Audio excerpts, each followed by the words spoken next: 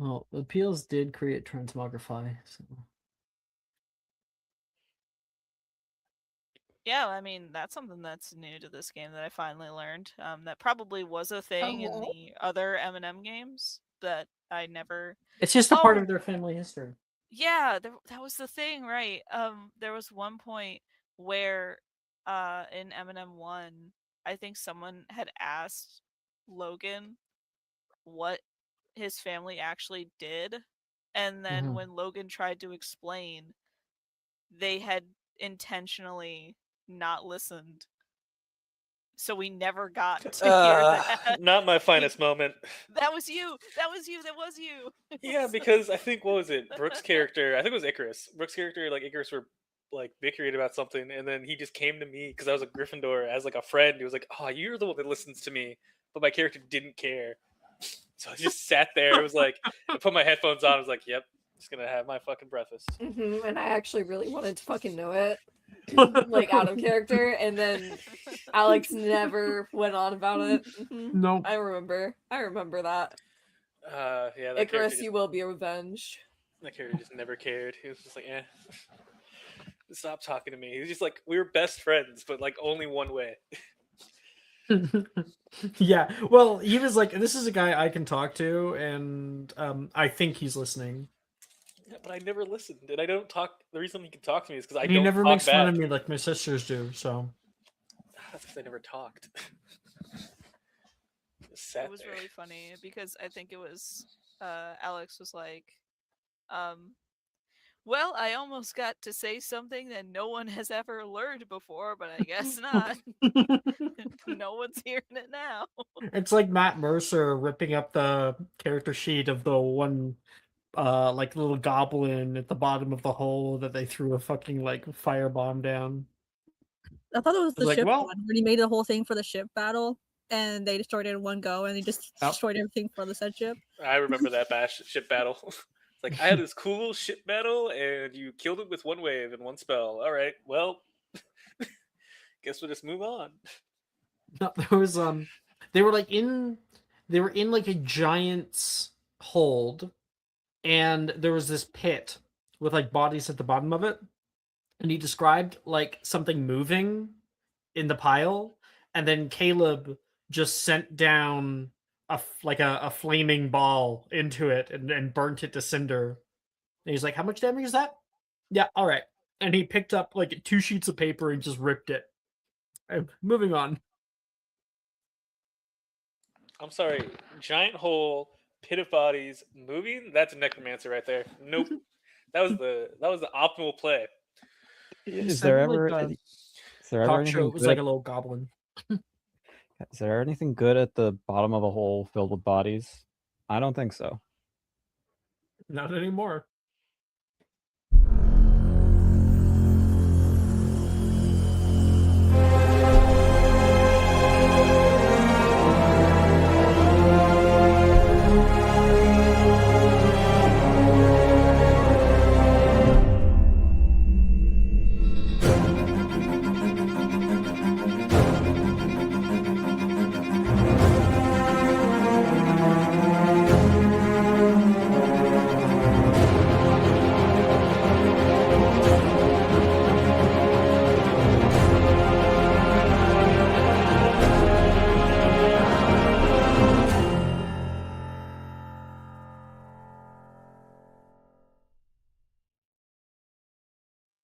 Hello, everybody. Welcome.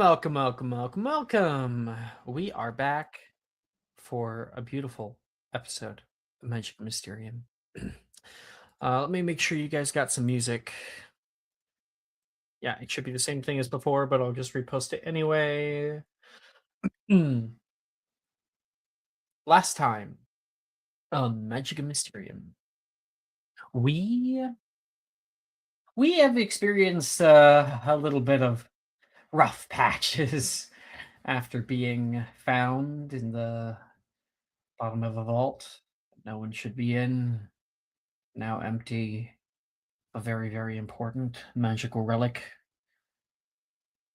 suspected of stealing it, but of course, it's not on any of your persons. Thank goodness Bennett, his werewolfiness ended before he was found. It must have been hours that you were laying there on the floor. The runes pressing into your face, your back. That place still haunts you. And who is to blame? Who? You all were interrogated and subsequently let go.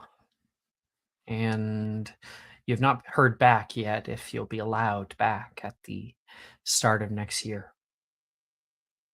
You hope, at least. I decided to get away from it all. The months that passed were relatively short, but alone. What has been able to brighten up the dark months is the Hogwarts night market. Is that hard Hogwarts? Sorry, Diagon Alley night market. A little place where the shops and other like new stores can show off their wares and maybe new things that they're putting into the community this time. And as well as if you go toward the Carpet Market, there is a whole like fairgrounds to run around, have a bit of fun with. We met up for ice cream. Was able to connect with a few lost friends, and we went off on our own for the evening, probably seeing each other around the fairgrounds. Everyone's having their own kind of fun. You can hear all of the people around trying to sell their wares. There is, of course, lots of different shop fronts, and you can see the list of all of them on the map. They're all over. If you have any questions of types of items, I can definitely send them to you. Was anybody going to the fairgrounds? I thought like at least two people were. I know I was Aurelia headed there. was. Aurelia, I a few think of us so. are talking. Aurelia, Holly, were you? I believe so. Abria? I was already there at the end with Nolan and Wilfred. Okay. So we're all kind of entering in, just to make it easier on everybody, entering in around the same time. At least you three are. Sarai, Bennett, and Crow. We'll see in a bit, but you can hear all these voices all around you, and one of them is calling out, "Get a wonderful elixir over here! Cheese buns, jelly deal. Would you like a jelly deal? 3 sickles each. Plenty of flavor." You can see a bearded man with a melancholic face staring out at somebody nearby as he spins a wok of bluish goo over the flames. "Andreev, come on, man. How many years has it been? Just give me the usual." Andreev grunts. Thank you kindly." A familiar goblinish man in aura robes nods as his jelly deal is prepared. "Whoa! Morgan?" Wilfred runs over. "Well, whoa, long time no see, man. What brings you to my neck of the woods?" He looks around and can see who's with him. Was it Abria who went off with him? Yeah. But you all are here, but you're next to Wilfred.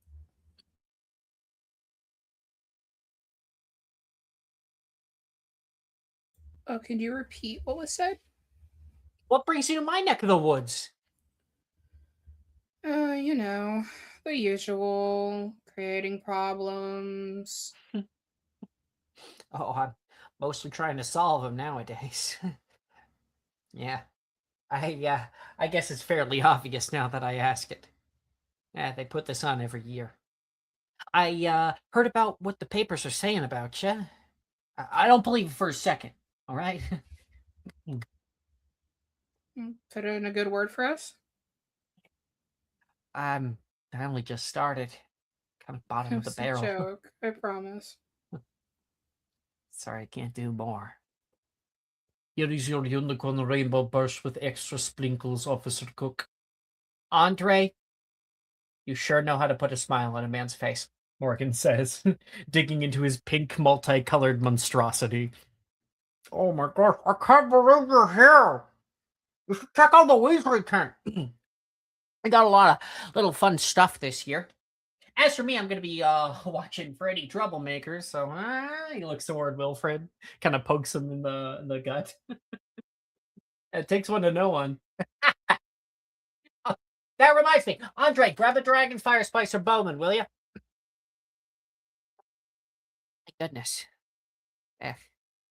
You guys, like, hang out or something? He says, looking toward Holly, and Reese, and Aurelia. Kind of confused.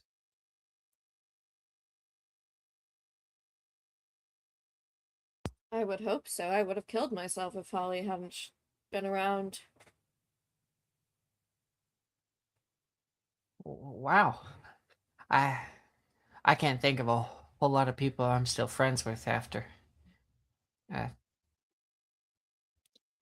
It's really good to see you guys. It's good to see you, Morgan. Well, you guys have fun. Got it? There's a lot of fun things going out in the alley. Some crazy rides out in the Karkin Market, a race down in Old Londinium. I'm probably going to be heading down there myself. Just, don't worry about what the crackpots at the Prophet have to say, okay? You all deserve a good night out. Oh, hey, Crow and Bennett, Sarai, they're around here too. Really? Maybe we'll run into each other. Keep an eye out. And he grabs his Dragonfire Spice and heads off. All around you, the fairgrounds are a beautiful array of lights, baubles dancing overhead. There's huge whirring rides. Whoa, the hurler! Somebody goes shooting up out the top, screaming as they go. And over top of your head, you can hear the clack, clack, clack, clack, clack of these rolling, like, roller coaster that goes right over you and spins all around the Victorian cistern. You walk past newspapers on the ground. Your feet tap along the puddled cobblestones and to the beat of some of the music afar off at a distant stage, and out into the Carket Market. A Victorian cistern, high archways holding up a tall glass domed ceiling, keeping the rain from hitting its cradled occupants. And within, the chaotic smorgasbord of delights explode into view. There's a Ferris wheel as well, but it's kind of odd. It's a magical one. The individual compartments are separated from one another, and they rise up and kind of pass through the glass and into the sky. And there's a different, like, games to do as well. You can hear kids, like, shooting out with trick wands at the disarming trial, or trying their luck at throwing little rings onto bottles. Or there's nearby a big, like hammer toss. Winner! I think that's me. Nearby, a very tall man is winning a new game. There's bobbing for apples, a giant hopping pot. There's and there's little market stalls all around. The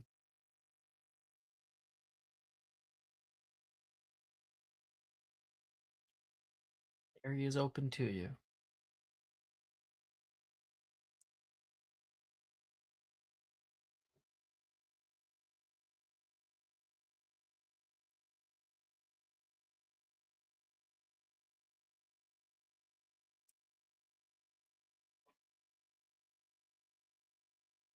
Should I get the crickets out, or? I was waiting on Jess because she unmuted. I only unmuted because I knew that I had to respond, but someone was talking to me, so I didn't hear like half of it. So I was hoping someone else was gonna support. Aurelia, who are you here with? Are you here with anybody? She's been here with Victor. Victor. Okay. Oh, awesome. Which one should we start with first? Are you one for big crazy rides or? Not crazy ones in particular, but I do love a good Ferris wheel. Grab some tickets. Holly, would you like to come? Oh, On the Ferris wheel? Reese says. With you two? Well, we don't bite, Victor says. well, isn't it kind of like a private thing, you know? Oh yeah. Yeah, we're Yes. it's gonna be just intense up there, he says sarcastically. Unless you want me to come, unless that was like a thing where you were trying to give me a signal, and then I completely ruined the signal, and I wasn't sure that like it. Okay, well, do you need like an out? Do you need an out, Aurelia? Victor says, turning to you. No, I don't need an out. I was just inviting my friend along with us. Maybe you could bring Reese. Could be like a double date. Oh, Reese gets suspiciously quiet.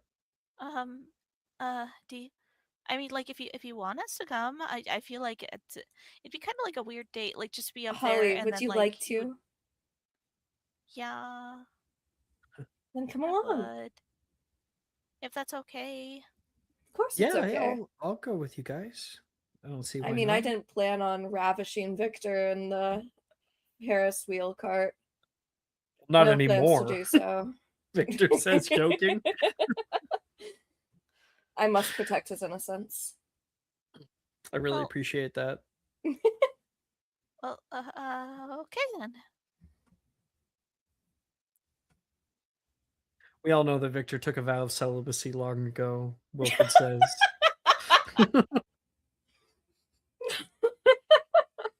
Thanks, Did you Wolf. take a vow of celibacy? He's No, like a no. sworn man of the Night's Watch. Oh my gosh. More like a eunuch, actually. All right. Victor says. I'm I gonna don't go know get about some that. Are you a some eunuch? tickets. No. Holly, since when do you have trouble with with, with nuance? Reese says. I don't know. I just, anything's possible, and I know so little about the people who went to Durmstrang. Abria and Wilfred aren't exactly a good litmus test. Feel like I've heard plenty about the people who go to Durmstrang from Gemma. Don't believe everything you hear, Victor says. It was a tough time for all of us. I wouldn't be able to even go, so I have to take your word for it. Me neither. You muggle born. I am. Yes. Oh, I didn't even know. No, why would you know? Wilfred says. I don't mean it like that. I know. I'm just fucking with you.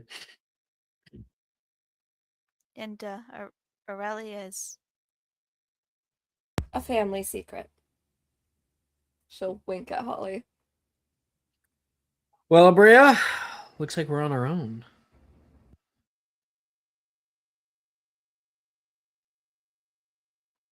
Maya! BRB letting my dogs back in.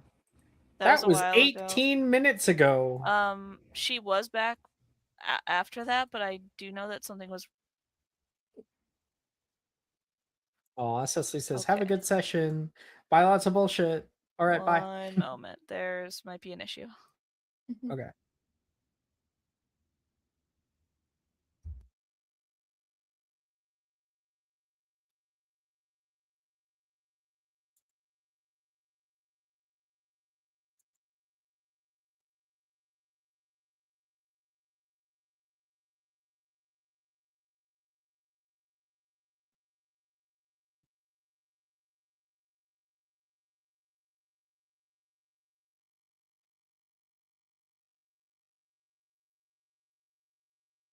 This Hogwarts vibes playlist is great.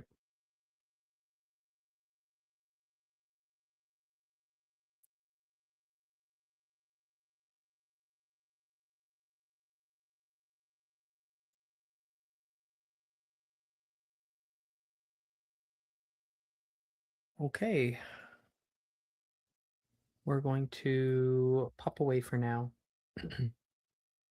You guys go off to go get some tickets.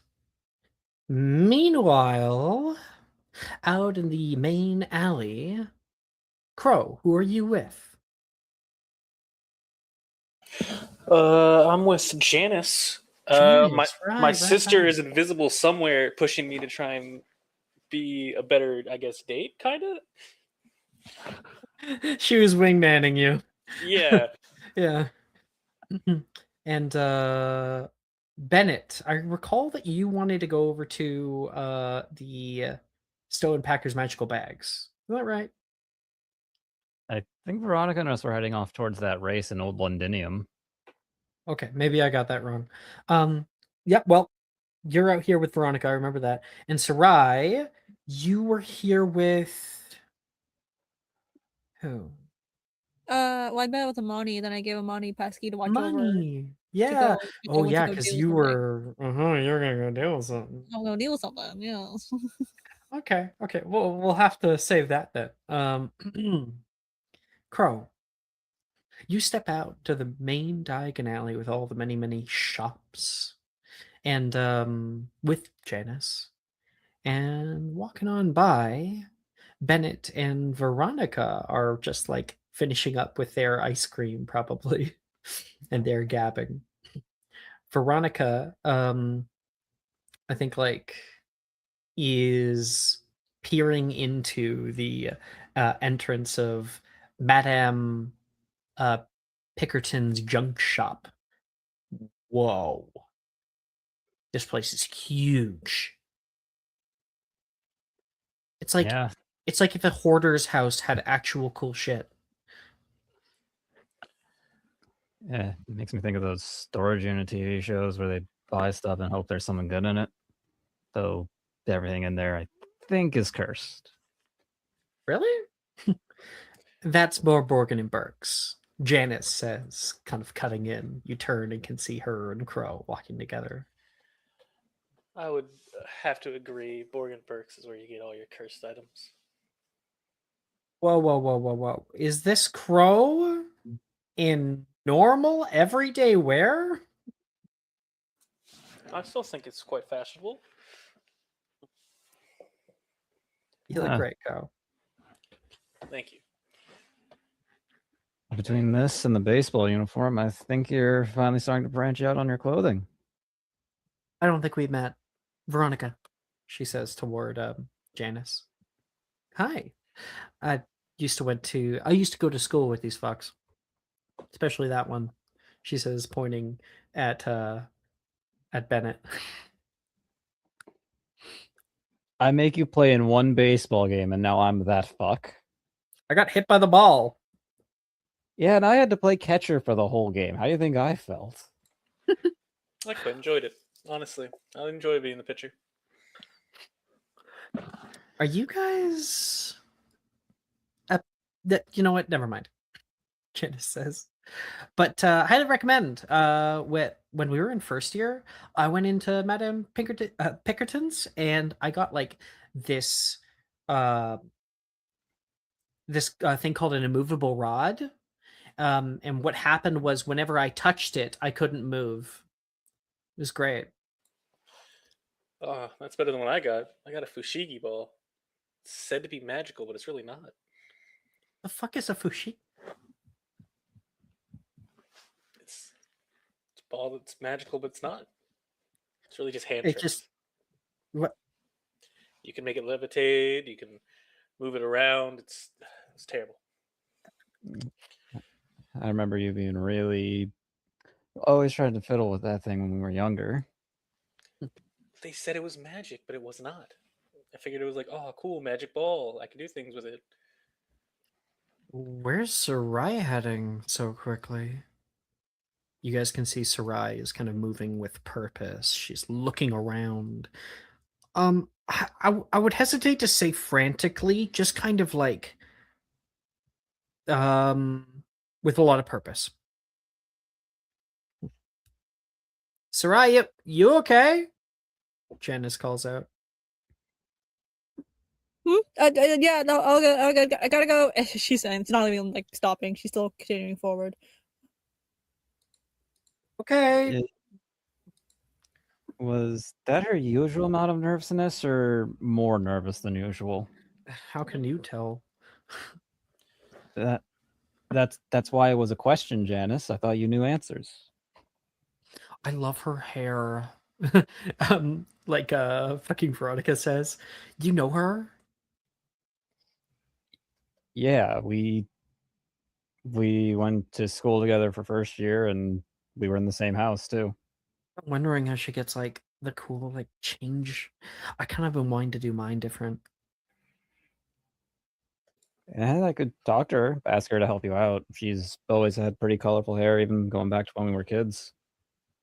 Real No, friendly. you too. could deal with a little bit of color, she says.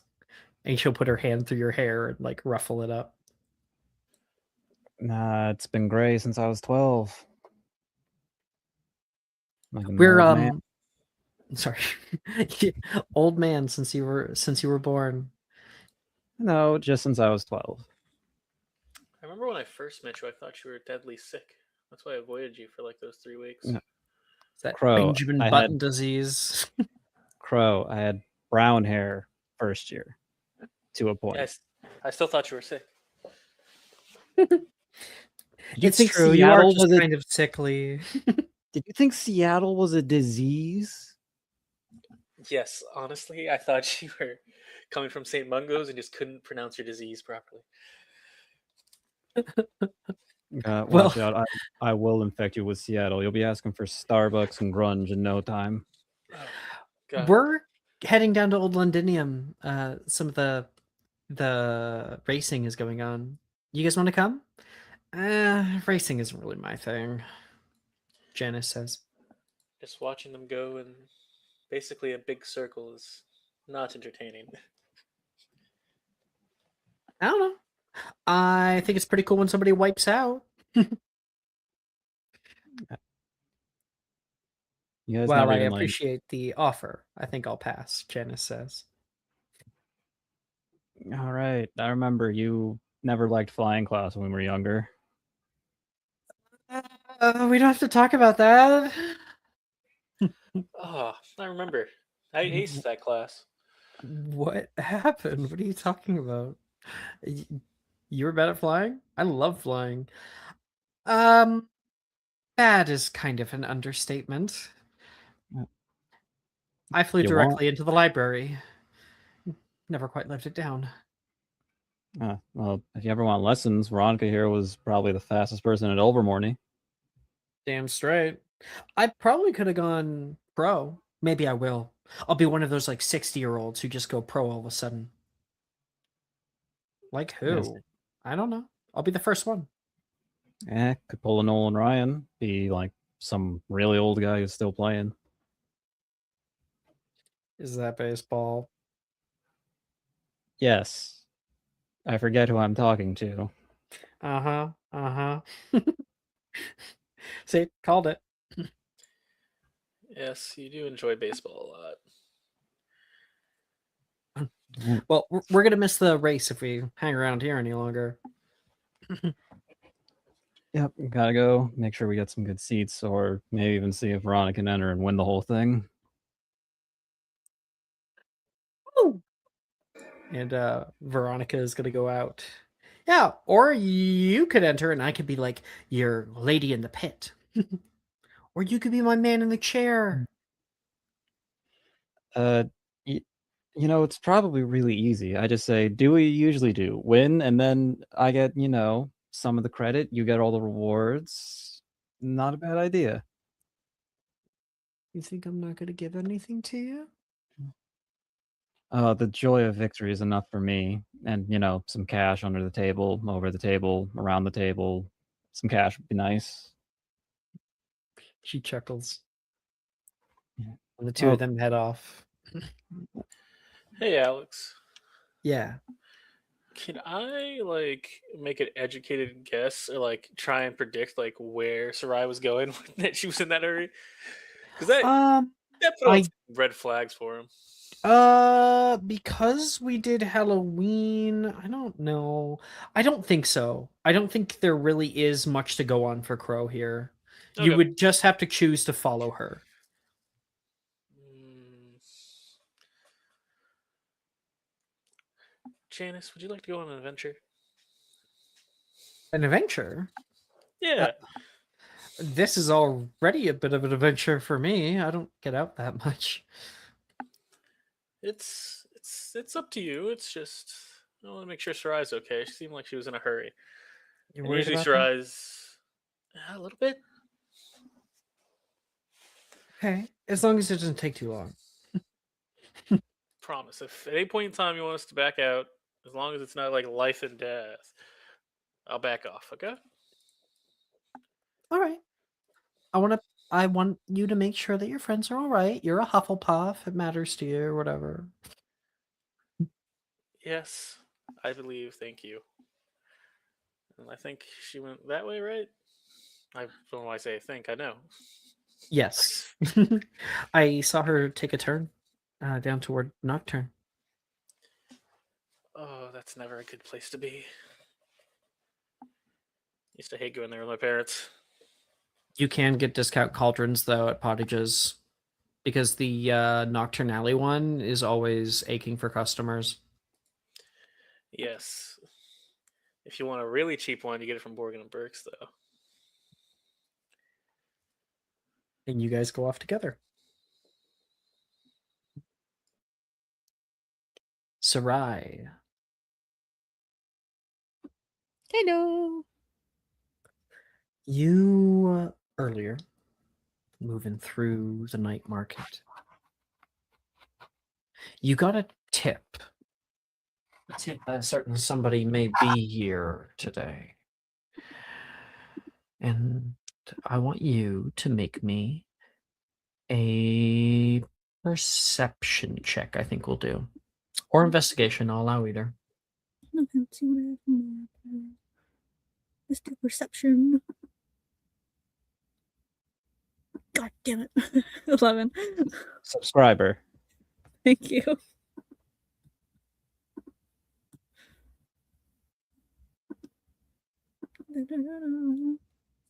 That's better. 21. Thank you. 21.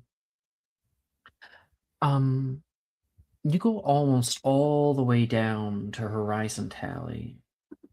With a 21, you can see banners of purple satin cloth with a big, like, title on it.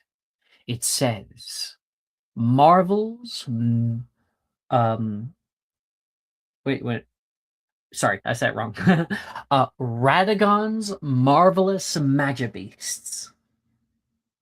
Outside, there are people who are showing off various kinds of magical creatures hitherto unseen in the regular magical menagerie down here. These are things from all over the world. If you want, I can show you a few of them.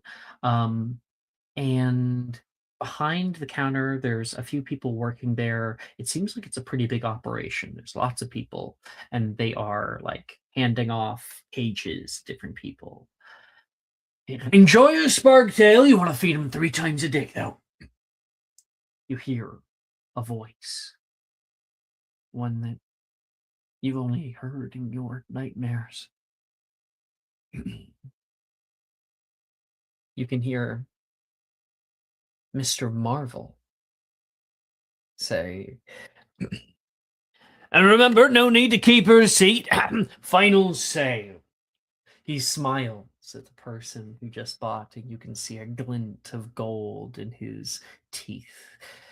He's a large, rotund man with long, wavy, medium, like wavy black hair. He wears quite a bit of jewelry and rings, especially. His fingers are more like sausages, and he's got a somewhat unkempt look about him. And you can see him talking to a few of his workers, and he is out in the middle of public. He has one big market stall amongst many others. Mm, He's illuminated by the light of the Daily Prophet sign right is outside the news organization and the Gringotts Bank, plenty of other places. let's do. Sarai is going to. Is his booth per se like very busy? Yes, it is kind of right out in the open on Horizon to Alley in the main like courtyard. I said no, it wouldn't be courtyard necessarily. What is it called? Like city square. So he is right smack dab in the middle of public. Is there any booth next to his? Yes, there would be. Let's see here.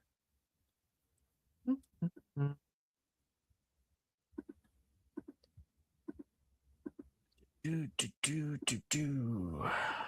Well, that's interesting. Yeah, interesting idea. Next to his would be pawnbrokers. They have like chocolate frog cards and the golden snitch caught by Victor Crumb, a hollow coin of Hengist of Woodcroft, the ring of Ranrock the Defiled. Lots of like think of it like a fancy pawn shop. Pawnbrokers. Sarai is going to. He might.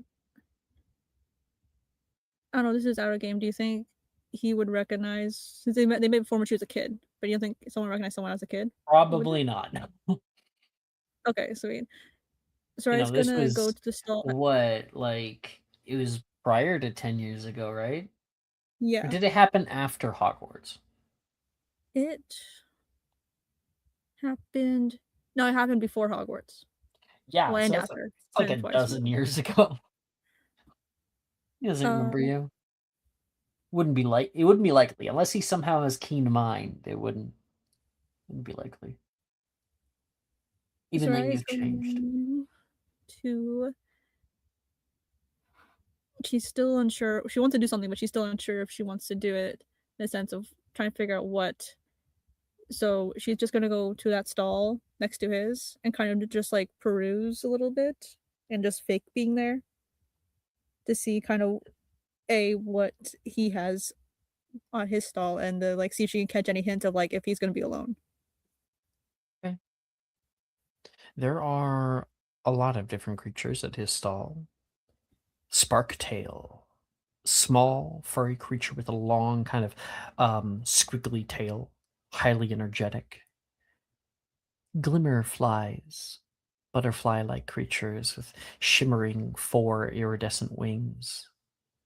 You can see drift whales, except proper drift whales, adult drift whales, would be way too big to sell. Instead, he has what is essentially baby drift whales, and he is pawning them off as pygmy drift whales, which aren't a thing. They kind of look like a hot air balloon, but they're small creatures. He's got them make kind of looking like little balloons because he has them tied off. There is night gliders, sort of bat-like creature with large leathery wings and glowing red eyes. There is a small tank with sand in it that you can see small sand sharks that are swimming through it. And little ghostly lights in lanterns called wisp wraiths. None of it is illegal, technically. Which, of course, I mean, he's out in public.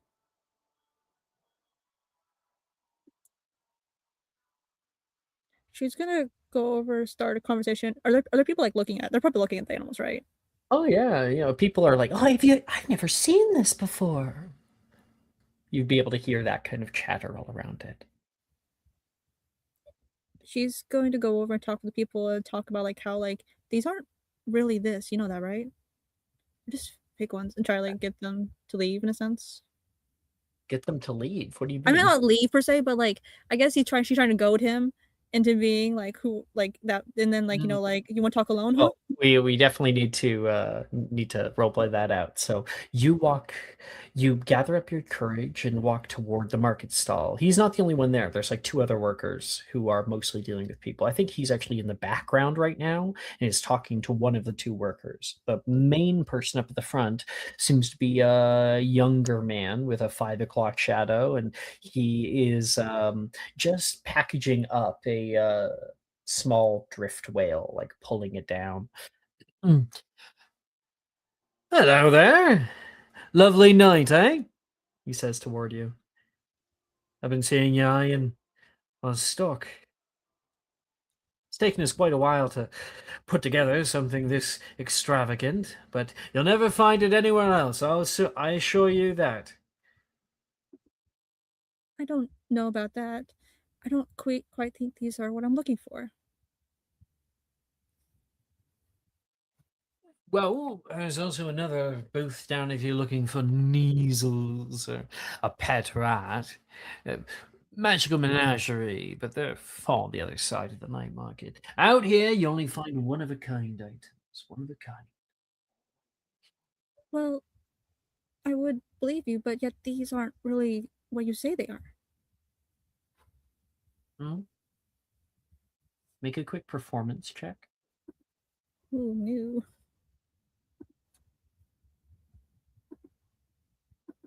Can I do it? Magical creatures? Yep. Wait, can I do magical no. creatures? Well, yeah. Make a magical creatures check. Yeah. You're totally right. Go ahead. 30. 30. I think that was better than my 4. I did 4 for performance. So you're talking about the pygmy Yes. drift whales? Yeah. Go ahead. You know what they say, we all of these are properly labeled unless Marcus put down the wrong name. No, you see here you label them as to me they're not. And so I don't find this to be a very reliable buyer if you just label these as whatever you want to label them as. Oh, I see. We've got a major zoologist, do we? Stepping up to the counter is Marvel Radagon. He looks down upon you, kind of takes you all in for a second. Now, you maybe haven't heard of the pygmy drift whale, and I would not fault you for that. These are one of the only ones not outside of captivity. Found these in Romania specifically. Most of them get picked off by dragons. The larger drift whales you find down in Africa or Sudan. Especially seen. You don't. They're only pygmy because you don't know much about them. She takes a second to like breathe. She has like clench her fist behind her back. But I can see that we're dealing with somebody who has a good knowledge of these wonderful beasties. Tell me, you're looking for something to add to the menagerie? You could say that. I'm willing to barter or trade.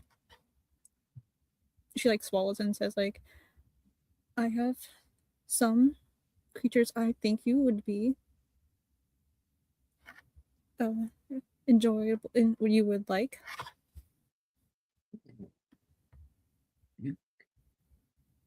Have you been traveling?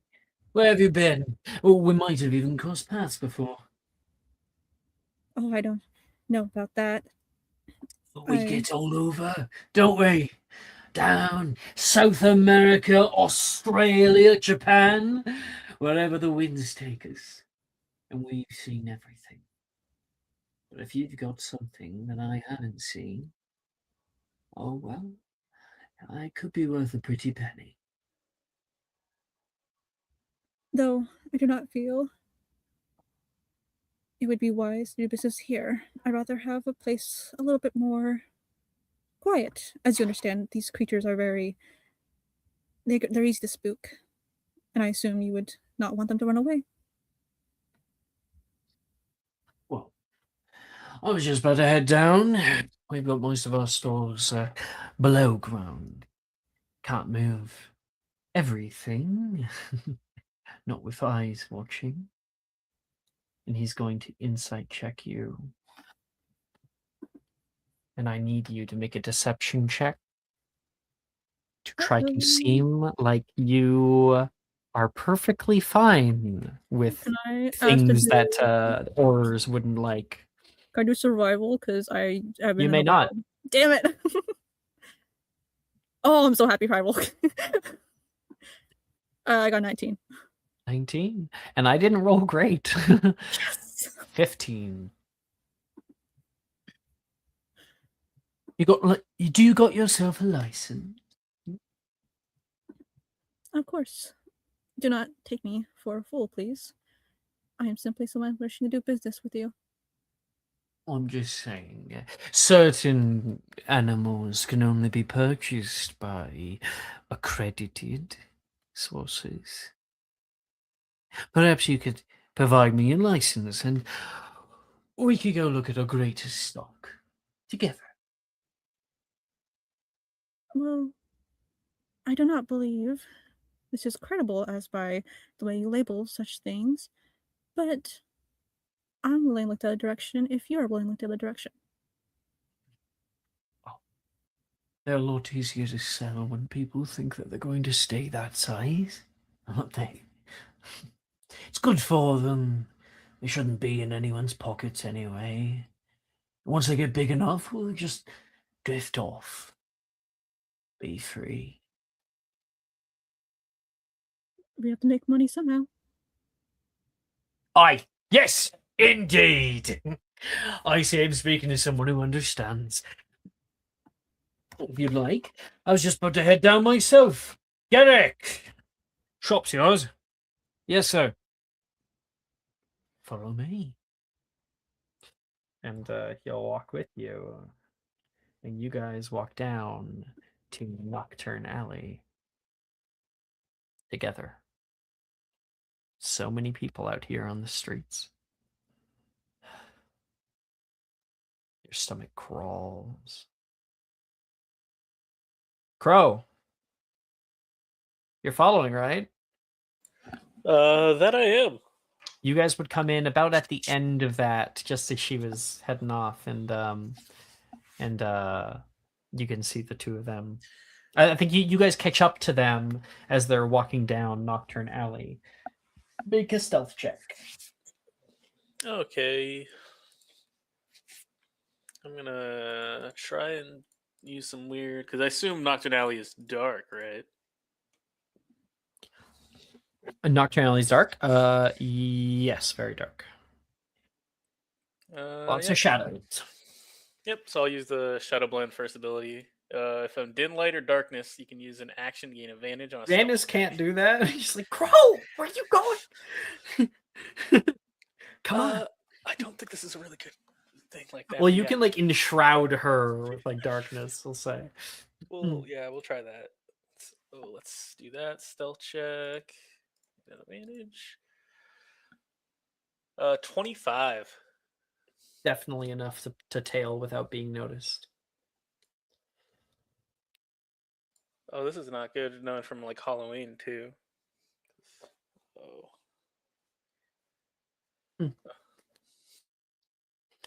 Okay.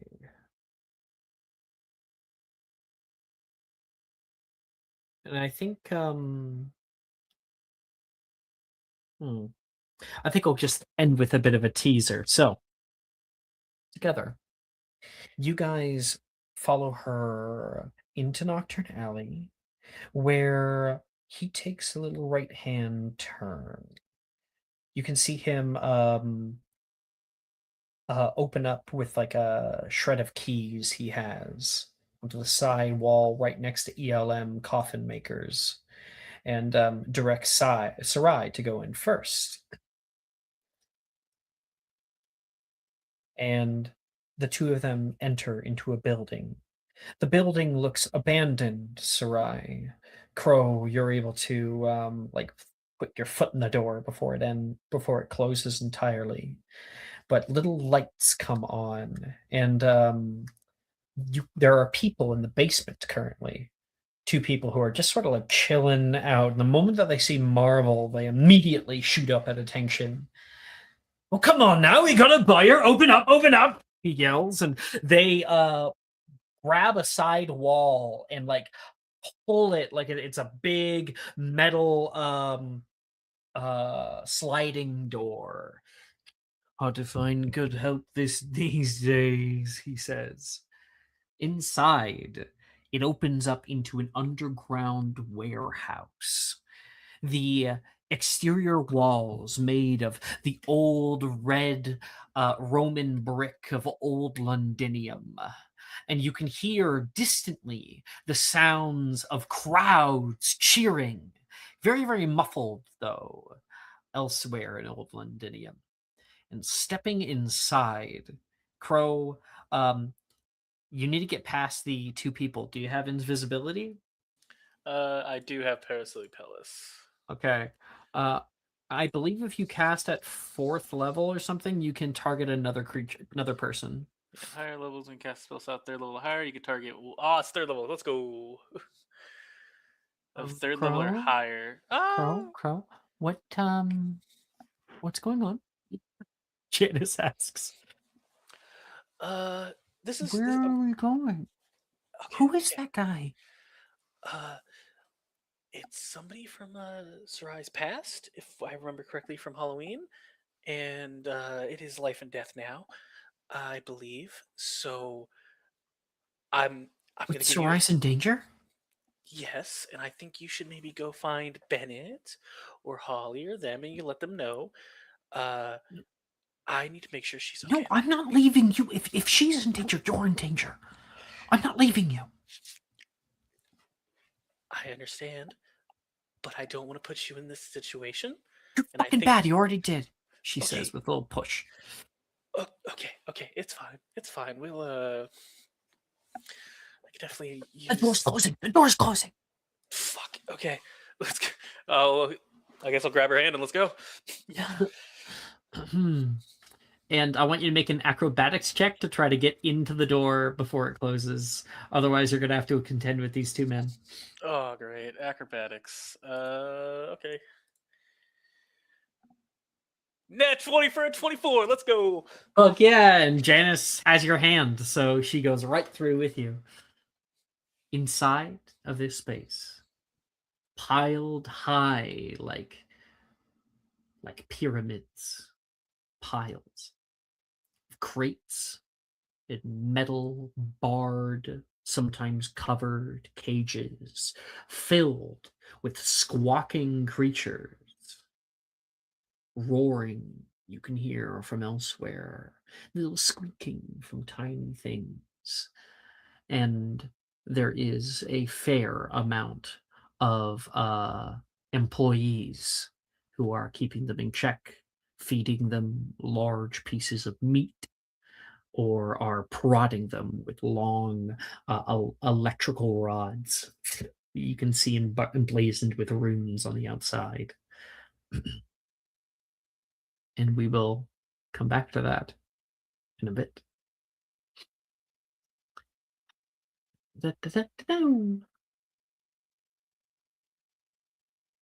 2 seconds.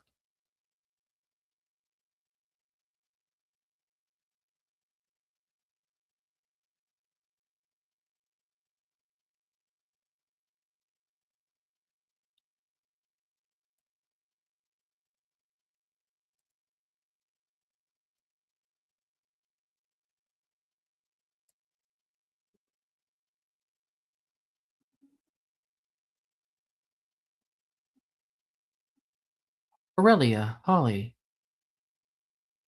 You guys here? Hello.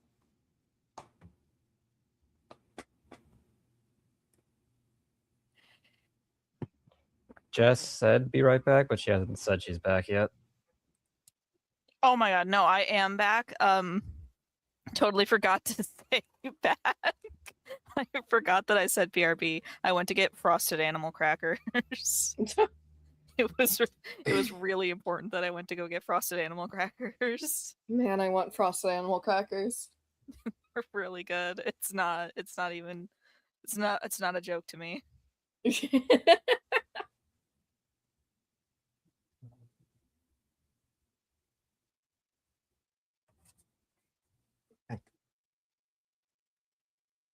Sorry. Where were we? So, sorry, did you say you got animal crackers? What did I hear? Frosted. Oh, yeah, frosted animal Frosted. crackers. Okay. I gotta stop doing the frosted the wubba voice because I think I might be giving myself a speech impediment. It's like messing me up supremely.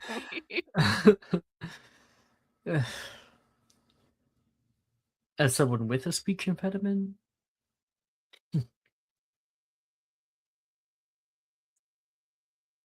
When I was a kid, I also had a lisp.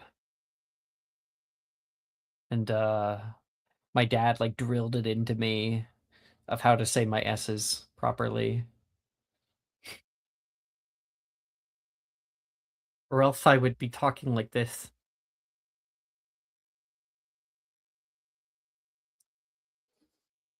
Right now, there is music blaring over the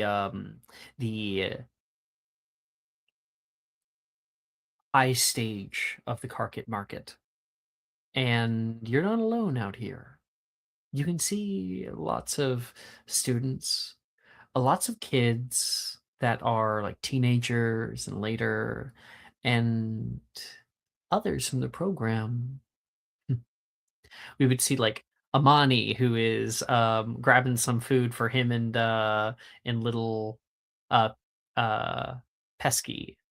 We would see Logan probably out on a date with some girl. Unfortunately, he looks really bored right now, and like he would rather be literally anywhere else. We would see. I think we'd be able to see Lee and a few of the Ilvermorny students running around together. Would You're we definitely see not Graydon? alone. Graydon. Oh, let me think here. Yeah, why don't you make me a perception perception? check? Perception. A perception? Yeah, Persimmon. Okay. Parthenian? Persimmon?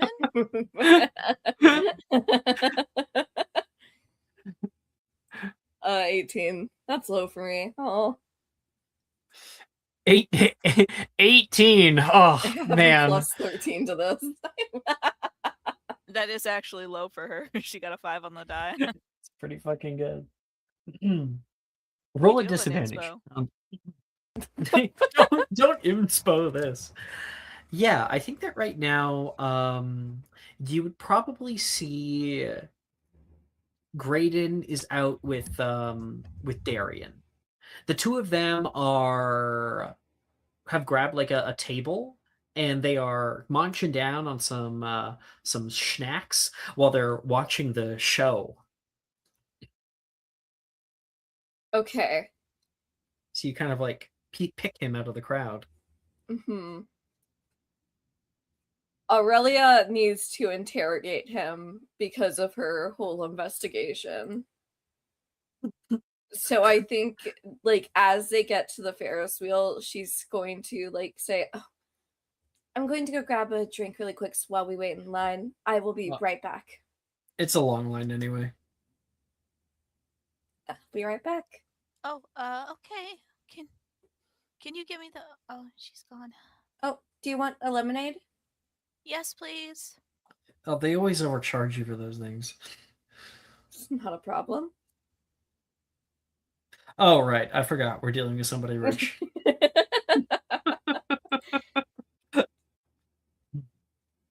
And Aurelia heads off. Coming closer toward the two of them, you can hear them kind of talking.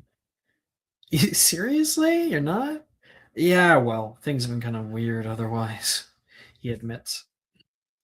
Hey, I think that you could probably, we could hit up maybe the bar, go down the White Wyvern, get some drinks in us. I think I'm fine with the fare. What's been so weird? He freezes. Um, uh, Aurelia, are you stalking me? Stalking you? No, it's only about all of our classmates that are here at the festival. You're bound to run into me eventually. I go to this every year personally. That is when I'm not out of the country. Hey, Tucson. Mhm. Was that Darian? Yep. She Good character. Anyway. No. She like glances at him out of the corner of her eye, doesn't fully move her head towards him at all, and then will look back at Graydon. Can I speak with you privately? It's Train? fine. I was just on break anyway. I gotta get back to the. No, you weren't. Gotta get back to the booth, you know? Start doing some tats. Maybe I'll get a few. Maybe I'll get a few extra for myself. Or if you're interested, you could stop by. I would rather be skinned alive. I think it would be less painful. Oh, great. Okay. Awesome. The worst she can say is no. You're right? You certainly still have a lot of spunk. It's fine. I think that Darian needs it sometime. He's What are you doing here? insufferable most of the time. Oh, I was just with Victor, him, Holly, and Reese. Oh, you and Victor. That's Yeah. cute. I hope that goes well. Thank you. You were acting kind of weird last time. Well, it's a lot. A A lot of lot. emotions. Yeah, what we went through, it's not easy. I'm trying to move on though, you know? And I'm hoping that you haven't come out here to put a wand in my face. Not at all, no. You obviously you would know about the whole stuff going on in the Daily Prophet. Yeah, I heard. I'm really sorry. I sent off a few letters, actually. Told them that I didn't think you could do something like that. That's very sweet of you. Well, I probably know you better than most other people, so it's and on top of that, I'm no longer your fiance, so it's not like I have a whole lot of skin in the game. It's better if you get like a letter of recommendation from someone who would be a perceived ally, enemy, than a perceived ally. Mm-hmm. The ex-fiance tells all. Yeah.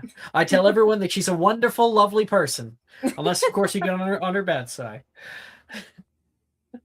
Has Gemma talked to you about it at all? Gemma has been weirdly cagey about it all. Really?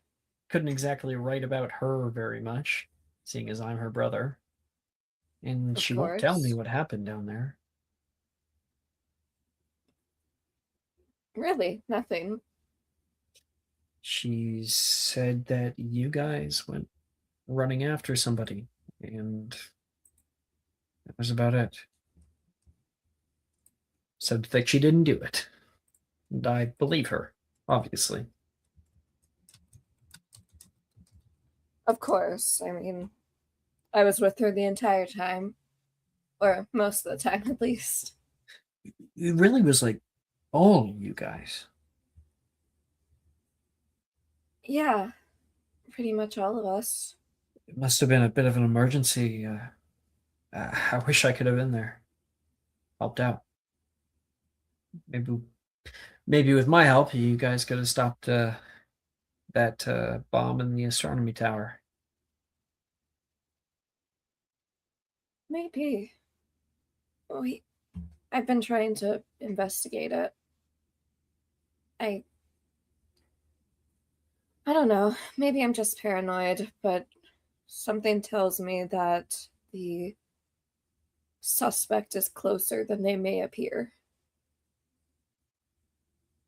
The hollow mask, or whatever the fuck the papers are calling them this week.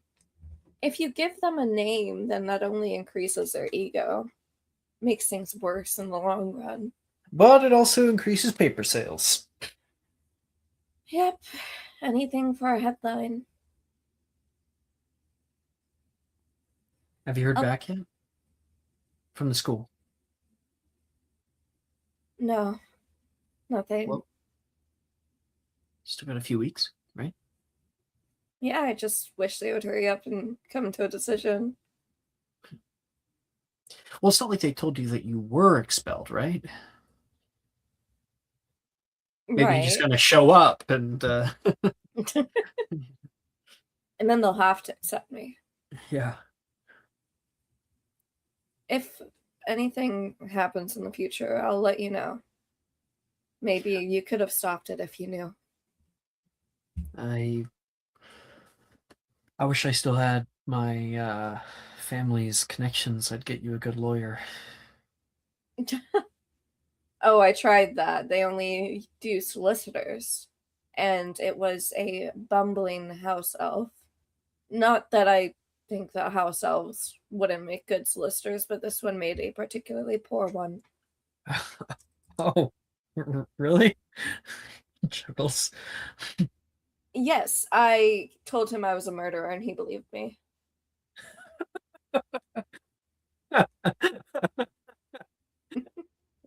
Well, really, yeah.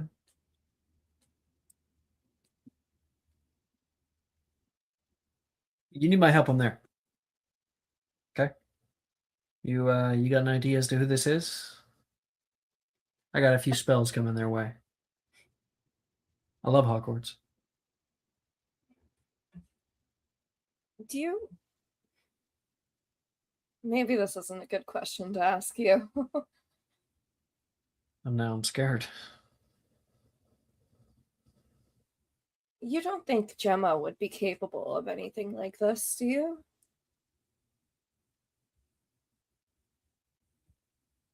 Well, she told me that she didn't. It's been complicated with her.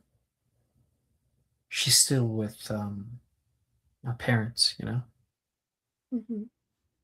I've always been uncomfortable about that. If you think it could be her. No, she wouldn't. Make an insight check, Aurelia. Mm-hmm.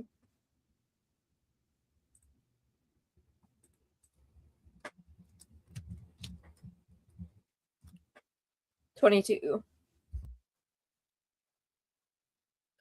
He is lying to himself that there's no possibility. But he genuinely, believes his sister wouldn't. Kind of like in the way that, like, when it comes to your family, you become incredibly biased. Mm-hmm. But there's definitely something that he's not saying.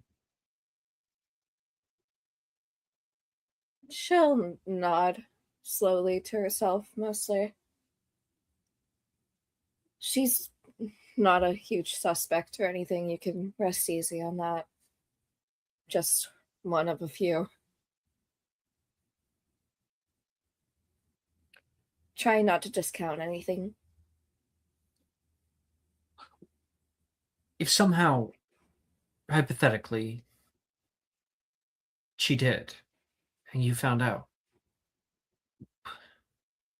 I know I don't really have a whole leg to stand on with you, but would you tell me first? Of course. You have more right to the knowledge than I do. She's she's just been in a kind of difficult place lately, and I think she's making her way out of it. So I know. She's not. She's not a villain.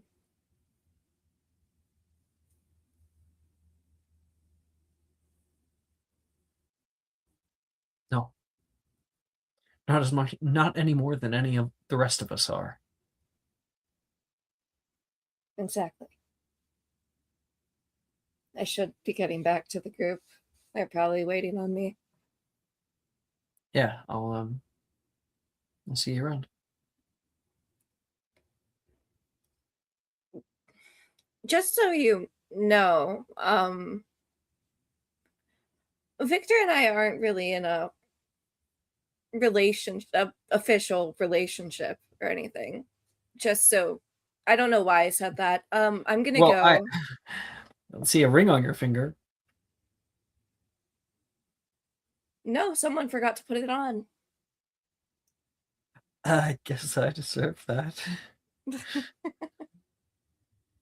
Sorry. Stupid. I should go. Bye. I thought it was funny. He's smiling. She'll walk off, and like as she's walking away, she's kind of like cussing at herself, and she gets back to the group with no lemonade. Yeah. I honestly, you took a. I think it'd be funny if you get back, and Holly and Reese are already gone, and like Victor's at the front of the line. Look, Aurelia, where the hell have you been? Oh, I'm so sorry. The line was so long, and I just Where's the lemonade? I figured that it was just not worth it after waiting so long. I had to let them go off ahead. We can grab the next one though. Just hop over. Hey, no cutting. Thank you for waiting. Hey, why don't you fucking mind your business, huh? Victor yells back. And then helps you over like the asked for no fence. pickles. She asked for no pickle. Is this guy Helps bothering you, Queen? Over the fence. And it's only like a minute or two before a new compartment comes down. For 2. Yeah, dude's been waiting. He said he wouldn't go on without you, the carney says. Yes, feel like he's very chivalrous. he offers you a hand as you step up. She'll take it. Goes up with you. But rolling back the clock, Holly. I'm so patiently waiting for my lemonade that my good friend Aurelia is going to get me. Surely she wouldn't let me down. Surely. I mean, I can quench my thirst soon. My throat is so dry. It's a good thing my good friend Aurelia is going to get me lemonade.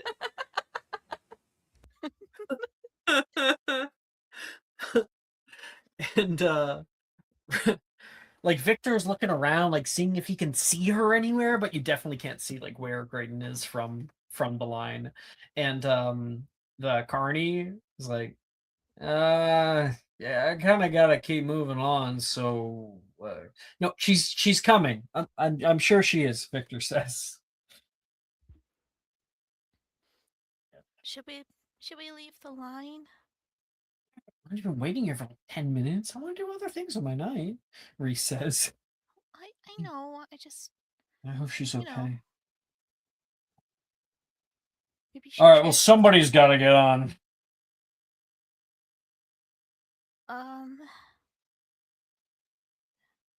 Yeah. Okay. Okay. We'll get on. No, I'm not going without Aurelia. No, you stay here. We'll get on. So just the two of you then. Yeah, you got a problem with that? Reset. I'm just happy someone's getting on. Sorry. And Reese steps up and then turns back around, realizes Holly's behind him, and puts a hand down to help her up. Come on. Okay. He kind of hoists you up inside. All right, keep your arms and legs inside the vehicle at all times. No word spell casting, no flying charms, and certainly do not cast the glass removal spell or any kind of divinatory revealing spells. Thank you, and have a good flight. Oh, the whole thing begins to lift up into the air, and you guys rise up higher and higher and higher until you look like you're about to crash into the glass domed ceiling of the market. And instead, you do crash into it, and the glass becomes like a hovering, floating sea of prismatic shards. And you pass through it before it like reforms underneath of you. And you join many of the other uh, compartments. You can only barely see them, almost as if they are a shadow of themselves. It seems as though they have like a invisibility enchantment on it, which causes them to be like very, very see-through. But you can see like a few moving shadows inside of them. And Aurelia, when it's your turn, you would be seeing this too. So this description's for you as well. You see downtown London from across the Thames. There is so many buildings that move up around you, and afar off, you would see like the Bullet building in London, the lights moving up the outside of it. You can see distantly the face of Big Ben, and a little far off from that, on a different direction, you can see a mass of cars that are swirling and like large, big roundabouts. In fact, there's just cars and lights everywhere. And while you cannot really see much of any kind of stars, the glass dome that you guys are in allows you a breathtaking view of Muggle life in your little capsule. It's a sphere. The compartment is with an open door that like sealed shut, and it has nice like a plush upholstery. We're talking about like fucking velvet, and it looks like something that was handmade, with lots of art nouveau designs on the outside, like it's something kind of old. And there would be a metal and glass cage around you where you can see in 360 degrees. Whoa. Start to understand why it's one of the greatest cities in the world. Holly is kneeling on one of the little upholstered seats and has like her hands pressed against the glass and is looking out. London, Dubai, Shanghai, Hong Kong, Tokyo, New York, Toronto. Huge cities all around the world. Sometimes we spend so much time out in the boonies that I forget how much Muggles have really built. I like seeing it like this. From high up, it seems really pretty. I'm used to seeing it on the ground. The buildings always look like bigger when you're directly below them. True, and very intimidating. But this just seems like I don't know. You kind of have to marvel at the industry. You are you okay? With everything going on, I hope you got my letters. Uh, yeah. I'm. Uh, she turns and sits. I'm alright. For the most part. It's a little hard when you have people watching you and things like that. Um, they, well, I mean, the first month was worse, but after that was fine.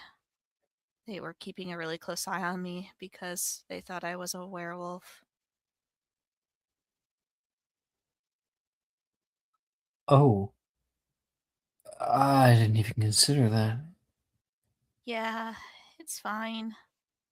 The werewolf capture unit was keeping an eye on me. After the first month, though, and the first full moon, they didn't. Obviously, they probably had to ease up then. Thank you. I don't know what I would have done if they found them in my bag. It's fine. No, it's not just anybody would carry that kind of secret for you. Thank you, Holly. Ever since it happened to me, I've always kind of thought, what would my life be like if just that one little thing was different? If, like, if we took a different path.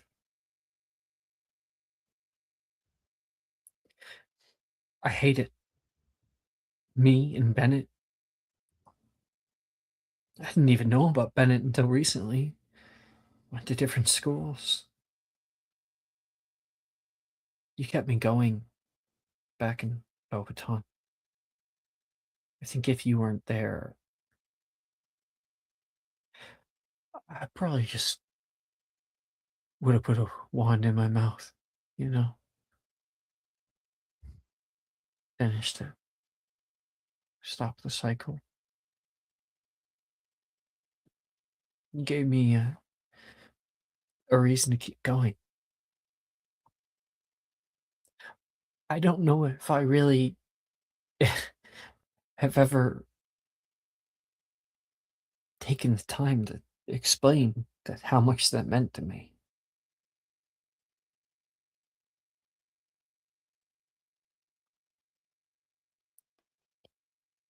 I don't think you being what you are ever really mattered to me like that. Of course, it's a very important part of you, and I acknowledge that, and I acknowledge how much trouble it's caused you. And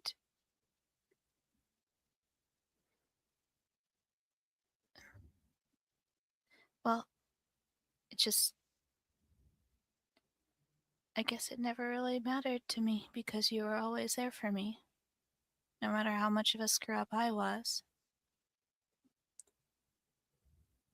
And I don't even have lycanthropy to thank for that. Just, you know, But bad magic. even when I'd miss a day, and I'd lose control,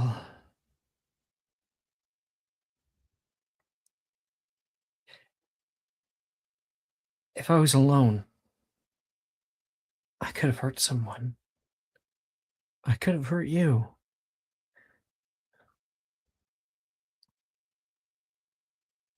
It weighs on me that I can make somebody like me so easily. The thing that gets to me the most is the lack of control when it happens. Like you can't think straight.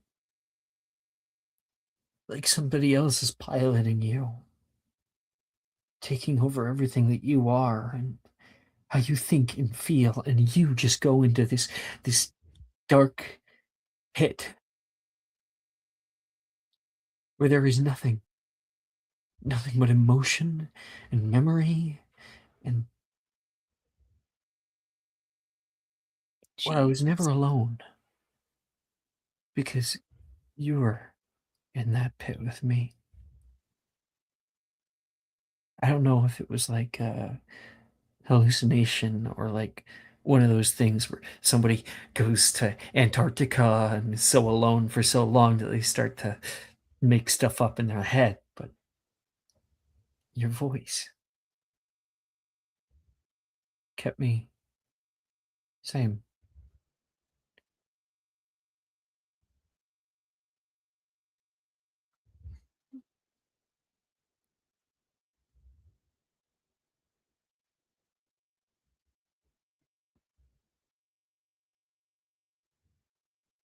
She gets up and she walks over to him.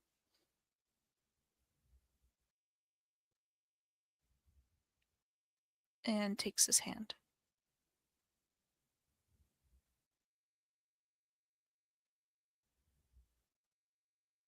I'm glad I can be there for you. With you like that. I want to be. I I don't like being alone.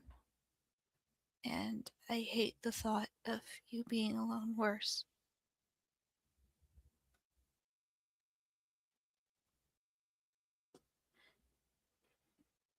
I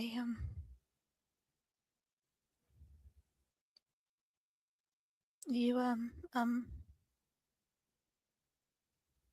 you matter a lot to me, Reese. Really? I don't know. I guess it's obvious, but I always just kind of assumed that like you helping me out was this sort of like um altruistic thing, like you pitied me or Oh, never. I like I mean, was just a patient to you. no, You always never. were so interested in Colin and Um, I don't know anything about that. see you and Colin aren't there's nothing there. Well, I mean, he's just my roommate. So, That's it. why would there be anything else? I mean, I've barely spoken to him.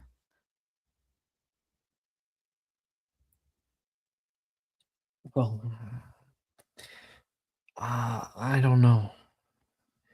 Remember, we were talking about your memory issues. Because I remember the two of you guys talking a lot back in the day. You do? I don't remember him at all. Whatever. We can cross that bridge when we get to it. Yeah. Okay. I just I want you to know that I don't think of you as a patient, and I wasn't doing this for altruistic reasons. Honestly, the Wolfsbane potion is so specific and intricate, and of course I probably would have wanted to learn it just because, but no one, you hardly ever find a use for it. I went out of my way to learn it because it was for you. If Only it I could wasn't have for known you, this from the start. Only I wasn't such a coward. mm, hindsight is like that. You know, you look back and you think, what if I could have done this differently? And why did I do it that way? Why didn't I do it this way? That's just, you know, that's the way things are. Sometimes you make decisions, and sometimes other people make decisions for you that end up affecting you anyway. You ever feel like you just kind of gone through life and fucked everything up? Like there were so many times that you could have made the right call, the one where you could be happy, and you didn't.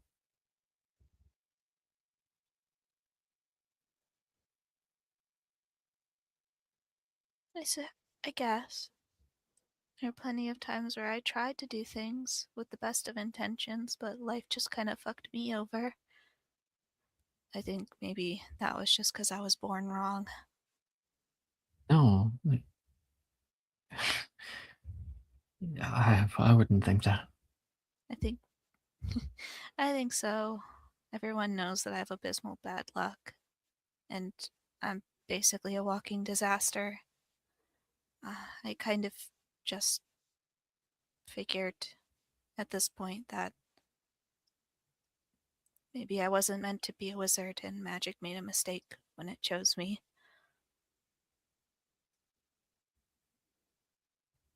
Magic doesn't choose. You just are what you are. That's why I told you in 5th year. Do you remember that? At the masquerade? Yeah, we were under the table. I was embarrassed to go out there because I had tripped over at least 3 people already and accidentally dumped some punch on a girl. And you found me hiding under the table because my dress was poking out under the skirt. I thought you were so pretty that night. I felt like I had you all to myself. I was the only one that could admire it. And I felt a little guilty about that. I almost told you that night. Told you how I feel about you. But I didn't. I often wish I did. For a long time, I didn't understand it. Thought it might be a side effect of who I'd become. But, Holly, for what time we have, I have loved you for so long. And now that I say that, I kind of want to curl up into a ball and die. But I don't know how I can go on without saying it. She reaches over to her arm and she pinches herself. She flinches at it. Okay. I just needed to make sure.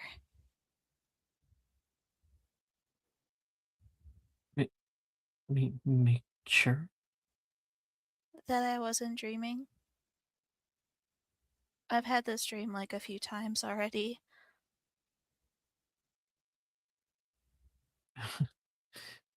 You're often in my dreams.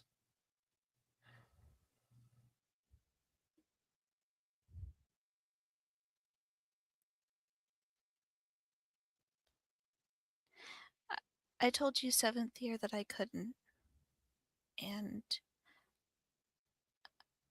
I don't know why. What about now? Um, Because I've just been kind of here, trying to live my life as best I can, trying to live without regret as much as it's impossible.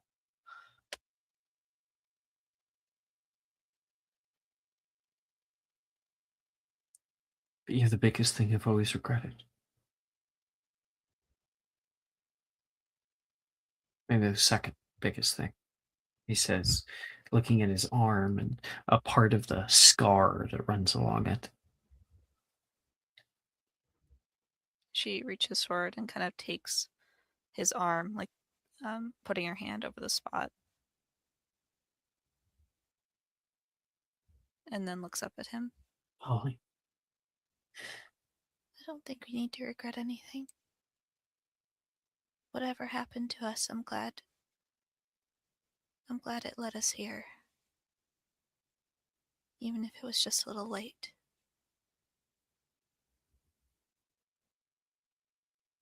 And she like tries to rock up onto her toes and kiss him.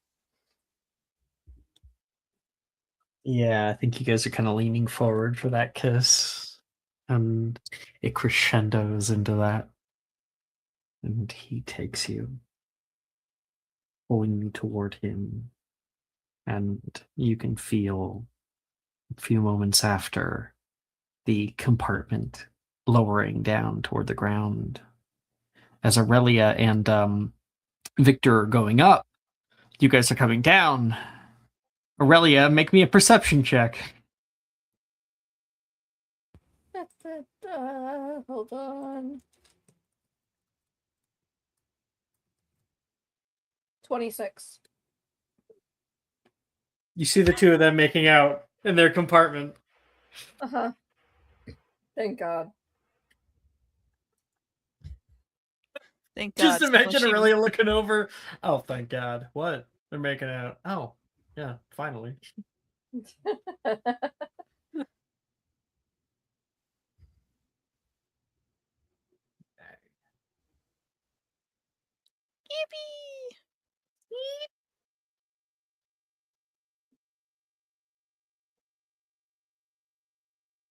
Bennett. Present.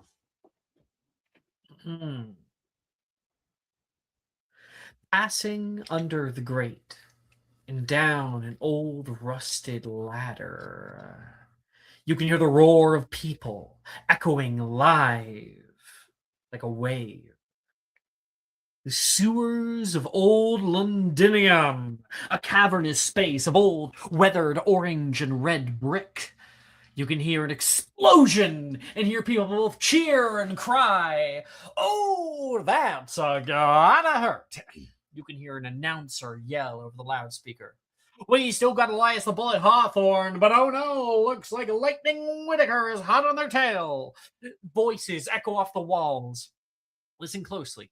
A wide, ovular terraced stand holds a few hundred people that have come to see the race. You step down and can see brooms fly by on your left.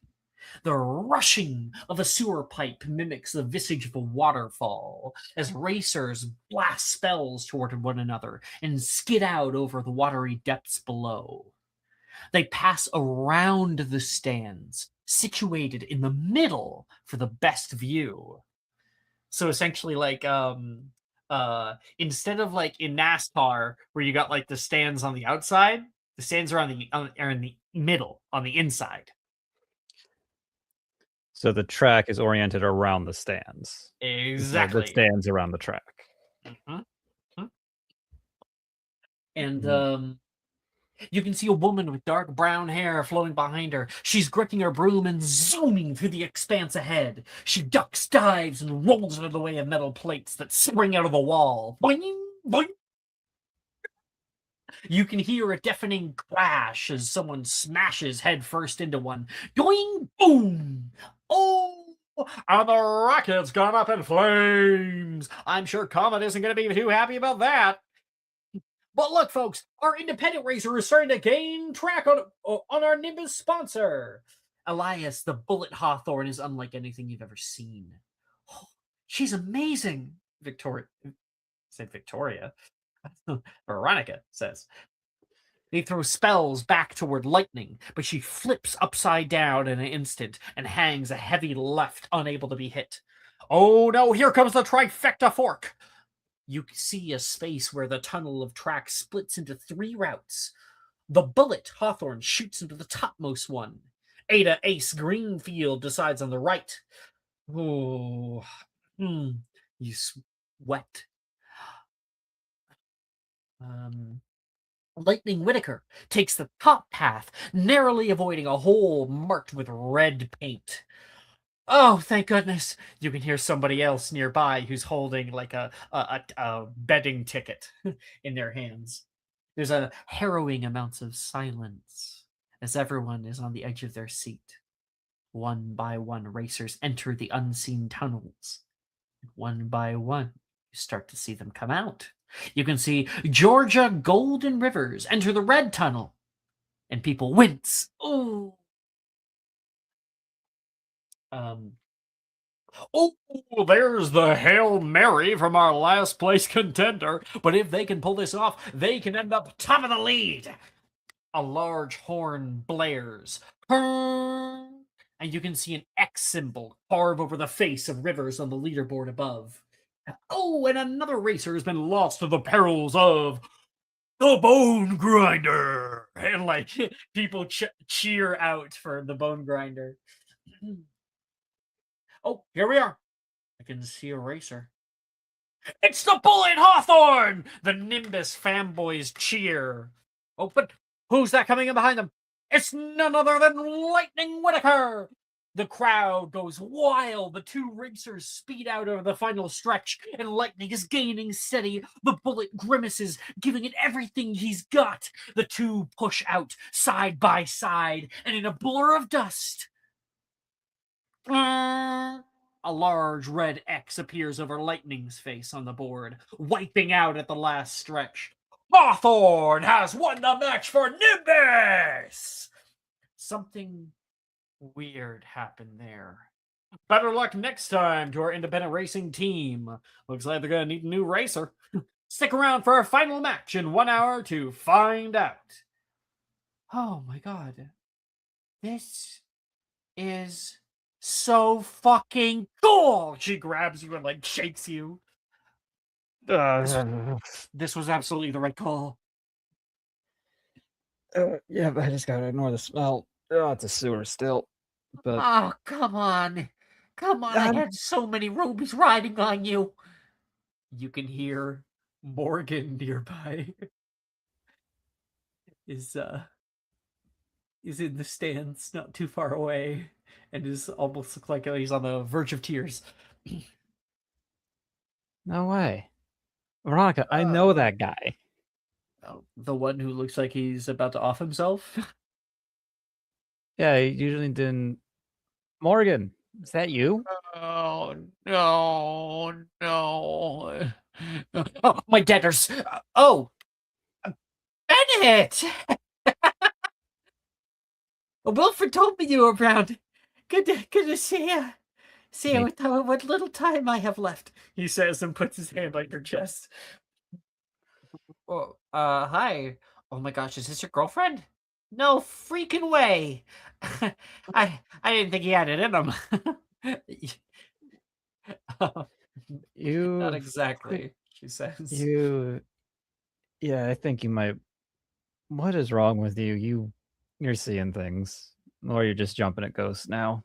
Oh, handful of rubies on the independent underdog, you know me. And now she can't race in the final race. So this is gonna go great. Just great.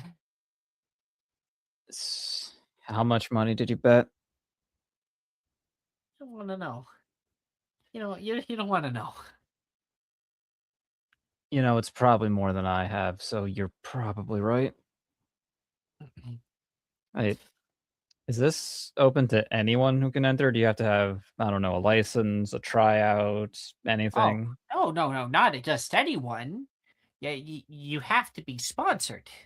See, it points up, and there's a bunch of the stands, and you can see all of the different broom companies are shown, and they also have their own racers. Many of them have two. So, oh, did I not add that? No, I think I added it in this. Okay. Yeah, I just gotta scroll down.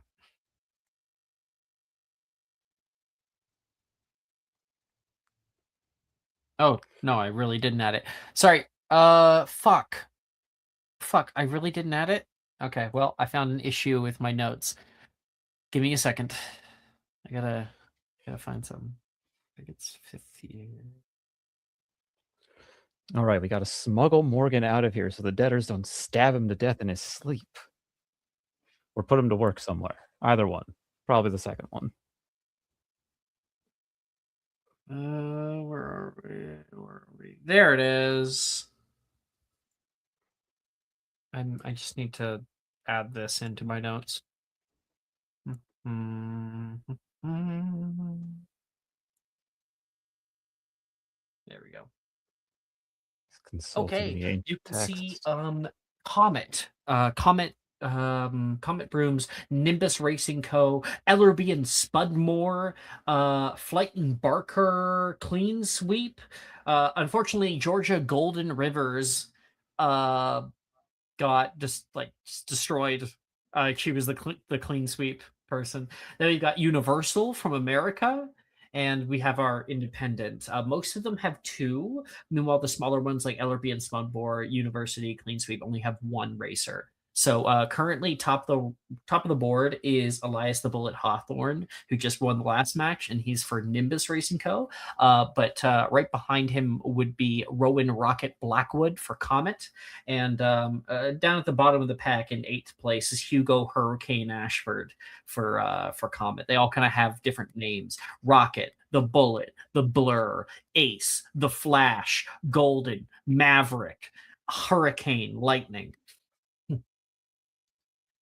Please tell me Maverick is dressed like Malek from Top Gun.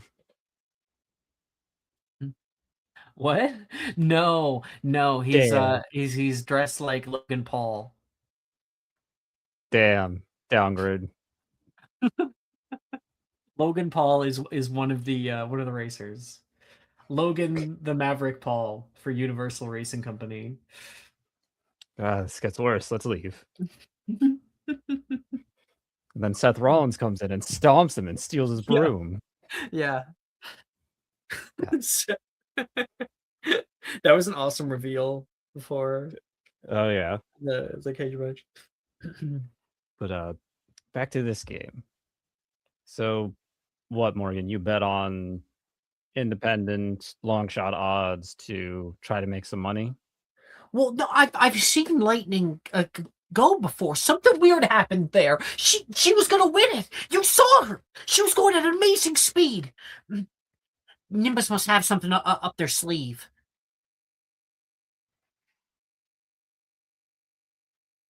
Veronica, daredevil that you are, I have an idea.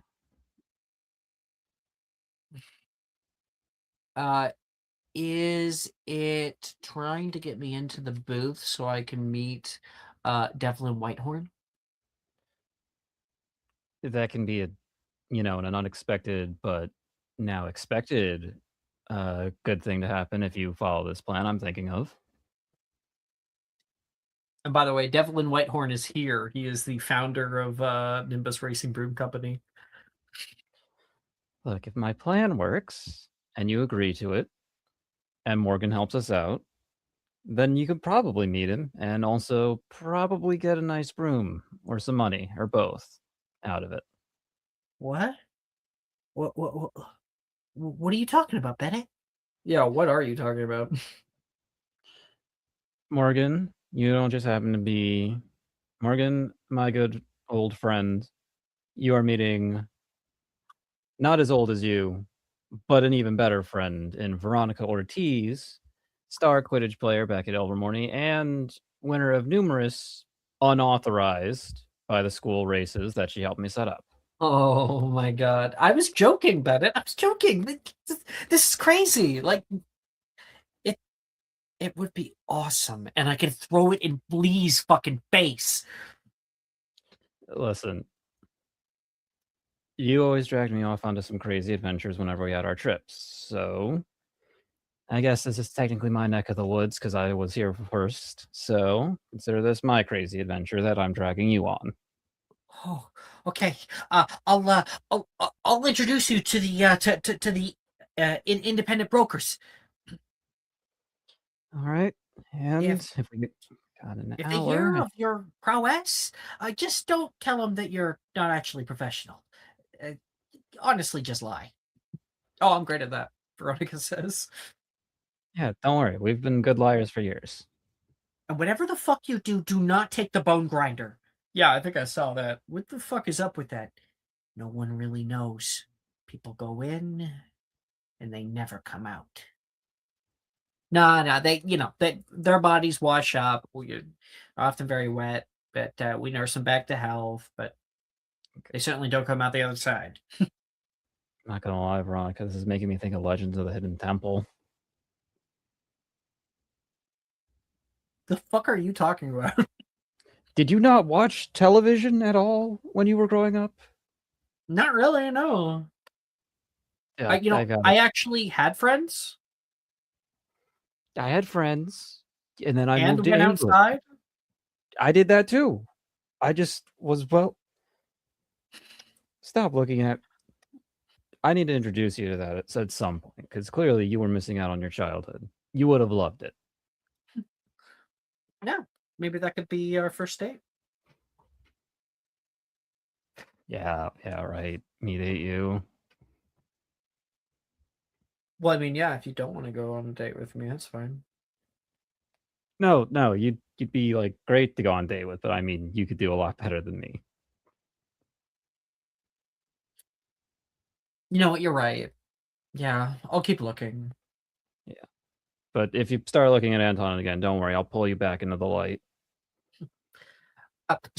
And then, I think she'll start taking down. I think like Morgan told her where they were, and then when she goes down to go talk to the guys, Morgan turns toward you.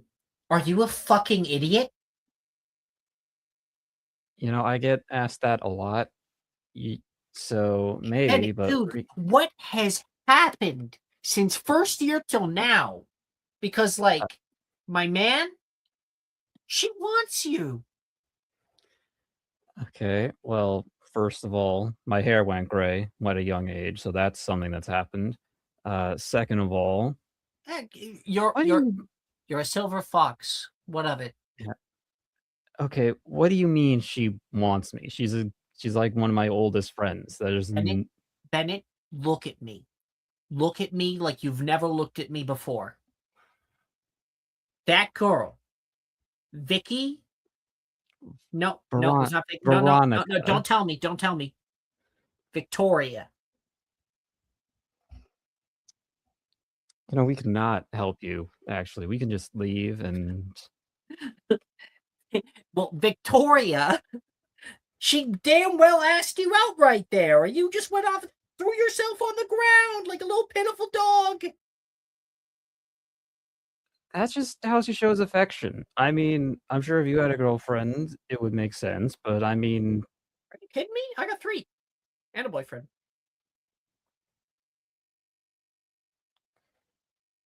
oh no.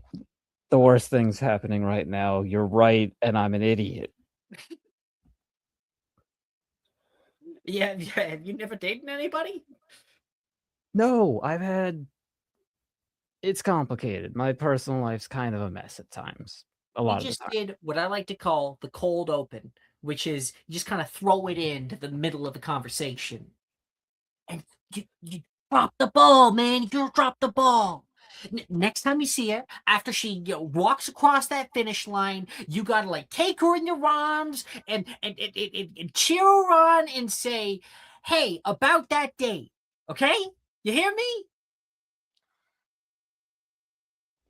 I can't believe I'm taking advice from someone who misled me so much. When did you become wise? What happens in the last 10 years? Are you an aura now? What's that badge for? Yeah. I, I wanted to keep the streets safe, you know? Especially out here. I work at Diagon Alley. And so, I know there's a lot of goblinish people out here, and, I want to do right by them, you know? I specifically remember you letting loose nifflers in first year. Okay, we don't gotta talk about that. Yeah. I'm gonna go make sure that she's doing well with the sponsors. Oh my god, Morgan is right. This is terrible. What am I doing wrong with my life? We like flash cut 15 minutes later, and you're like sitting in the stands, and Veronica appears, and she is wearing a a fucking like racing outfit. Huh? What do you think? Well, I have to admit, it's probably a lot faster than the old Quidditch robes they had you wear at Ilvermorny, so definite improvement. Look how wishy it is, but the arms are so stiff. It's like leather. Yeah, here, let me take a look at that. I know clothes, I can figure out how to make this more comfortable. Here, just a few taps of the wand, and 1, 2, 3. There. Feel any better? Mm, could you like take off the sleeves? For you, anything. Defendo. Not anything. I'm really Oh. glad that you say that, actually, Bennett. I'm really, really glad you say that. Because Say- they need you in booth 5. See you soon. Wait. Before you go, She's I've gone. got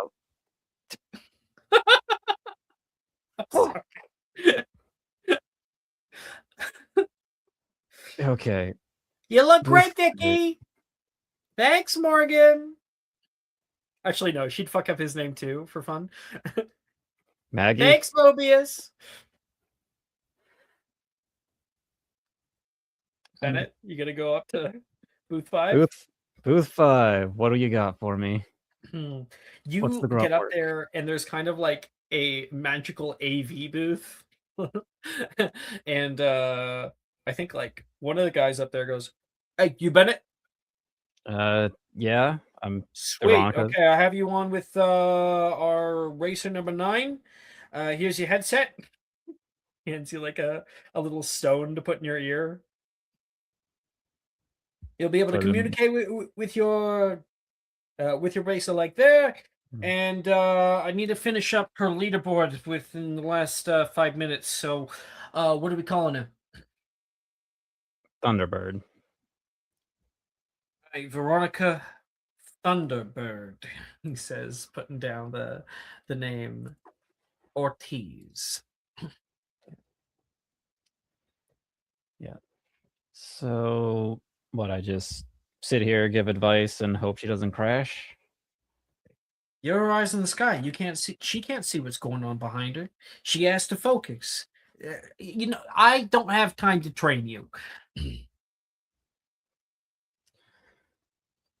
Oh my god, this is like why does this feel so much like a... Never mind. Focus. Okay, course, racers. And the guy heads off to one of the other booths that he has to get set up. I mean, He's test like this the main really coordinator. I test this really quick. Hey, Veronica, can you hear me? Come in. Veronica? My gosh. God? Yes, it is me. Is that I am you? he- Yes, it is I, God, and I am here to tell you, you are doing great. Keep doing what you're doing. No notes. Fuck yeah. All right. Sweet. Can you make it so I like become a millionaire? Sorry, funds are a little low right now. But you could make a donation at your local Damn, times must really be hard if they're hard for God too. Wow. You're telling me I have gotten you to do any? Well, just if you listen to me, then I'm sure you'll be fine. Ain't that right? Yes, sir. All right. And that is we're going to take our break. Come back in 10 minutes.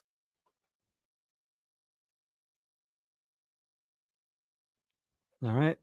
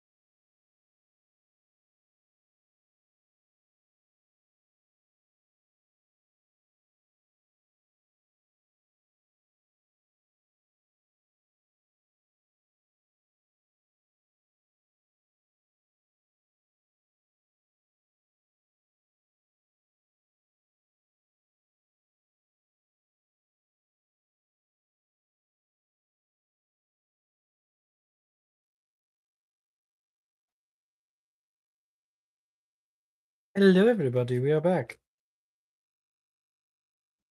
Hello. Is Crow here?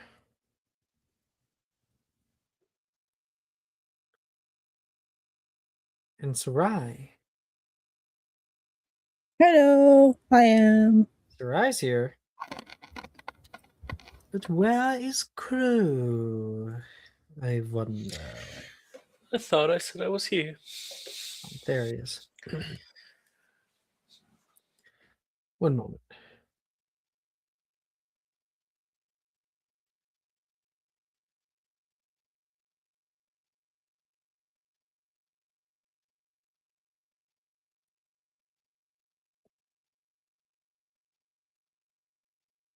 Okay. Let's get we need new music for what's going on here, you know? Let's start off with that. I'm listening to Pink Panther right now. Dun-dun. Dun-dun, Yeah, dun-dun, dun-dun, dun-dun, dun-dun, dun-dun. pretty much how I'm feeling. D&D heist music?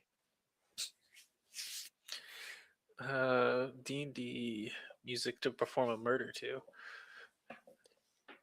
There is Tendrils of Doubt.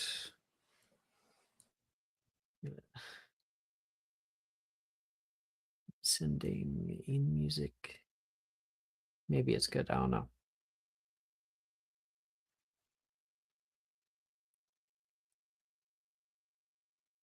All right, Crow.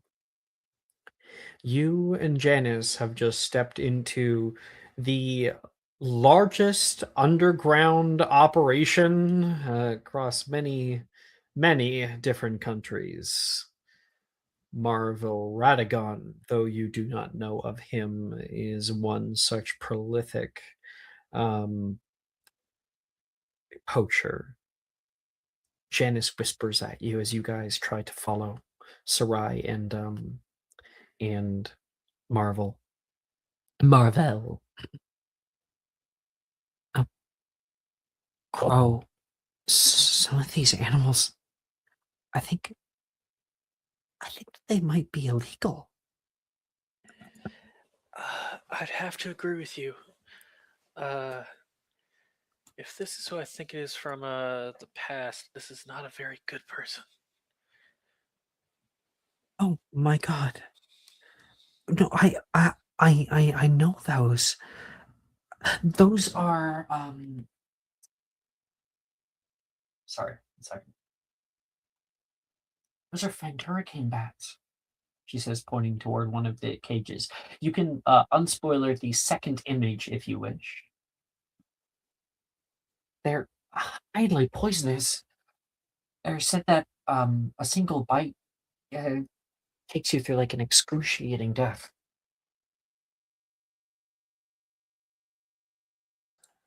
Good to know. Don't stay near those. Okay. They're also prized for their toxic blood. It's used in potion making sometimes, though it's been outlawed since the 1800s. Well, I'm glad we can confirm this is a bad person. What the hell is Sarai doing? If I had to guess, probably not in her right mind and just going head first into it.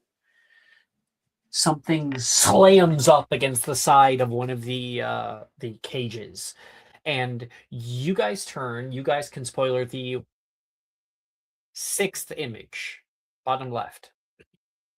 You see this huge yellow eye, an undulating body of color, staring directly at you. Yeah, got that. Got the whole back. Got that. Holy shit! Oh, that's big. Oh, what the hell's riled up Steven? You can hear one of the guys say. I don't know, but he always gives me the creeps. Get back, you dumb ape! And he starts grabbing the side and starts like banging it and staring directly at you, the eye unmoving. That's a watcher, and they can see through invisibility. Well, it's a good thing these guys are stupid. One of them prods it with an electrical prod. And he goes like throwing onto his back and kicks his legs and arms wildly as the electricity runs through him. Okay, I don't like the way he looks, but you don't gotta be a dick to him. What is going on here? Why would Sarai come down here? Okay, I can't really tell her story, but that guy she's with did something real bad to her in her past or something like that. Now she's And working with him? I wouldn't say working. I would say I'm gonna say revenge. I don't know how far she's gonna go, but revenge is probably the best case scenario. Is she out of her mind? I want to say no. But as her friend, yeah, I'm gonna say no. I think she's actually kind of. I think she's going about this the wrong way, but she's definitely in the right here. I already promised I'd help her, so I kind of feel bad I haven't been doing that. She takes a deep breath and clings even deeper onto your arm, kind of embedding her nails into your skin. Okay, don't worry. I'll keep you safe. We'll be fine. As you can see, we have a lovely, lovely collection. Lots of different kinds of species from all over the world. See, take this one. Prize glory. Only 10 of them left, he says. And you can reveal the 5th image. You see this huge, beautiful, giraffe-looking creature, except its neck has been made to look like that of a great palm tree or a banana tree, because it has banana fronds that grow off of its neck. They're called the Aandora, and they are a protected species. And he is going to be staring down at you. I want you to make a charisma saving throw. Can we wisdom? Nope. Damn it. Okay, not the worst. 16. Not the worst at all. Brighten up, Curly. It's not like we're going to be chopping him up for sport.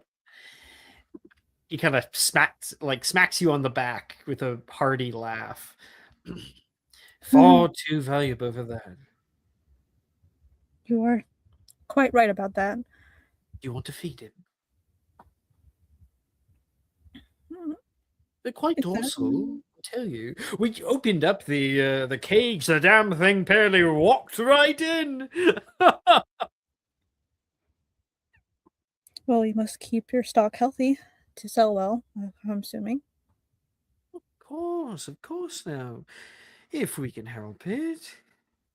It is difficult. We're always on the move. And it's not like we leave our beasties just lying around. Don't think this is gonna butter me up to make the deal better on your part. Oh, I'm just showing off, love, he says. We've got Strelers and T-bows and trolls and snidgets and salamanders, rune spores and puffskeins, nogtails and manticore. Anything one could want. So the question This is... a great Dr. Seuss book. all the places you'll go. So the question is, what are you looking for? And what have you got to trade? big smile with a golden tooth.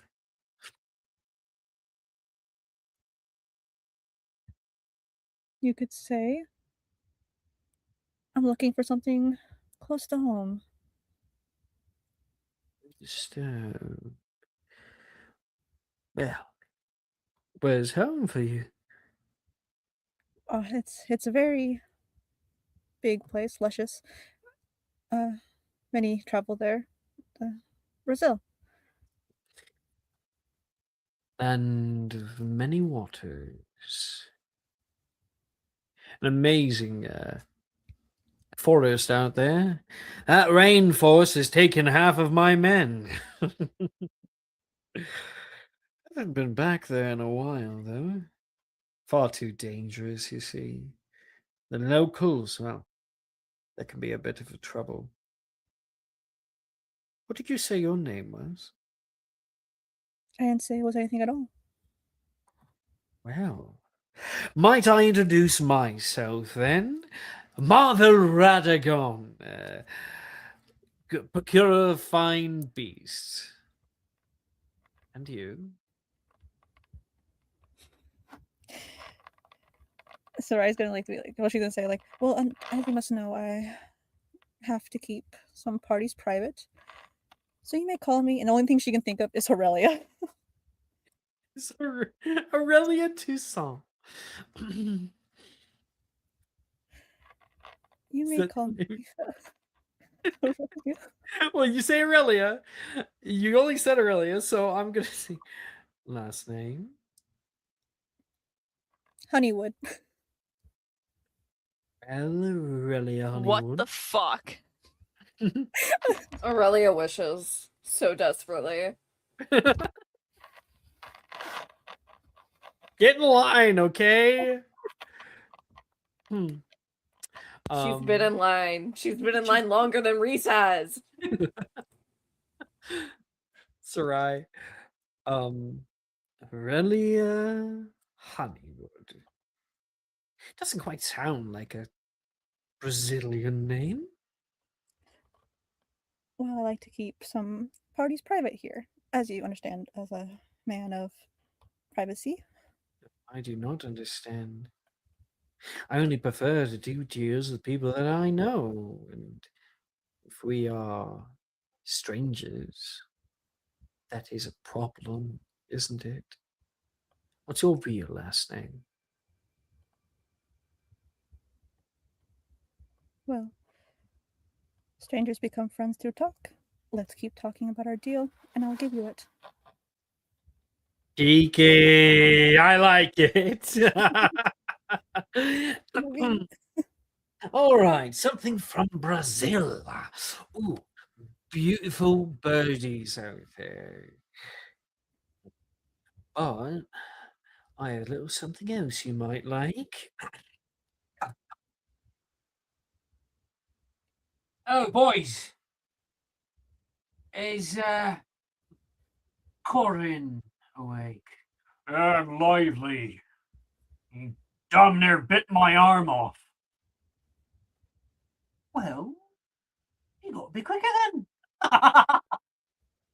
You may.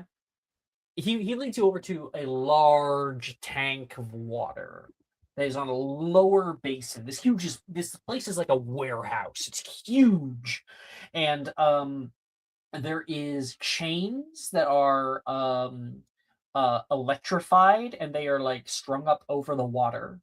And he gives like a little whistle, and they raise the chains, and you may reveal the fourth image. Rising up out of the water almost immediately is this huge water snake with red frills on its face. It sees Radagon and its eyes go slitted. Its scales on the back of its neck stand on end like spines. And you can see these like two hooked fins come forward. There's a bunch of them down its back, and it frills out its spines toward him and hisses. This here's Corin, southern water snake, and a damn big one at that. I've been looking for a buyer for him for many, many years. His eyes flick toward you, that Sarai, and the eyes like become a little bit less slitted for a second. You, he says to you. Dumb thing's pretty smart, I'd say. He says, not realizing that it's talking to you. Wait, so was the sorry, was you're saying the creature's talking to me or Marvel? Indeed, that's an ability of your species. So he just said the creature said you, or did it? Who are you? Oh, okay. I didn't hear that part. Sorry. Wait, if I talk to it though, will like, is it like a verbal thing of like a language type of thing that You is would he have to can- talk, yep, verbally.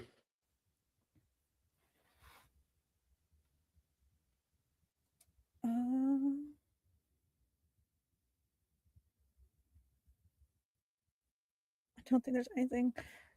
Sarai's just gonna blink her eyes, and as she blinks her eyes, it's gonna go to the slit type of version she has when she does the siren.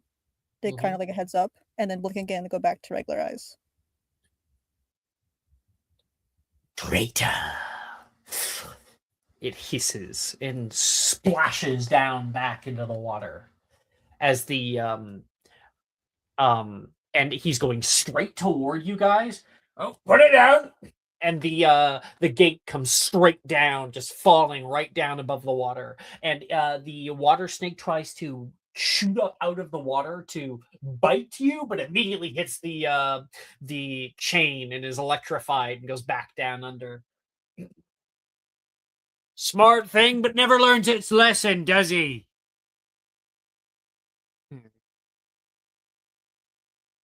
I am impressed that you have such a creature. I wouldn't be. We've got lots of different things. The only thing I don't have is a dragon. Surprised? I've got wyverns, drakes, you name it. Dragon, though, far too unruly. Kills too many of my men. Or the liability thing that's worth. Far too hot to move. Things like this go under the radar all the time. So, you like him?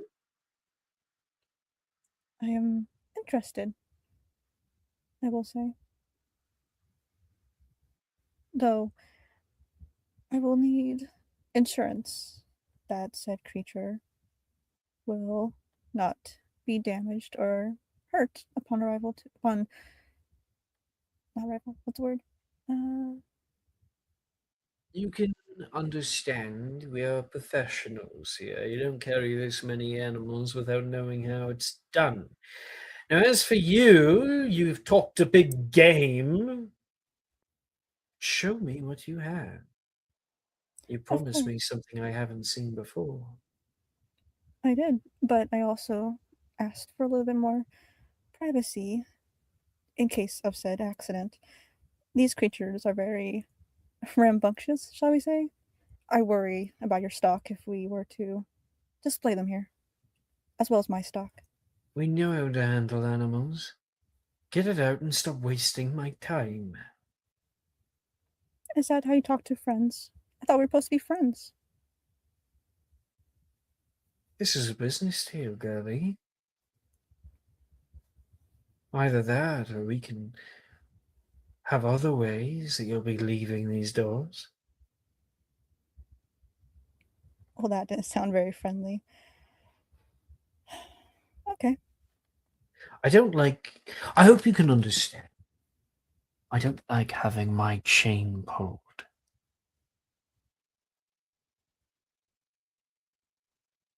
And I hope you understand I don't like having my cage rattled.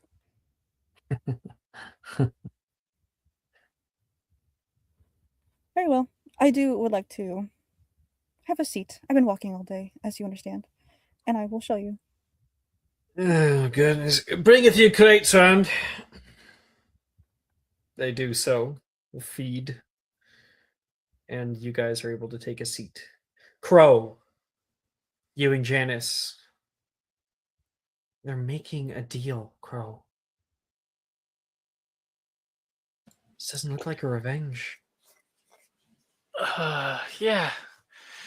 This one's throwing me off as well. She wouldn't make a deal with this guy, would she? We have to do something. What do we do? There's too many of them to do it. I mean, they said they were going into like a room, right? Like we could. No, they're not. He's keeping it out in the open. Oh fuck! Marvel's smart enough. Smart enough he is. Also, like, this is his house. He can do it whatever the fuck he wants. Damn, so confident, so baller. Sarai has been spending her aura, and it's now spent up. I have a question. Yeah. How old is Radagon? Oh, probably like 56. Do you have art of him? No. Okay. Why? I was just wondering. Just, Okay. just for a friend. I thought we were gonna ask like on the spectrum of how hot to ugly. Are we gonna ask that? Dude probably has scars too. Those definitely probably has scars. Yeah. Though I don't know on this one. We can maybe stupefy him, grab Sarai and get out of here. But there's so many many people. workers around here. They're gonna hear if we start a fight. Yeah, we have to do it quickly, or we can. That water snake was pretty aggressive. Do you know much about water snakes? Could they survive on land? Yes, they're amphibious. You want to let it go? Is what I'm hearing. Well, it seems like it's already pretty pissed off at Radagon. Oh. Just saying. If we want to get Sarai out of here... No, maybe it's too dangerous. Forget I said anything. No, I like it. I think it's a very good plan, actually. It's a big distraction, and I'm sure if we let some other things go, it'll probably cause enough of a distraction to grab Sarai and get out of here. I don't know what her plan is the problem. Maybe we can get her alone. We can talk to her. Work with her. That's definitely probably a good idea, but how do we do that without causing like a big enough scene? We just cause an issue big enough for Radagon to be pulled away by one of his workers.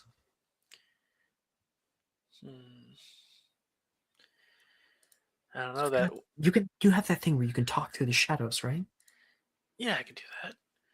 I can also make shadows, and he'll like make a little. Perfect. You can make it look like something's got down in its cage. Yeah, I could actually do that. Yeah, because what shadow members I think can actually make little shadows. In a cage, and then throw shadows around of it flying around or something, and they'll think it got out. Maybe use I can use a Lohomora on one of the cages. Yeah, that's pretty good. We could do that. It'll be easy, I think. What's big enough distraction though? We could just release something. Now that I'm thinking about it, there's lots more simpler ways. Oh, well, like those venomous bats, they certainly would be an issue, wouldn't they? They would be, but I think that invisible guy would cause a much more funnier distraction. The what? The Watcher? Yeah. Wait, no, because he can see us. But if he sees us free him, he may be a little nicer. I don't know. I'm not the animal person. Neither am I. Oh no! I know exactly what he would like.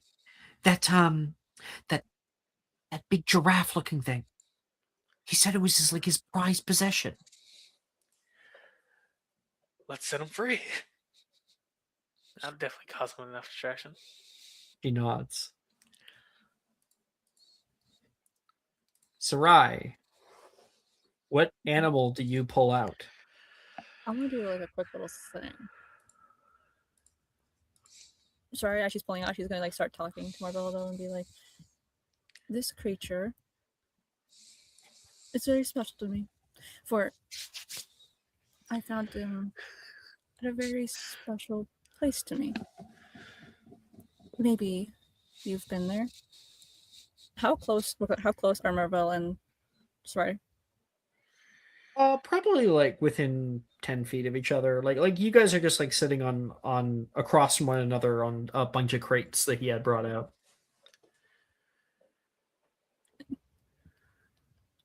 And she's about to pull out said creature. She's gonna pull out bear, but he came from a place where the water never stops. And it was so quiet until one night. Till the water ran red. And she's saying this, she's kind of like going behind her back to grab her wand. Oh. Do you remember such a place? I do. I used to love it. It was so beautiful. Till it wasn't. His eyes begin to narrow. Sir! Sir! He's gone down! What? The Kraden! And immediately he gets up to his feet. Oh, I got her! Don't hurt her! And he's like, 1 second! And he's gonna go fucking running. Oh, Sarai's gonna be going running after him. No, don't. Crow's coming to talk to you. We'll grab you out of like a thing where it's like as you're running, like kidnapped. Yeah, you go to like run with him, and immediately, you're grabbed by the arms and sat back down. Sarai, What are you doing? Let me go. Are you making deals? What is happening? I thought you hated that guy. What? Crow, how low can you think of me to actually think and make a deal with him? I'm trying to. thank God. Okay, good. We're glad. We saw you acting weird. We came to help you, and this is a bit of a shock. All of us. Shock? What is the shock to me is my friends are helping me, thinking I would do a deal with such a man who will hurt me, as Crow will know. But no, I didn't know. Okay, Sarai, I didn't. Sarai, we just want to know what's going on. That's it. Just tell us the plan. I'm here to help. I promise. Remember? the plan is I'm gonna make that man pay. I'm gonna bleed him, burn him. I don't care. He dies today. Sarai, this man's a bad man. But you're not a murderer.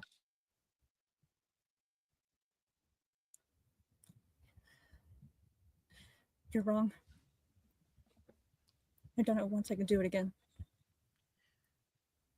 This time I know what I'm doing. This time I will make sure I end this. Sarai, if you hurt him and you do kill him, and this time knowing it, you're just gonna end up like he was, and angry, mad, and everything. I'm angry and mad right now. That's all I am. I am angry. I am mad. I am scared and sad. And the only way this is going to end if he is dead. What did he do? This is not the time and place for this. If you care for me, you will let me go and let me do this. What did he do to you, Sarah?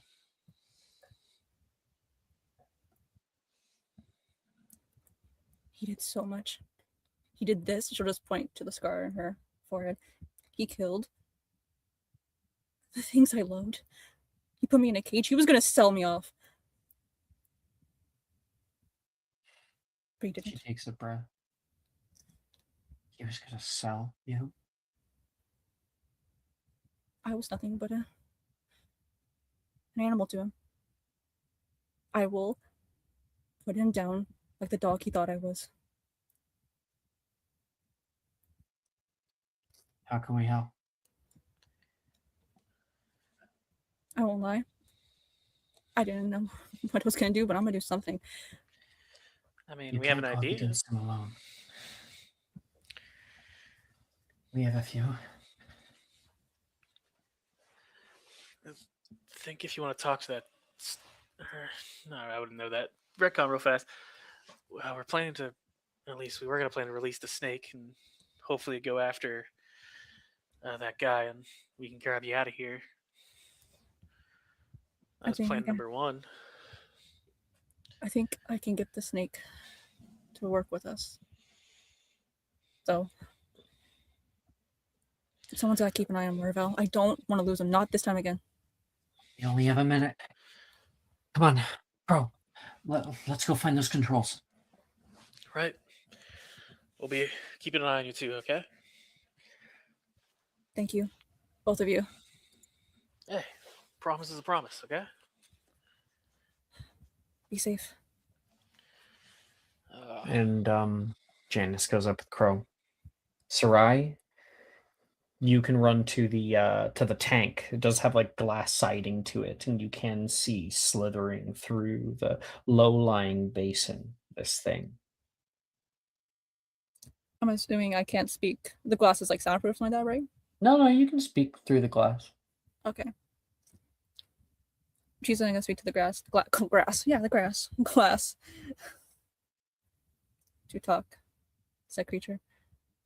She doesn't start with like, I know you're angry and I have no right to ask you of this. But there's more to this than you know. Slithers closer toward the glass and like puts the side of his face toward it, staring at you. Traitor. I'm not a traitor. I am simply a chameleon, you could say. I'm in disguise. I am trying to kill that man, but as you know, you have to stalk your prey before you kill it. That is what I'm doing. I see. I misjudged you. Let me out. Let me have him. My friends will let you out soon. But I must ask. You save a piece of him for me.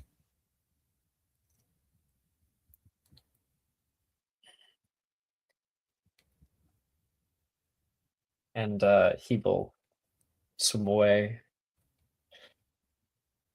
Sorry about that. Damn buffoons. I'm very sorry that you had to see that. But we got him back unharmed. I should be able to show you that we're able to handle an emergency as well. And sometimes a little bit of elbow grease is needed, my own included. You were going on about some old story. I don't quite remember it now. Oh, I can retell it. Or tell another one. The one about how... I would rather see the animal, personally. Never quite one for stories. I like to be a part of my own. Of course. You might be a part of this one, though. As in, Bear might just eat you right up. Sorry, you came all the way down here and all you have is a bear? Yes. He's quite lovely. As long as, you know, he doesn't hate you, of course. He's just like with like a really like sickening smile almost. Perhaps you'd be better suited to selling him off to some circus. Oh, but au contraire. And as she says that, she will open her bag to let Bear out. And he is able to spill out. He sees him and starts growling. You're able to put a hand on his side to stop him.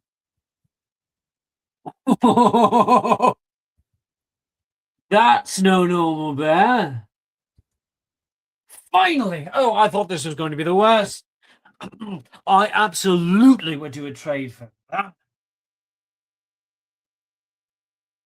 I don't know. The price will be high. One of a kind for one of a kind. Is he her name? Did I just go told over you. there? When you find your animals, you can name them. Until then, this is my name for it. For him. I'll definitely have to give him a new name. And he puts his hand out to touch him, and Bear like snaps at him, and he pulls his hand away. Oh, he's feisty, isn't he? I think a little hungry too. I got a treat for you. You want a treat, boy? Huh? Huh? He goes into his pack, into like a capacious extremist pocket, and will pull out a long piece of jerky. Huh? Huh? And he will throw it toward him. And Bear it hits Bear on the face and drops to the ground. Not much of a talker, is he? Well, you just gotta get to know him better. Thought you said he was cuddly. He is. I told you though, he's also unsavory to those he does not like. In the background, Crow, I need you to make me an investigation check. Okay.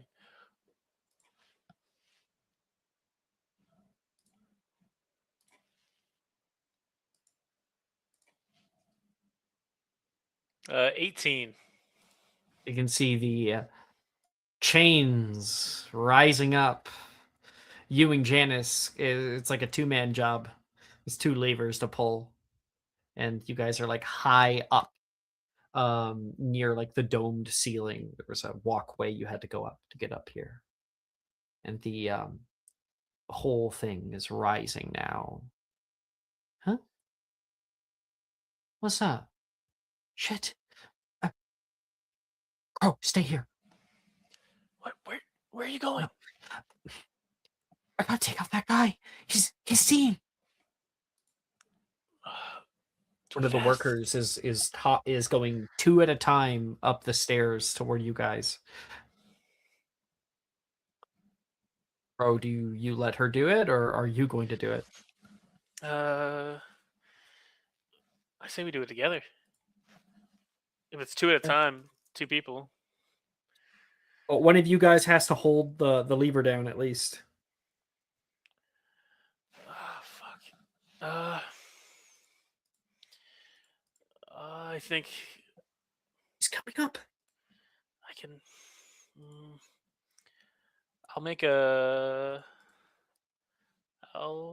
a shadow savant. I think I can do make a Okay. shadow to.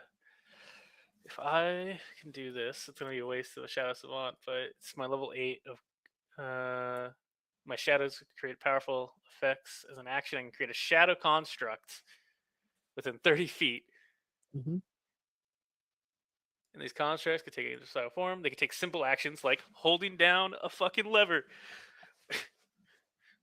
I'll use these All two. right.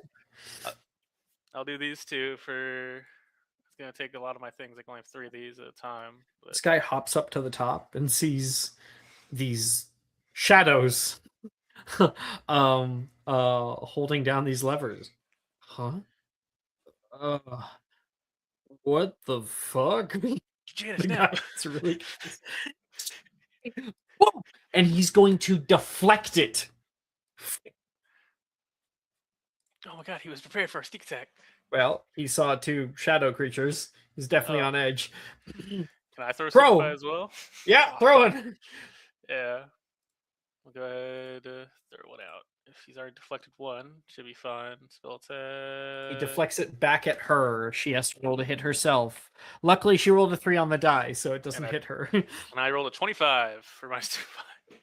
And I'll do it subtly as well, so it isn't not too much yelling up here. And troop! He's hit by a stupefy. And both of you are now no longer invisible. Fuck. Keep your head But down. he is down. You took him out. Good job. Yeah. You learn a thing or two when you gotta learn protection 101, you know?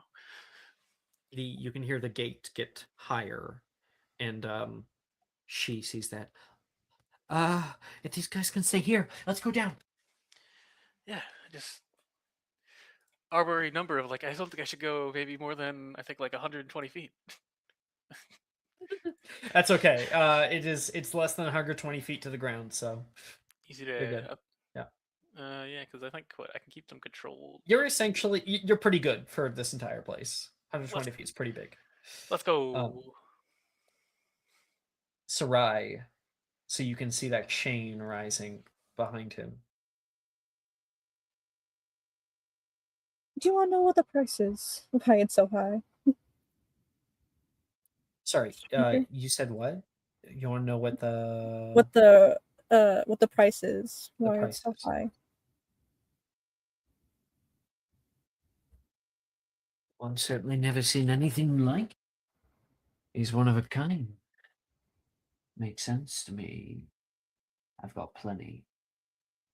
Yes, but the price is your head on a silver platter.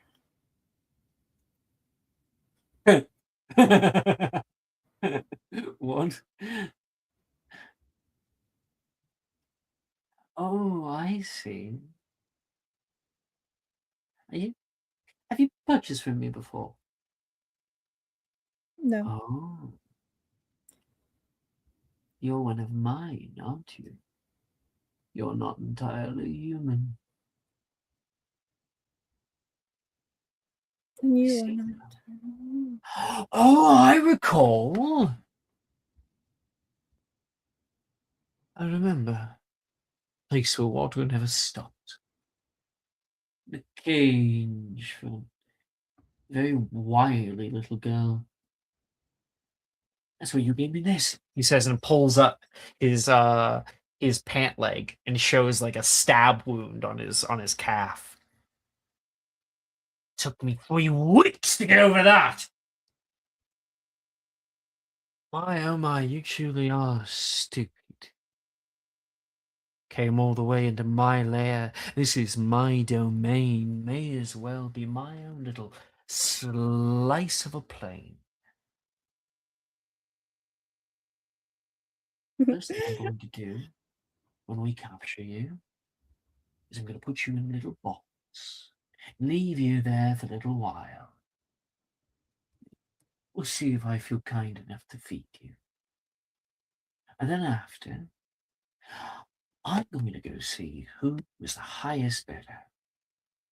Maybe we can sell the both of you, he says, pointing toward you and the bear.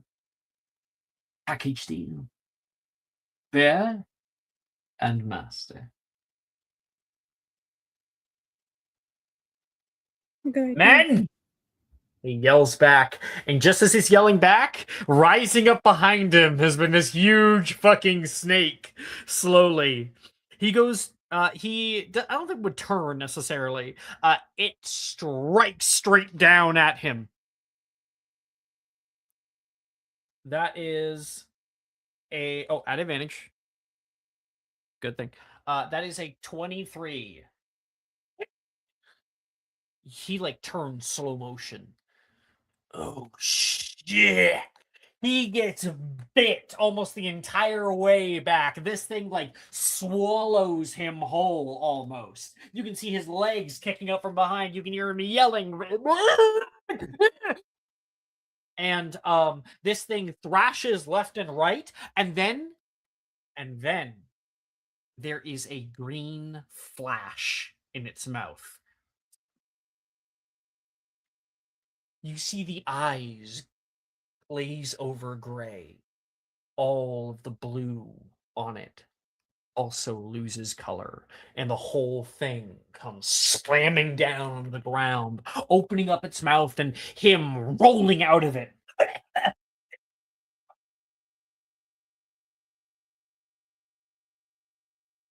Try now. I have an idea of something, but I don't know if it because I want to use the ability with a shriek. But if let's say I grab his face and I shriek right in his face, can I do more damage per se? It's just as much damage as the mechanic says. There's no way to like have it to be just a single area point right someone's face, like nothing like that. 5e has exacting rules, Oh, that's good. and your ability is rules as written. Okay, then what's that spell called again? I was looking. Which Gotta one's the roll one with for the his damage. which one's the one with the fire weapon? Never mind, I found it.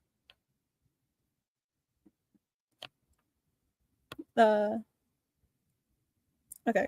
Try's gonna cast.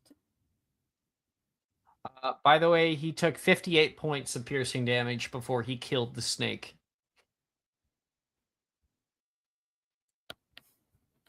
Try's gonna cast Ignis Lacus on him. Very good spell. And I have it already mastered missiles. So let's see here. I need to roll to hit it or no? You have it locked in? Yes.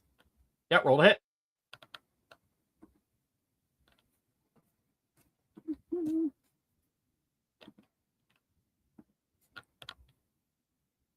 24. That hits. And then it is. We'll take in 40-10. Okay.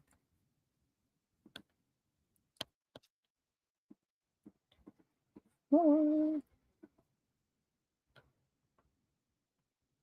17 total hit points. 17. And I believe he is grappled. Yes. Yep. And will take damage. On each of the following turns spent maintaining dedication, the whip tightens and you deal 4d10 fire damage to the target automatically.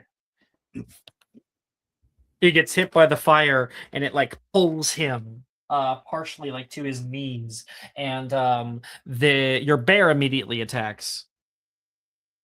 Can I use the same thing I did last time with Spare with attack with the multi-attack thing or no? Yeah, do your thing. Okay. I need to roll the hit though. Do I? Do I do advantage if I do roll the hit? No. He needs to be restrained for an advantage. Grapple just means he can't move.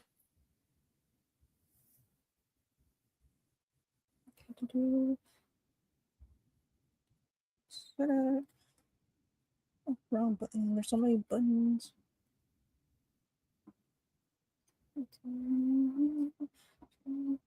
What again? 8.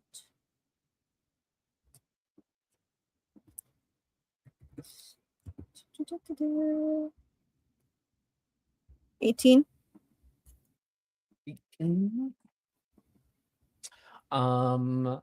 18 will hit. Yippee! Yes, this guy's on the ground. Why don't you roll to hit a second time? Okay.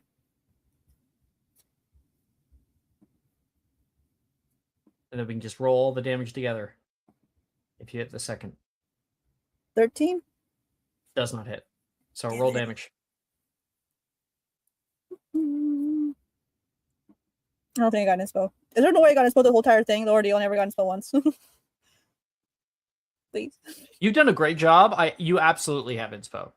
Okay, then I'm gonna burn it to hit him again with bear. Okay. Right now. It's like, please, I thought I did really good. Yeah, you did awesome. Damn it. 12. Okay. So roll damage to the one attack.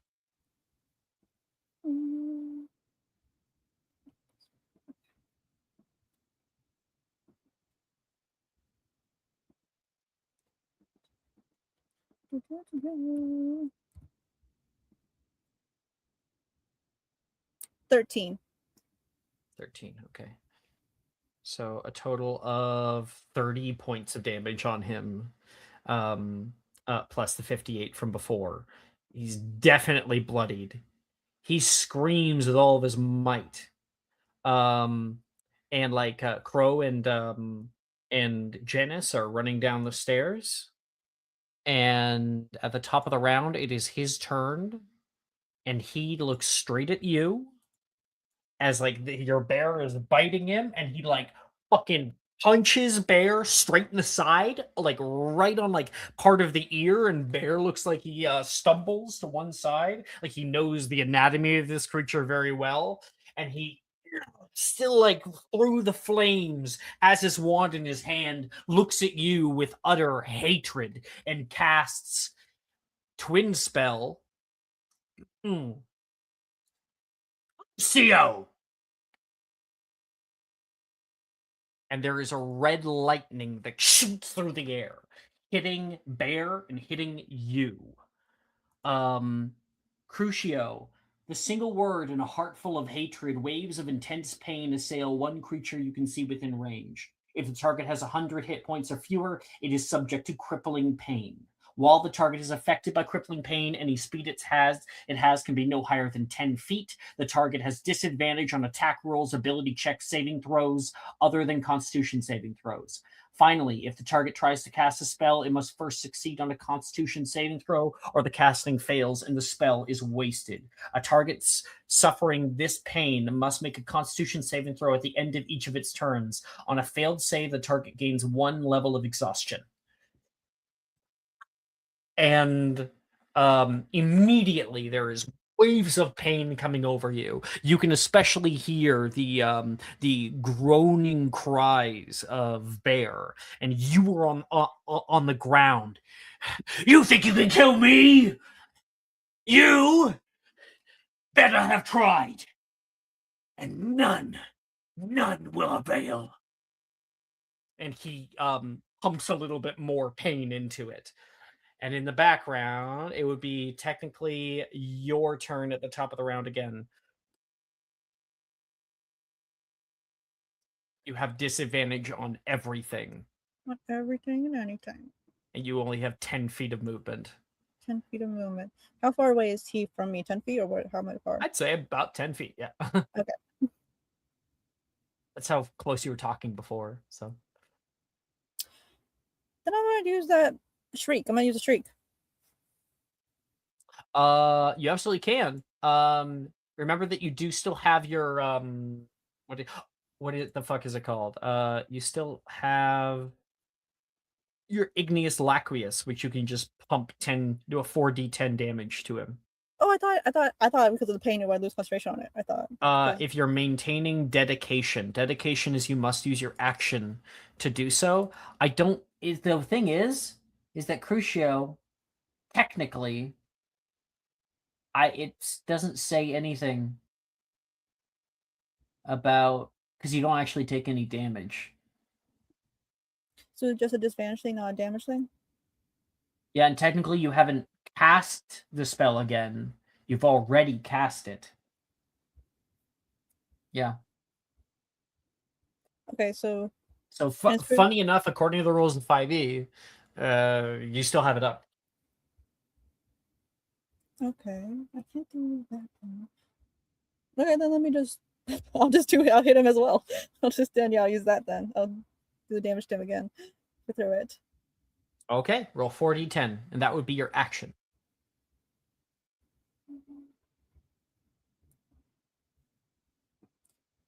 Wait a second. Hang on.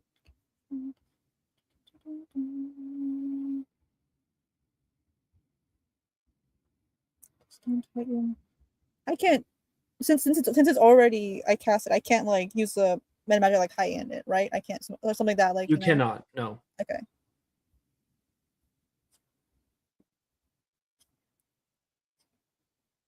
If I were to cast something like, no wait, never mind. No, I can do that anyways.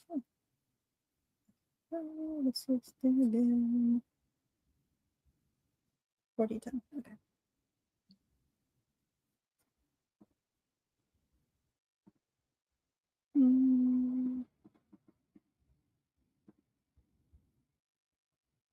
What are these ones? 14. Another 14? Yes. All right. I'll add that on. And do you have a bonus action? What can I use bonus action for? Only a quicken cast. Technically, you can cast a leveled spell. What do you mean by technically? Yeah. Like, is it like technically? You can cast a leveled spell. Oh, or Okay. attempt to, because you do have to make the con save if you try to cast a spell. I'm going to use that one. So we con save, but then I disadvantage on. No, wait. I don't have disadvantage on con saves with this thing, right? So you said? Yes, you sure do. Oh, I do? Okay. So tell me what spell you want to cast, and then you're gonna have to make a con save to see if it works anyway. So why don't you just make the con save now? Okay. Yeah, make the con save at disadvantage. At disadvantage. Do-do-do.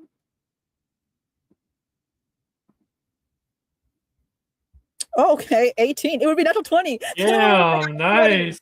Nice. Yeah, you're good. You can cast a spell through the Crucio. And is Crucio a spell that's like it has to be like concentrated on, or is it just a spell that's It's just dedication. okay?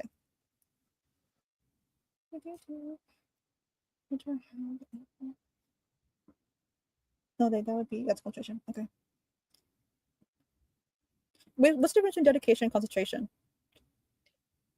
Let's not worry about it right now. Okay, and because I want cast a spell. Okay. I don't know what spell. I gotta throw anything. Okay, I got one. The primo. The Primo. Awesome. Yeah. Absolutely. Just the primo on the spell. Do I need to roll to attack thing? So It is a saving throw spell, so he has to make a strength save. got it. 18. I gotta go to my notes. Damn it, that saves. Yep. So he takes half as much damage. Roll 5d8. Okay.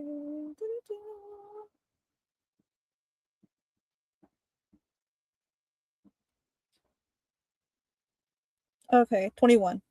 And then what's happening? 21. So half of 21 is 10. That could be so good. Another 10 points of damage, and there's like a crater that appears from below him.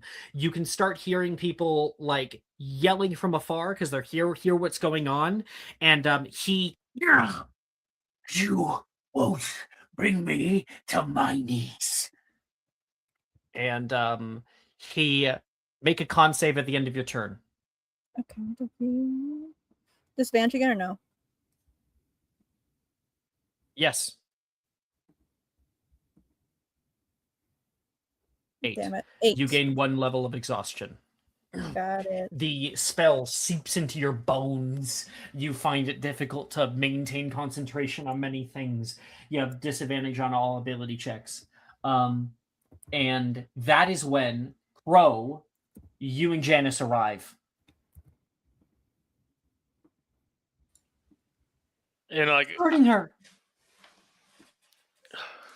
you gotta do something. I'm gonna go ahead and cast a conjunctivia, not conjunctivitis, Conjunctivia. because I'm pretty sure I don't know if he has to maintain eye contact or not, but we'll find out. Roll to hit. Do you want to make a history magic check? Yeah, let's do that real quick before That's what it is. Yeah, let's do a history magic check. Mhm. How well did I pay attention in school? 12. Yep, you don't know. Do what you think is best. I'm gonna hit conjunctivia. Let's go. Spell Alright. attack. Do I get an advantage because he doesn't know we're here? No. Fight has Alright. started for him. All right. Well, You're not invisible. worth the ask. There's other people 25. coming now. Janice sees them, and she is going to cast like a protego to stop spells coming toward you and her. 25 us. hits. Look at us fighting together. All right, 25. Are you gonna upcast that bitch? I know you didn't say it, but Yeah, we'll upcast it because I think it'd probably be better, and then make it a 5th level. I don't really have anything for 5th level, so yeah, we'll make it a 5th level. So increase it by 2. 2 extra, so this could be it. 48 plus 2 more Ds, 68 damage. Mm-hmm. Oh, I would also like to stay. I would like to do non-lethal damage. I would like to fuck him up enough so Sarai can get this. I don't want to steal Sarai's thing, so I just want to clarify that before I roll it. Thank Good you. thing. All right. 37. 37. You see your best friend being hit by Crucio, the debilitation curse. Torture. I'm gonna enjoy selling you. And there is a flash from behind him, Sarai, as like tears are welling in your eyes uncontrollably, and you're gritting your teeth to it. And a flash from behind him hits him, and he hits the ground. Thump, thump, and he is unconscious. Sarai, we gotta go. Sarai, He's dead. your turn. Actually, wait, because it's his turn, and he goes back around. It would be his turn again. He needs to make a death saving throw. He succeeds. Well, then make it fast, Sarai. We can only hold him off so long. Look, I've never killed anyone in D&D, so it kind of just like I just do a spell and then bam, or like He how would it needs go? to fail. He needs to fail 3 death saving throws. A spell will take him down by 2, and another spell will take him down by another 2. So, as long as you can get 2 spells on an unconscious person, he's dead. Okay. I thought it was. You damage. already actually. It is whenever he takes damage. So, you have the burn thing. So that's that fine. should be enough. You can pump the damage again. That'll be 1 failed death save, technically, because it's not another hit. And then you can roll the hit for like a bombarda, even a Okay. simple bombarda will kill him, or whatever you want, however you want to kill him. You can Oh, wait, I unstrike him. Yeah, What? technically, yeah.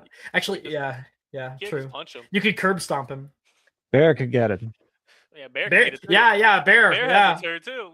Oh my god, I Uh-huh. have an idea, but it might be too much. Say Have it. Bear curb stomp him. Go Yeah, for I it. was thinking Bear You got other grabs scenes him. to get to. Oh, wait, okay, so I can use the thing, and then do I need to roll damage for the thing, the cord, fire? Okay, so you pump damage into him, right? Yes, All right. and then 1 okay, failed death save. and then He burns on the ground. so I'm gonna burn him. Like how I bleed him now. How do I bleed him? Oh, I got a way to bleed him. Okay, so technically, if I let Bear attack him with said bite, and then my idea was that my character would pull from one end, and then Bear would pull from the other end, and basically take his head off. Absolutely. All right, Bear bears down on him, and you stick your wand into it, like up toward his neck, and the two of you pull and rip and tear. And there is blood all over the ground and all over your right arm.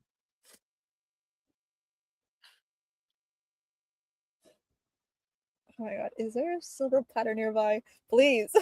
No, there is definitely not a silver platter nearby. Damn. You guys go running together. Still, like I think like Crow and Janice come running down and just kind of pick you up and go running. Yep. You think we escape with our animal forms in this? Just all in to make us out? Yeah, just go running. I think like on the way out, Janice is gonna throw like a few Aloha Moras just to open up some fucking cages to cause some chaos. And you guys do not come back out the way you came. Instead, you guys would find an exit that would lead technically, as I said when you guys came first in, you could hear like cheering into the race area. So yeah. Damn, I really did end up at that race. Sure did. And that's where we'll end that scene. Yippee! I killed a man. Aurelia, Hi. hi. We're gonna do a good pivot right now. What kind of music should we put on? I don't know. I've been listening to the Bridgerton covers, like the violin covers, specifically 360. Awesome. Okay. I think I have an idea of what I might want to pull up here. Give me a second.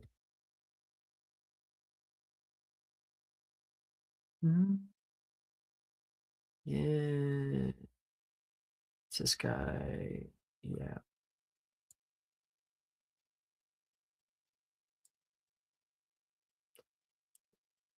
This one.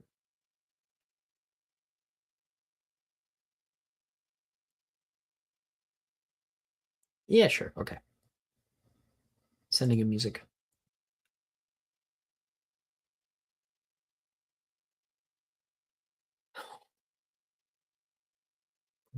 Good for them. Victor chuckles, seeing Holly and Reese making out on the way up. Very. I'm glad she's finally moved on. Moved on. What do you mean? Well, it's not really my business to share, but if you promise not to tell. One thing, Aurelia, that you should learn about me is that I am very good at keeping other secrets. Fine. Well, as long as you are sworn to secrecy. She used to date Colin back when we were both at Bobaton. And she kind of, I don't think she had like a thing with Darian, who was Reese's brother. But they definitely made He's some coughing. eyes. And I'm pretty sure I overheard about a kiss. I don't know though if that was just a lie. Oh or my not. god, her life is a A romance drama? novel. Oh. Well, that definitely was a gut buster. And I promise I will tell no one. Good, because I don't think she's capable of killing, but she would definitely cry if she found out that I told. Fine. I wanted to get to know you a little bit better, he says, sitting back into the chair, putting his arms over the sides of the leather upholstery, watching the city around him. Have you how many countries have you been to? Well, there's, of course, England, France. I went over to America once or twice to go sightseeing. Sightseeing where? New York City was a business trip mostly for my father. He was going to New York City and then over to DC. My. I have never been across an ocean. I briefly stopped at Ukraine. I met Vanya's dad. Piece of shit. um, I really haven't been around to too many places. Always dreamt about it. Partially why I came to the Chimera program. Finally get to go to London. And where else would you like to go? Any places on your bucket list? I have to go back home. My family's home. To France. Or maybe even... One second. I gotta make sure I get this right. 1 second, because I look what I have in my mind. I'm paranoid. I have it wrong.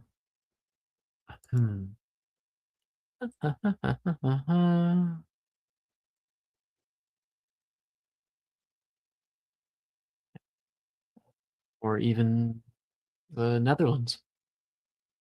I hear it's really beautiful there. Beautiful, yes, but I'm not sure if there's a whole lot to do.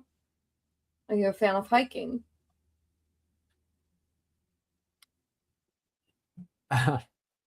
No, I thought I'd maybe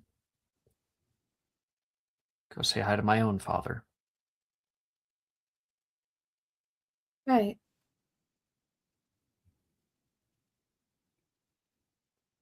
Not that he's a great man, I just I kind of have this like weird dream. If you'll allow me to explain. I'm the one in the cosmic prognostication course. Oh, so you already know what I'm gonna say, so I don't have to say it anymore. Man, that makes things so much easier. I need to hear the dream to interpret it. Not a sleeping dream. Like a aspiration. Hmm.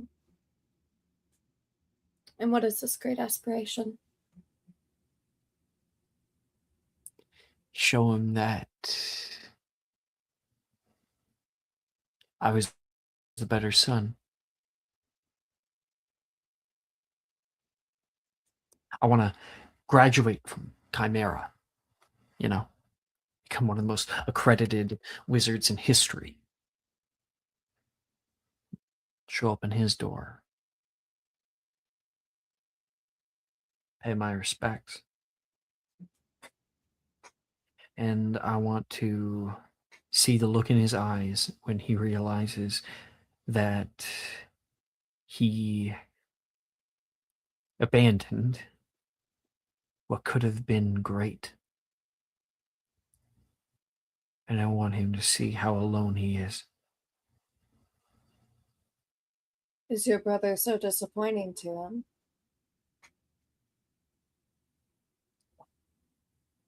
My brother's dead.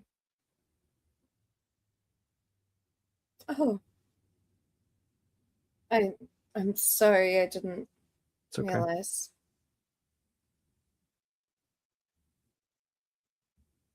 So How yeah, I'd say he's a disappointment. you shouldn't speak ill of the dead. Why? They're gonna come back and haunt me? They could. He already haunted me enough in life. Fuck him. I'm the victor. Eh? No, too dark?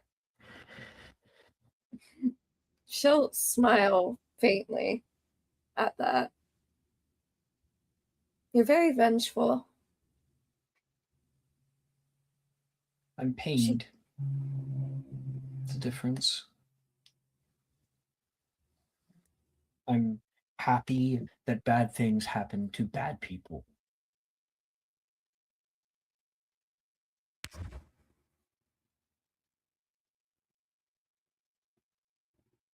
Brother wasn't a good person. As much as I hate to admit it, we were a lot alike. And as much as I hate to admit it, there was a time I loved him. And maybe even me, him in his own way. But I'm here and he's not. And I'll spare you the details, but he deserved every moment of the pain he got. So now I have to sit here and try to make sense of the fact that I'm here and try to convince myself that I didn't become like him. My father loved him way more than he loved me. He didn't even care about me. It was like I was nobody to him. Filth, trash. But him, his golden sun, like a ray of sunshine. He was wrong. I want to tell him exactly what his son became,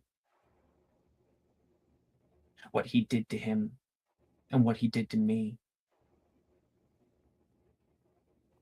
He lives out in the Netherlands in some nice little hut, probably a mansion. I don't know. I haven't been there in a long time.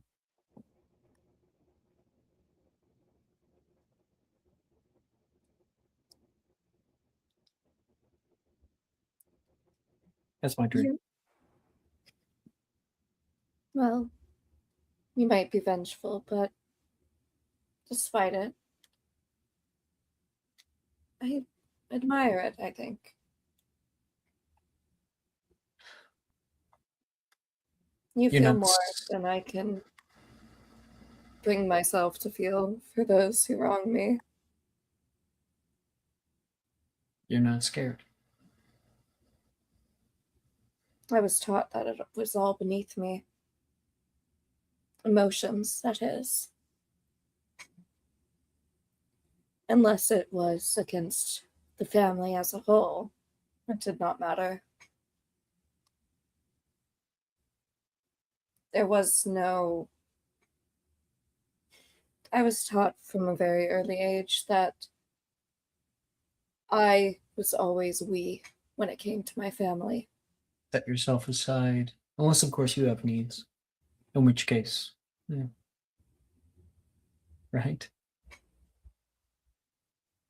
Am I close? Yes, I'm sorry.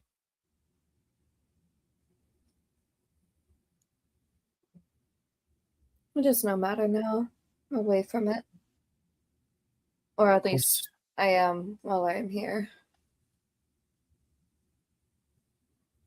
Well, I find that things kind of travel with us. I'm glad I didn't scare you off. I like to do this on dates. A lot of people end up running. Well, there's nowhere to really run, is there? I would never hurt you. Just because I know that. I'm a bit angry at some people that did a lot of annoying and hateful things to the people I love.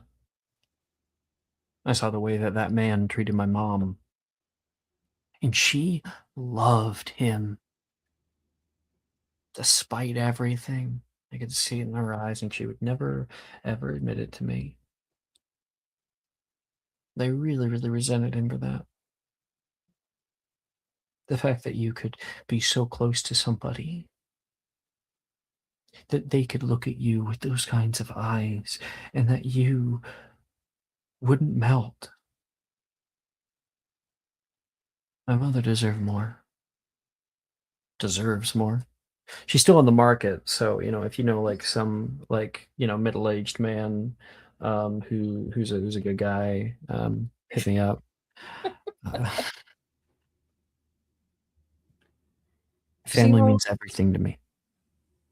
She's going to cross over to sit next to him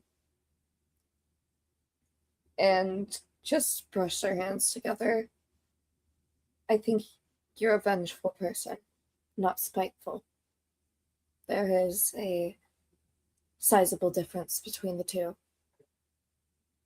Is I there? don't think you ever would hurt me, nor anyone you care about.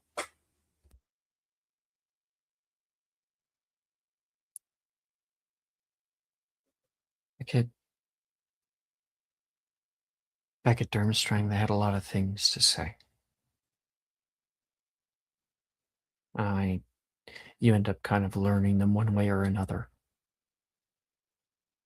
One of them was that if you have the power to do something, you have the right to do it. I saw a lot of people who have the power to do a lot of bad things, and they did. And I always thought, you have the power to do so much good. No one ever took that as a right. I see it as a responsibility. I just don't think that the right thing is always wrapped up in a happy bow, you know? It can be ugly. I'm ugly in many ways. Everything I've seen is very handsome so far. Yes, well, this is the glamour I put on every morning. I'm actually part troll. I have 2 giant buck teeth and like 1 lazy eye. I mean it, Victor. Everything I've seen. The spiteful, or sorry, didn't mean to say that. I meant vengeful. The vengeful part of you, the caring part, the protective part. It's all very handsome. I think my mom would like you. Honestly, I think that you'd like her. She's a fashioneer. She makes clothing. I bet she'd immediately put you on top of a pedestal and try to put something on you. You're like,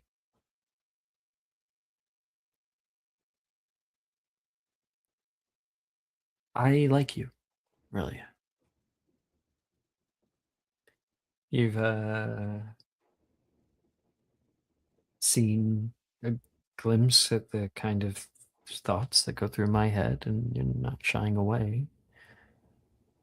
I'd be able to tell if you wanted to run, he says. Even if you can't exactly. Though, like a good arrest of momentum, I think you'd be fine. He says, looking down. If you want to go right now, just like I'll open up the door for you. But I like you. And if you like me, perhaps we could make this a regular thing. Go on a few more dates. You and me. A few more dates. I'd like that. I'd like that very much. She's going to lean over to kiss him on the cheek.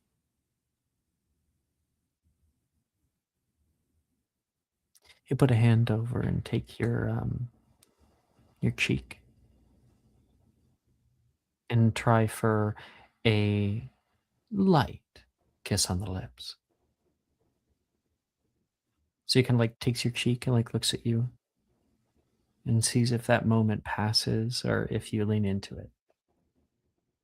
If he goes in for it, she will too. For Oh. a full-on kiss. It might not go into a makeout session, but she will absolutely kiss him fully. I'll roll for him for his kissing. That is an 18. Was that sleight of mouth? Yeah, that was sleight of mouth. Can I apply insight to this? Insight is in like for your kiss, or insight for you Yeah, want to know like- more about him?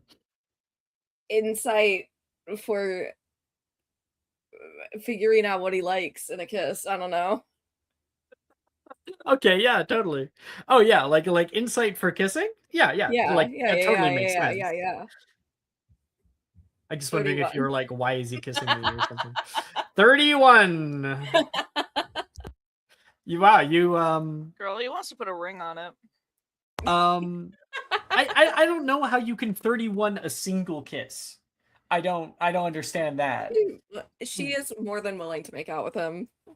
Damn. Okay, because I don't think he was going for that. But he's a man. So.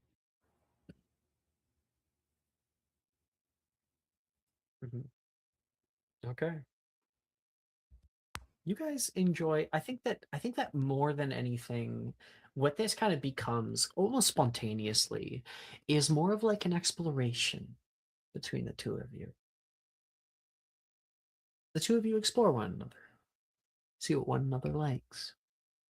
He's able to test compatibility, and he is attentive. He's not like some of the men that you've been with.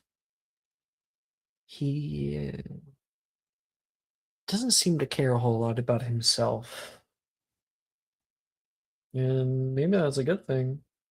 Certainly nice. I feel like I've unlocked the Victor Friends with Benefits DLC. No. No, that's not what this is. Yeah. I don't know what's going on with those two, but hell yeah, that Ferris wheel is 2 for 2 with couples kissing. You guys come down from the air. I have to keep. I paused at a weird place there. And stepping down out of the compartment, you can see Holly and Reese, who are hand in hand. Yeah, there you guys are. There, here we are. He says, looks at buttoning his Holly's shirt. neck. There's bite marks. Mhm. Oh, there wouldn't be. What? That would be dangerous. No, it's not dangerous unless he's in form. Is that? I don't think that that's true. I'm pretty sure that's true. Is Yeah. it? It's only if he's in like Yeah, only if he's in form. full rampage. Oh, okay. So Oh, what can yeah. happen? What can happen? What you're probably thinking of is what's his butts or whatever. The Bill? bad guy. Oh, Fenrir. Fenrir. Fenrir waited for like certain phases of the moon where the moon was almost full, and apparently there is like a biological difference that can happen to where he starts wolfing out a little bit, and he would attack kids when he was like that. So like I think you're safe, right? Today's a safe day. Okay. He's not on his cycle. Yeah, he's in the right part of his Okay. cycle. All right, cool. He's not So, ovulating yes. yet. He's not ovulating. So yeah, no, you would see that then. he's Mhm. She like looks at the bite marks, raises an eyebrow, looks at Holly, like in her eye. Holly smiles, like, "Oh, my good friend Aurelia." her hair's a little messed up. Are you gonna ask what the lemonades are? You saw a guy who lemonade. Yeah, like Reese's are just about to. Where's the lemonade? The line was far too long. We drank them all in the compartment. She like turns slowly to look at Victor. Like, why would you lie like that when I told you? Like just squinting. Ah, come on. I'm not paying for that. Yeah, it's fine. It's okay.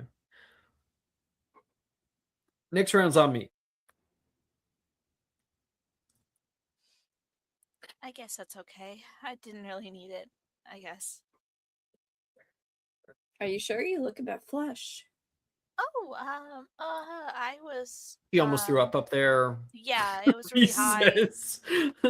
It was Kind his of hot too. kind of- There's no like real air conditioning. Of course. Yeah, I'm sure things got steamy. Victor says. Should we go on Reese is another gonna make an ride? insight check. It's a 9. Mhm. The hurler? Yes, perhaps one not so cozy. I'm good not doing that. I feel like I would throw up or it would launch me into Didn't the you air. already? Almost, nearly. It was more like a hot flash. No, she didn't though. Yeah. Yeah, Mhm. early Roller coaster? onset Victor turns to Aurelia, like, huh? I would love the roller coaster. Absolutely. You, me, high flying, screaming? potential to fall out of your train, of the falling out of the roller coaster car. Oh, please. The probability of that is super low. Perhaps it is best if Holly stays places where her feet can touch the ground.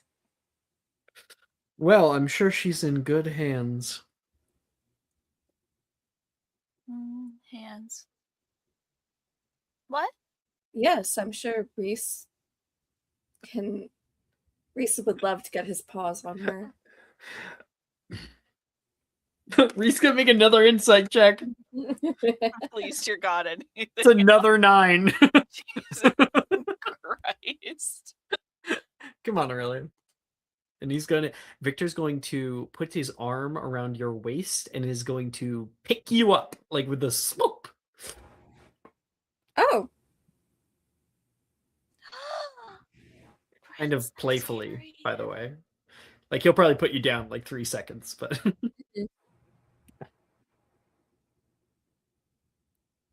And Yes. you guys are heading off toward the roller coasters. Make a charisma saving throw. Aurelia. Charisma.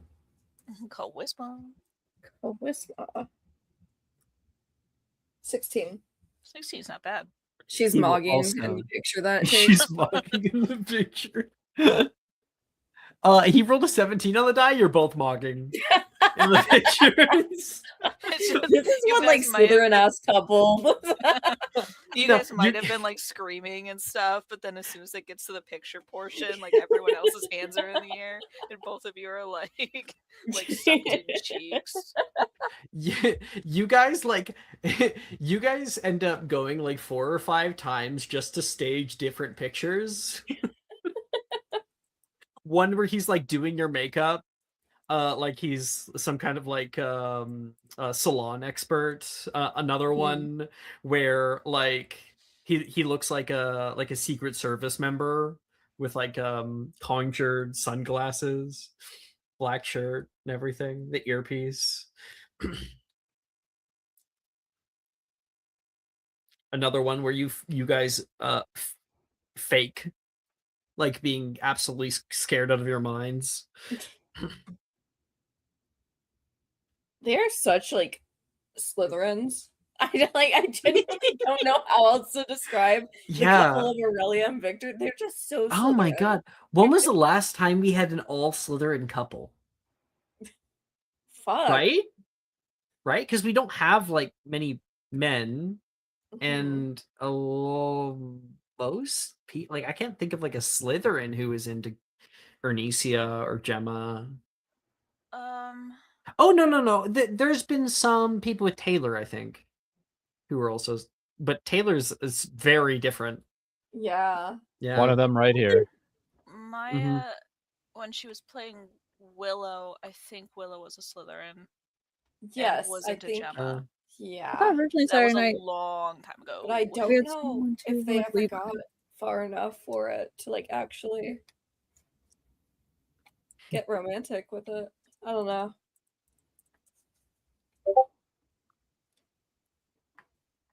Yeah, 10? I thought I remember the original. Sorry, I thought I didn't want to bring it up now. I felt stupid. Oh my god, Anna! Look in discussion, Brooke. Mm-hmm. It's the 2 of you. 10, that is hilarious. It's really funny. Holly. Yeah. You and Reese, as they leave, Reese kind of tucks at his shirt a bit. You think they could tell? Well, probably. Morelli is really smart and generally kind of knows everyone's stuff all the time. Oh. Okay. I'm gonna go throw up now. Okay, well, I can hold your hand. So. Oh, thank you. Sorry I said that. It was just the first thing that came to mind. It's fine. Are you embarrassed?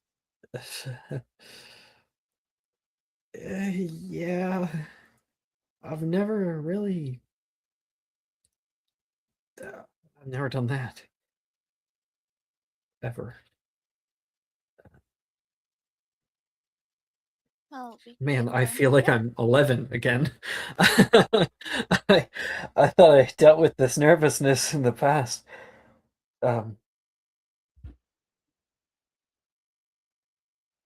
You would be What do we surprised. do now? Well, anything you want. I have ideas. I've always wanted to go on dates.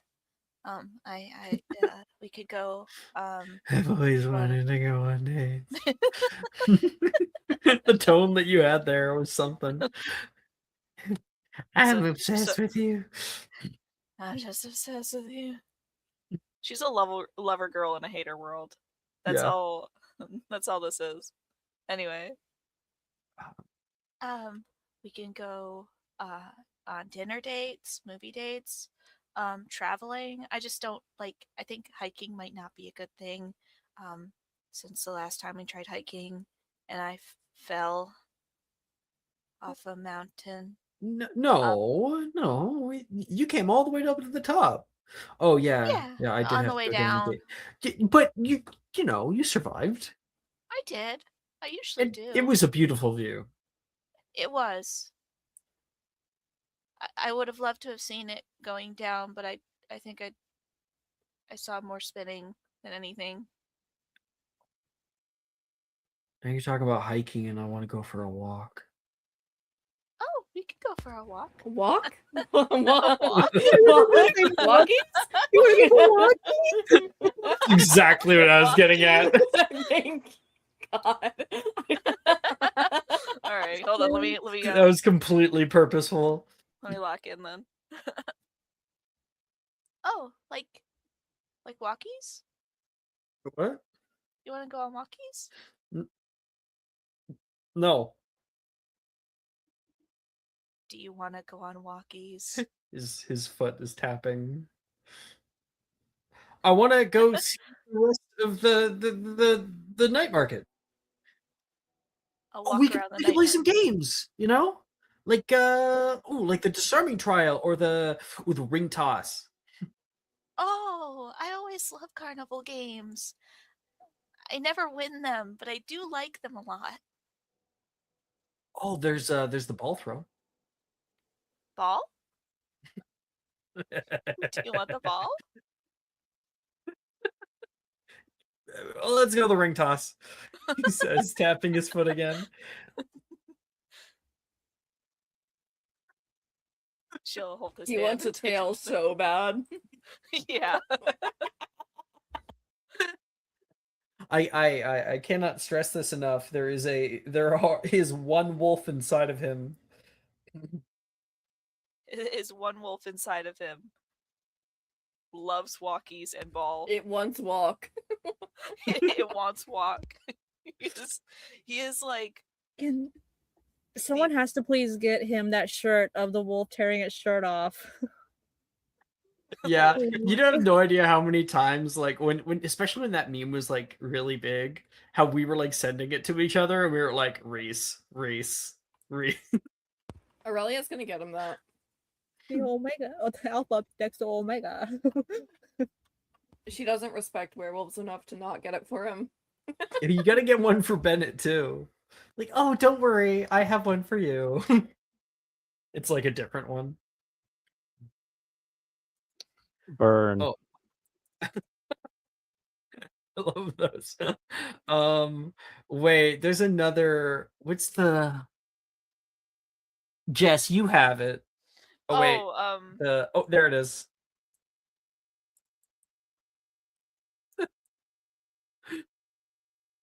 Jess sends me this unironically. It's so funny.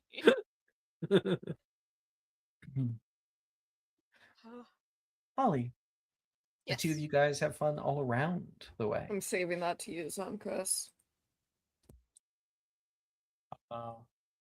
What do you want to focus on?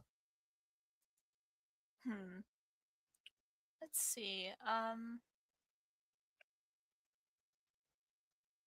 Where does the night go? Where does our camera land on in the compendium that is Holly and Reese's night?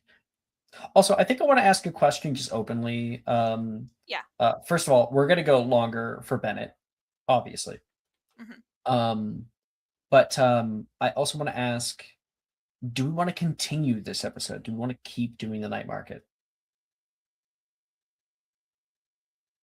I don't have anything further to do at the night market.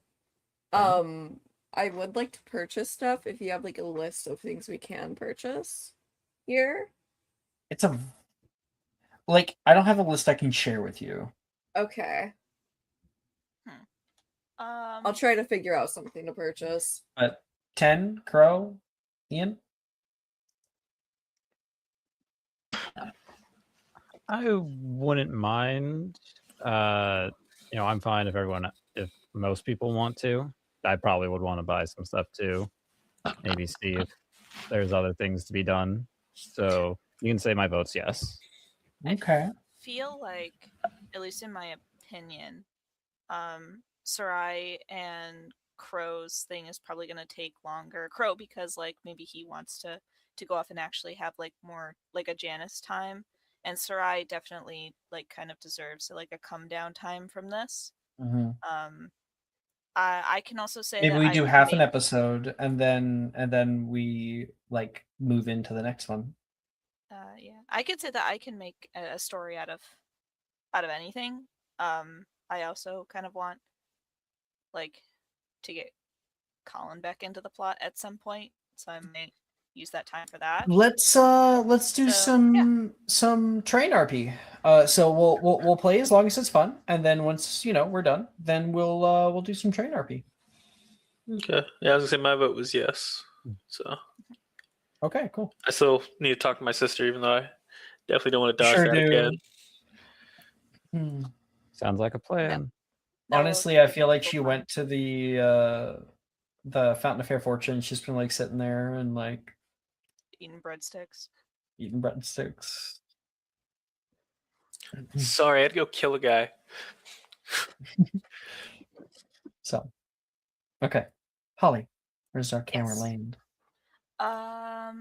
I think we kind of see like a little like montage of some things happening. Maybe taking to doing some little carnival activities. I want to say, are we thinking like carnival activities or thinking post carnival stuff? It's up to you. Up to me. You're Okay. co-storyteller. Right.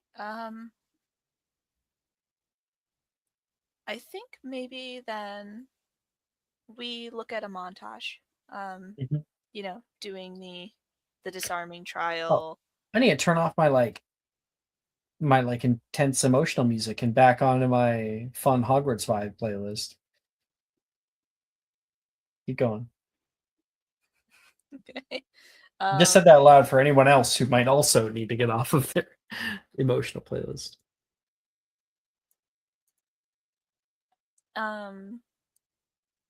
Yeah, we see like a small thing of them going to the disarming trial and Holly accidentally blowing up her fake wand in the disarming trial.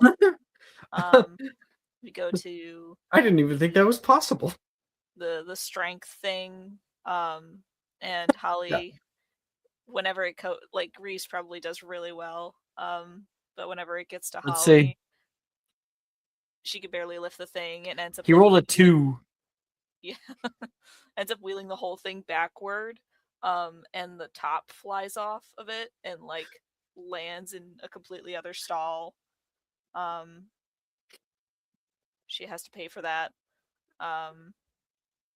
And then the ring toss where she knows No. better. Wait. Quick pause. It Yeah. like the top of the hammer flies off into the air, and Aurelia and Victor are like about to pose for an image, and it comes shooting through the air, hitting Victor square in the face, and then the image is captured right at that moment. That's a picture that Aurelia has. Aurelia state. Even me too. Oh, he's concussed. Nah, he got like a big bloody nose. Aurelia gets to play nurse. Aurelia would sooner probably shy away from it so it doesn't get on her skirt. Yeah, she's dropping him off at like the medics tent and then leaving. God bless. She's dropping him off there, and then is on her Motorola Razor waiting for him to get Well, out. well, that that was the quickest relationship with Victor ever. Semi relationship. You leave him at the hospital? She wouldn't Nope. leave him. Nope. I No, was it's just being funny. fucking dramatic. Joking around. Keep going. Holly does the ring toss after, Reese pulls her in to do it because she says that she doesn't want to do it. Predictably, none of her rings actually make it onto anything. She accidentally throws one and it hits like exactly the perfect angle where it collapses the actual tent. That's really funny. I want to cut in right then, actually. Okay. So yeah, it's like you've collapsed the very tent. end of the Oh thing. shit! Oh no! The carny like has to like push the tent back up. They're like, sorry everybody, quick 10-minute intermission. Ow. How on earth did you? The whole bolt is off. Sorry. You really are a gem. Reese says.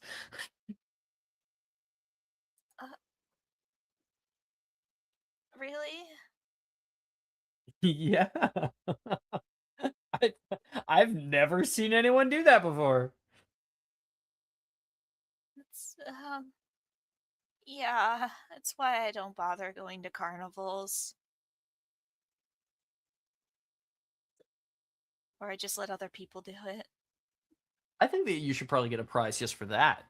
Like, that should be like a secret prize. You get a goldfish or something. I always wanted a goldfish. I could never win one, though. Hey, how much for more rings? For her? 1,000,000 galleons. I promise I can do better. I'm so sorry. I didn't really mean it at all. Yeah, come on. I mean, Must have been a fluke. the odds of that happening twice. Starts laughing. Imagining you do it again. Don't laugh at me. I'll be really surprised. So, I guess you're right. Okay, I'll buy a few. Here. Let's we'll do 10. 10. All right. I want you, Holly, to roll me 10d20.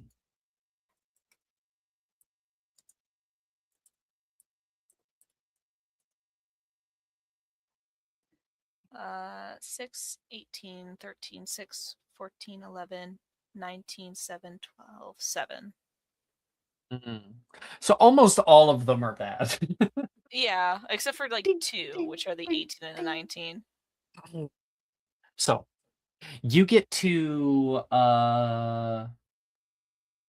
you get 2 out of 3. Oh, all right. Well, lots of rings. 10 hasn't come down yet, man says. Do we get enough for the goldfish? Unfortunately, we need 1 more. You're killing me. Yeah, them's the rules. You need to get it from one of the top ones up here. Then again, if you just get the top prize, well, you get all 3 prizes. I only have enough money for 1 more ring, Reese says. Well, Why don't you get it for you? let's do it. No, I got it. I got it. 1 ring. And I'm going to roll. I would like to support with my klutz feature. I don't know. I don't know. I don't think you can. But it is. Hold on. That you don't have to. That is an actual 20.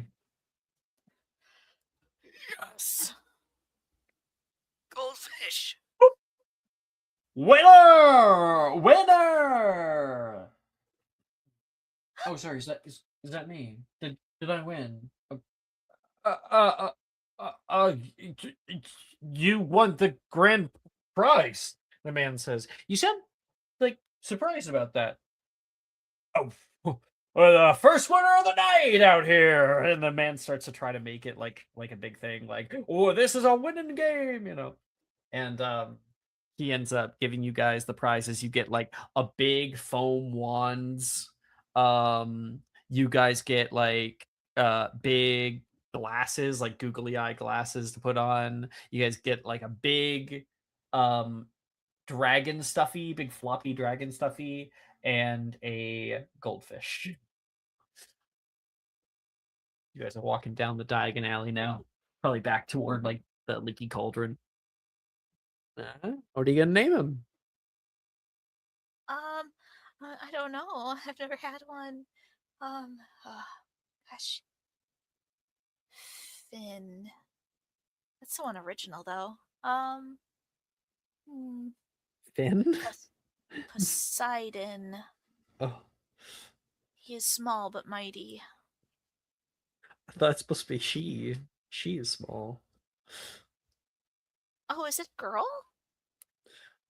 I have no idea. I'm sure Sarai will know.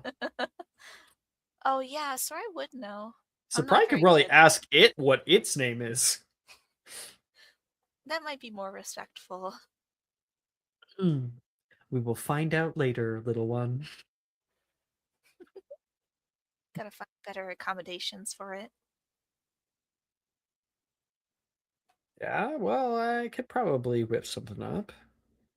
Bit of arithmancy, get like a big geometric tank. Oh, really? That'd be so cool. Anything. Making the most of the time we have, right? Yeah. If you want, I don't know if you want to, but if you are interested in maybe keeping are you staying here, by the way? Or did you operate in? Yeah, staying at the Leaky Cauldron. I don't really have a house here. I'd have to take a port key, so Right. Same. Well, I mean, not same. I mean, do you have your wait, you have your apparition license, don't you? of course I do, but you can't apparate across country lines. Oh, that's right. I forgot. You have your apparition license? Yeah, I do. Why is Did that you just so? Well, I don't understand why you think it's possible to go to like Rome or something. Well, I didn't There's a know if your reason why we have family. port keys. I wasn't sure if your family had, you know, a house up here. Aren't they No, like not a little really. bougie? My family and me don't really. I'm kind of like a A distant lone wolf. thought.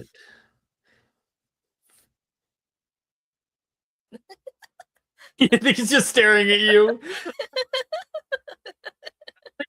Sorry, Thinking like sorry, stopped mid sentence. sorry. You were trying to say something important. I shouldn't have joked.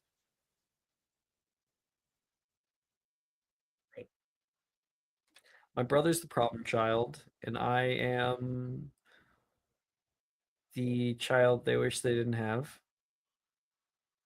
What? So we mostly just get an allowance every week and wherever the heck we want.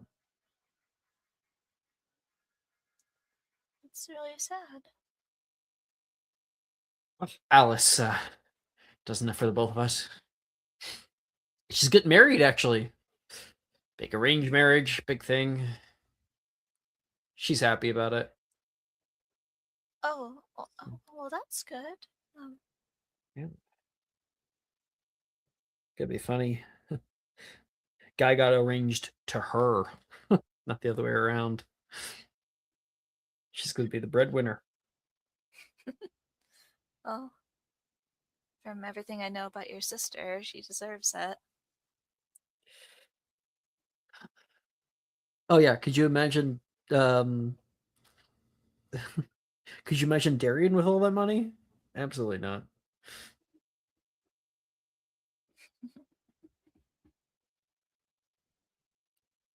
Um,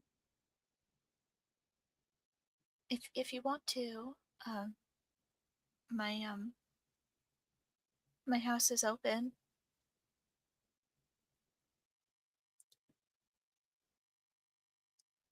So is my room. If you don't want to make the commute, you could wake up tomorrow. We could go down to the hot and pot or something in the morning, get some breakfast. And yeah, and maybe take a walk around London while we're still here. You could show me all the Muggle places I've never seen.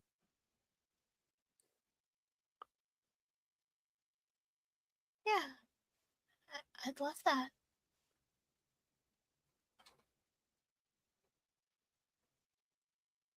Me too. I had a really fun time tonight, Reese. Yeah, I wasn't terrible. You're never terrible. Wake up tomorrow and there's a note on my bedside table. Like, sorry, man. I thought about it, but actually, No, sorry, it's how I cope. you're pre-coping. Yeah. When you're Something ready for when you think of the worst, you're ready for when it comes, or so you think.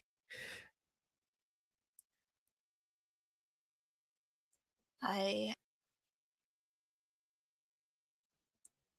feel like the luckiest girl in the world. He goes white.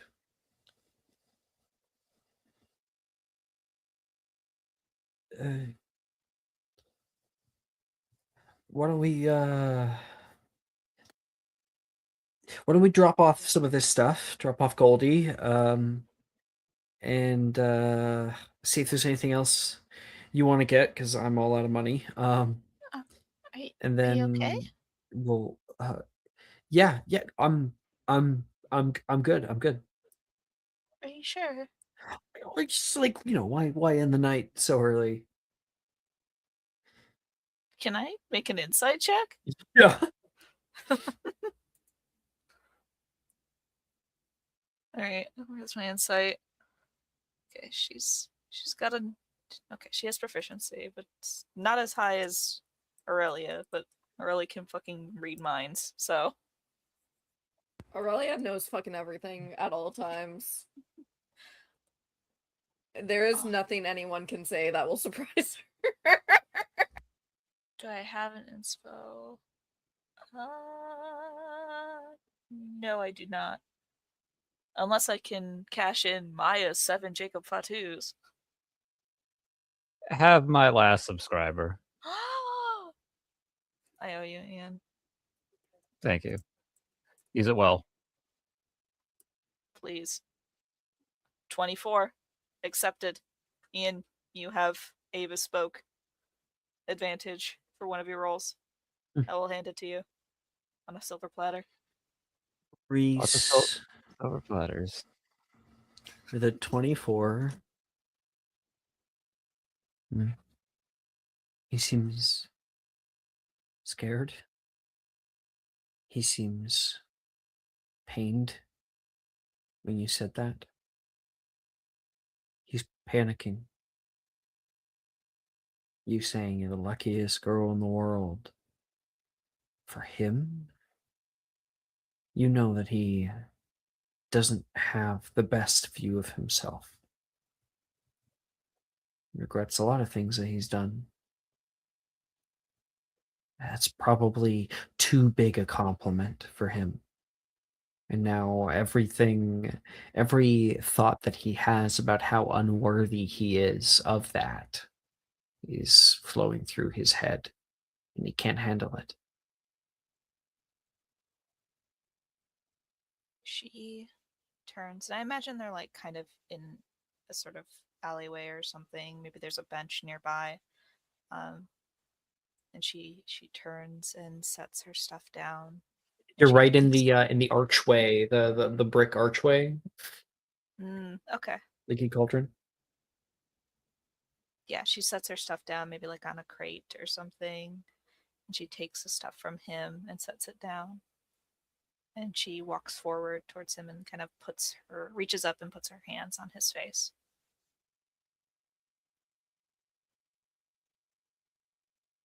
Breathe.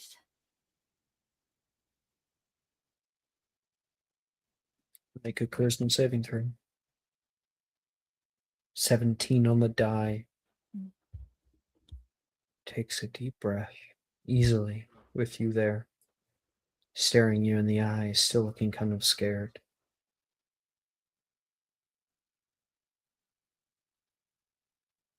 Was that a spell? No. Oh, I just know that it's easy to ground people when they feel something that they don't normally feel.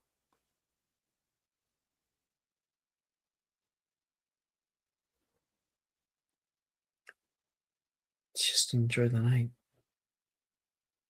I can think of a few ways to do that.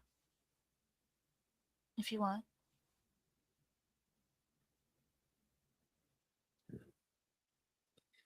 It's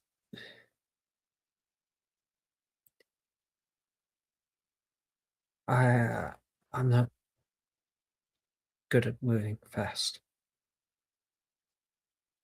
Plus, Yeah. there's still your memory issues. What if you remember something terrible I did, and then you gotta like run away from me or something. I don't know. Because I've liked you for a really long time, and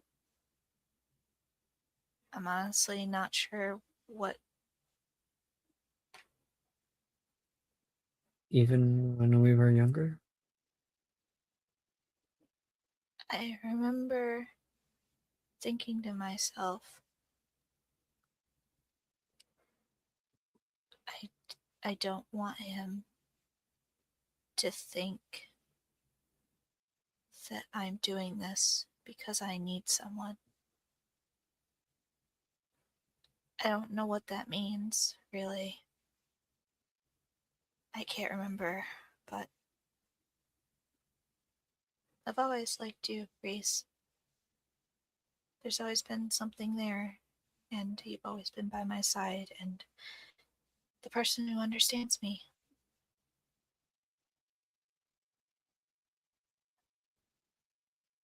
Oh, we were similar in that way.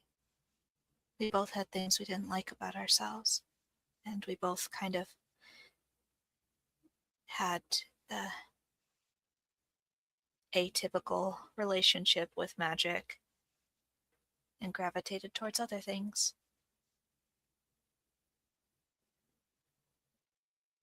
I'm sorry I scared you. Looks down at your arm, the one that's porcelain. You.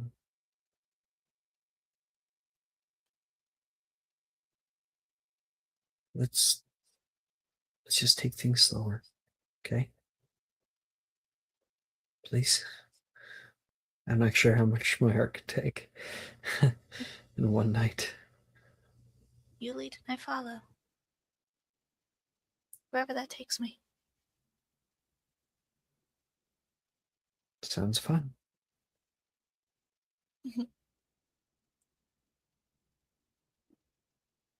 And the two of them continue on. Good scene. Yippee! Bennett. Here. Hello. Hello. Hello.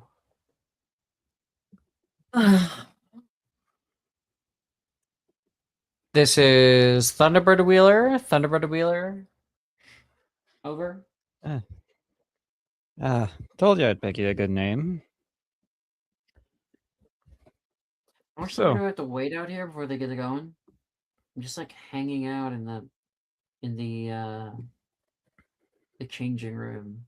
I'm getting bored. Tell me something funny. Tell me a story. Ah, man, you're really pulling my leg. Well, better yet, you can Uh, just come down here. I gotta be up here. No doubt it's a long climb, but All alone down here. All the sponsors left. Apparently, they need to get back over to the booth. So you might be having some friends soon. tell you what. How about a bet? Ooh, fuck yeah. That way, when we save Morgan from his betting issue, I can develop my own. Good idea. No, this one's a little easier than that.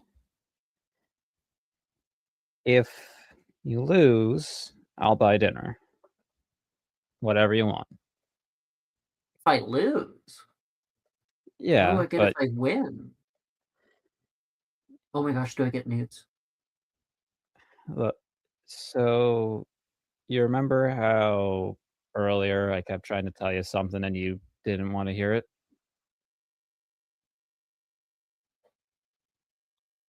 Honestly, sometimes I can sort of like tune you out.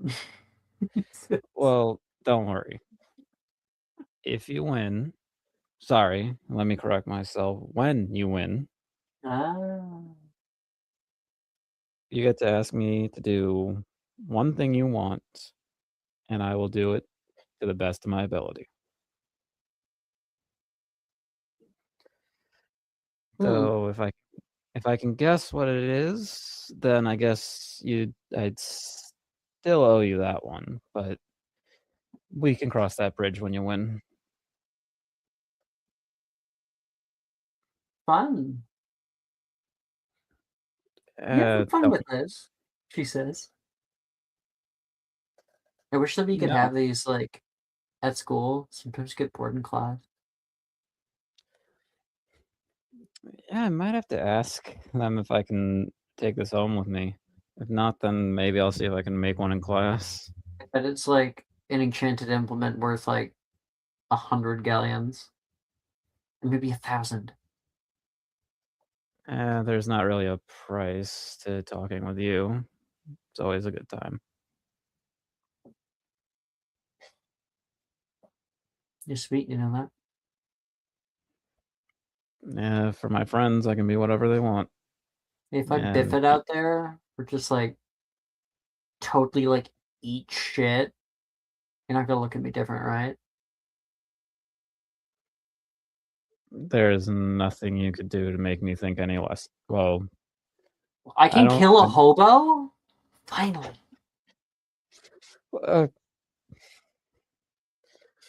I did say nothing would make me think any less of you. So, Come on, you've got to have standards. if I catch you flirting with Lee, I'll think less of you.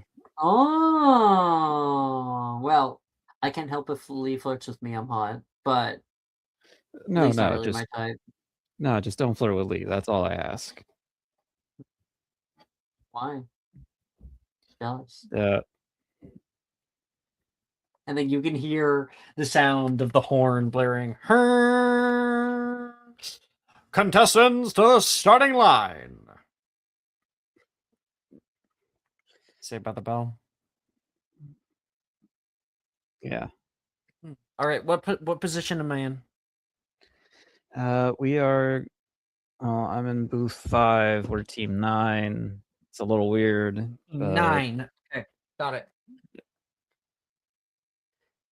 Oh, that's probably what the giant number on my back is for. Have you never Do you even know what sports are at this point? I question it. I've never done this, not professionally. Last time that I remember, we were flying around the Grand Canyon. You remember that? You mean with the Thunderbird chasing us? No, before that. Getting there. Yeah. I remember the stars looked really nice. It wasn't the only thing. Yeah. And Yeah. the you can hear like on her microphone somebody being like, "You're dead." I'm very much alive, thank you. You know, Was it if you're worrying about me for that long, you're not really going to be looking at what's in front of you. Who knows? You might end up like Golden. You can hear a grunt from the side. Oh, I love this game. Veronica says to you. flying and talking smack?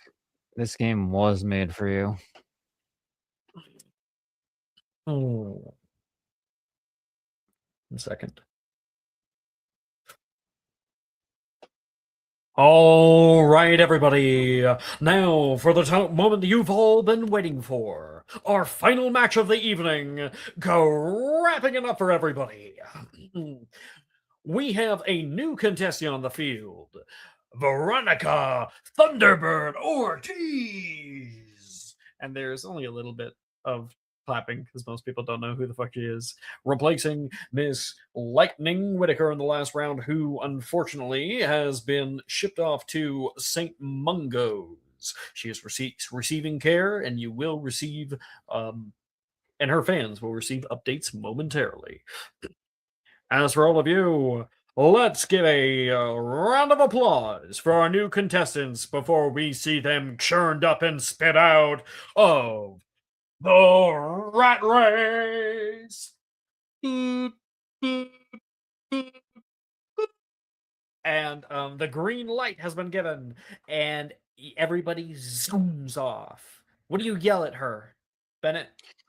All right. Thunderbird, it's showtime. Let's go. And oh my god. I rolled a Said it. nat 20. Thunderbird, what can I say? That is fucking awesome. She got a nat 20. And she shoots out from the back of the pack and very, very quickly is like swirling around people. Watching her, Bennett, is like an art form. She moves with the kind of grace that a trained dancer might have, or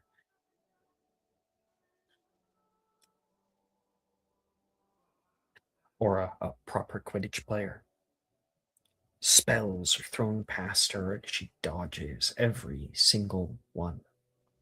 And she is up at the front.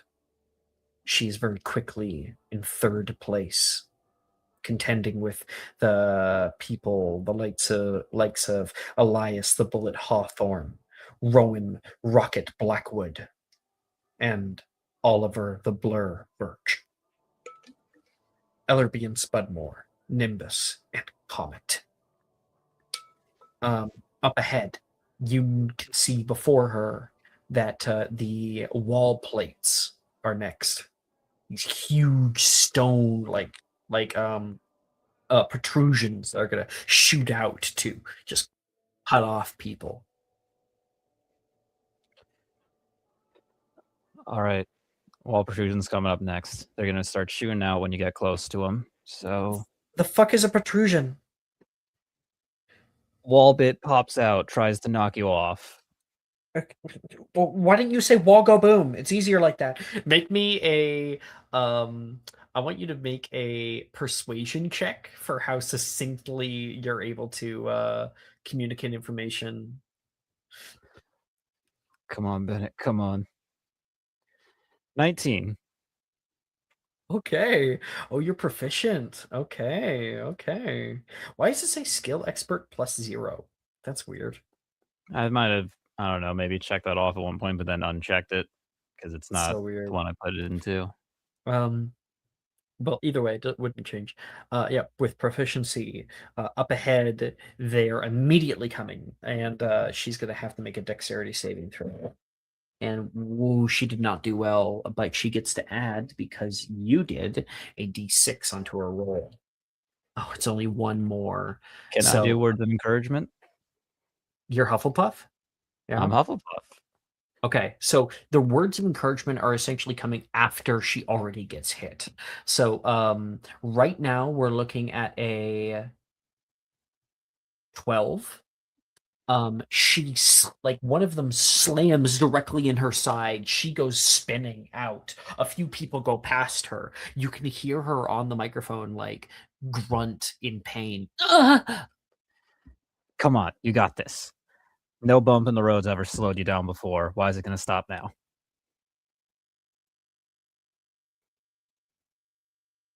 Just point me toward the goal, she'll say.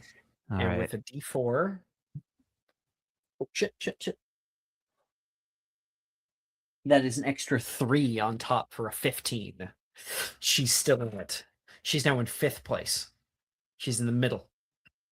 And she's dealing with people who are throwing spells from behind her and throwing spells from in front of her.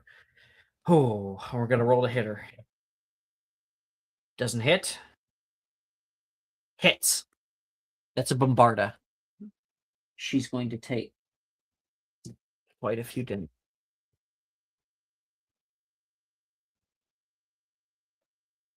14 points of bludgeoning damage. Bam, bam, bam. You can hear the explosions going off. She's able to dodge a lot of them, but it's not all. Nobody out there is really surviving. You can see she sends like flame back at others and causes someone to spiral out and slam onto the wall. And she's going to send forward a igneous laqueus. And that's a 17 on the die to hit. She shoots out in front of her at the person in front of her, which would be where are we? Down here? Yeah. Which would be Ada Ace Greenfield and from the Nimbus Racing Company. And she pushes into 4th place. All right, good. Keep it up. Up ahead. Make me a investigation check to understand what the next length is. All right.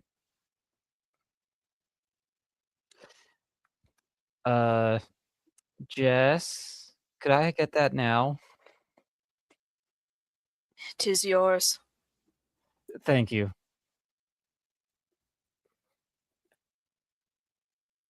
No Mother. way. Okay. I do have another one. Wait. On Bennett's inspo tracking, I see 1, 2, 3. I'm pretty sure he has some kind of magic item that gives him advantage. We're gonna use one of those luck points one more time.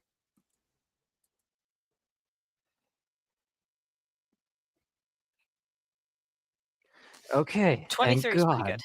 23. That's pretty good. Okay, group effort here. With a 23, you can see there is electrifying plates. There is a spiral of like lines, arcane lines that are going to be opening up. Think kind of like a Mission Impossible lasers, but lightning. And they're going to fire off randomly. She needs to be moving in with a fucking 23. You examine the way that it all looks. It looks like she needs to move in a clockwise corkscrew, and she needs to go fast enough in order to dodge most of them.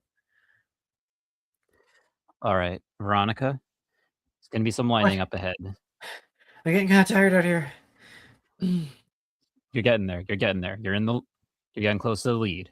Okay. I need you to spin clockwise fast in a corkscrew.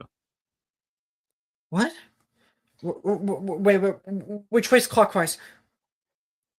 Make me make me a persuasion check. You, yeah, make a persuasion check. 26. You can role play this as you see fit.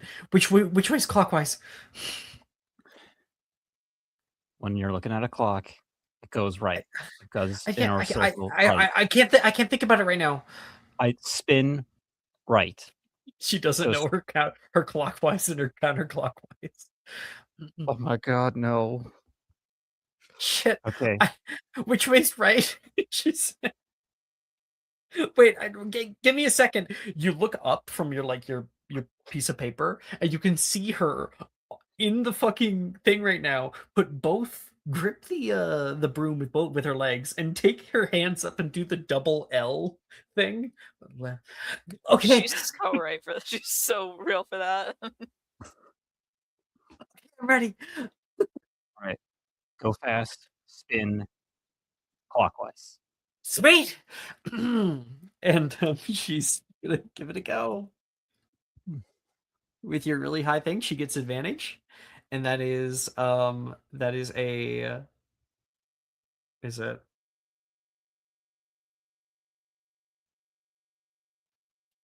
Yeah, because that would be 25. You watch her dodge through so many fucking lightnings. Up ahead, Oliver the Blur gets completely decimated by one of them. He gets knocked off of his broom and straight down to the river like water below. And then she zooms right past Elias the Bullet Hawthorne into second place. Up ahead, you've got Rowan Rocket Blackwood and Elias the Bullet Hawthorne behind her. Coming up is the Trifecta Fork. Bennett, you can see on your map, because you have like a little side map, you can see the internals of those tunnels. I'll tell you, there are 3 tunnels. One blue, one yellow, and one. Sorry, no, I had that wrong. One green, one blue, one red. And the green one is the easiest. It is a straight shot. However, this thing has been magically lengthened, and the straight shot takes the longest to get through. Okay. Got it. So think of it like this is at a bend or like a turn, and the no, I'm not gonna try to explain it. The straight shot is the longest one. Okay. Yeah. Easy but long. There's another one that has a spiral to it, and that one has like a single trap in it that tries to catch you and pull you into the wall. It's an Orbis trap. So you can't be touching the walls whenever you go in there. The last one looks like suicide. It is the shortest distance out of all 3. It is incredibly quick. However, it goes straight up and then like spirals down. And not only that, there is a rebar sticking out of the fucking wall in many, many ways, in many, many places. There is also an adjoined watery area that you can see. There's there's something written here. It says Jeff. There's something in this like watery depth named Jeff. Likely another trap. Oh, I thought it was a monster. I thought it was a creature. I was going to call Sarayan for help. All right. I'm looking at 3. Call it a color. Do you feel lucky? You're the one calling the shots here. All right. You trust me? Yes. Red. She'll take it. And it's only after that you realize it's completely cut off. There's no lights. Oh, fuck. You feel like your heart drop. I need you to make me a charisma saving throw in order to communicate all of the issues here as quickly as you can while you're panicking. To communicate Okay. exactly what she needs to do. Oh, I am you gonna going use to that other one? use. Yes, yes, that's what I'm gonna do. All right, come on. Nat 20. No fucking way. That is awesome. So like I think like behind her, um the bullet looks like he's fucking ready to fuck her up. Instead, Rowan Rocket goes into the green tunnel, and the bullet sees her go up in there, and he's like, haha, like victory is mine. So he goes out after uh Rowan Rocket, and the issue with the longest one, it's longest, it's a straight shot, but it being a straight shot also means that if you're behind, it's really easy to hit the person in front of you with a spell, right? Because it's just Yep. fucking straight. And so he does that, and you can see him speeding forward. You with a natural 20. Yeah, I mean, do you want to do it or should I? All right, Veronica, it's real simple. I could guide you through this with your eyes closed. When you get there, straight up, don't touch the walls. When I say now, you're gonna turn straight down and you're gonna spin and do not stop for anything. I don't want you to meet whatever Jeff is in there. Understand? Got it? Yes, sir. All right. When I say now, up, and when I say now, down. Yeah, I understand. Again. All right. Okay, now. No way. Dude, I just rolled a nat 20. I was gonna give her advantage because you got a nat 20. Maybe even roll 3 times. The first one I rolled was a nat 20. You know, I just can give good advice. I'm a good coach. You you can hear in the microphone like water splashing. Slow down for nothing. And then Keep going. you hear something slap against the wall, something wet. Holy shit! You can hear her call out, "Sectum Sempra!"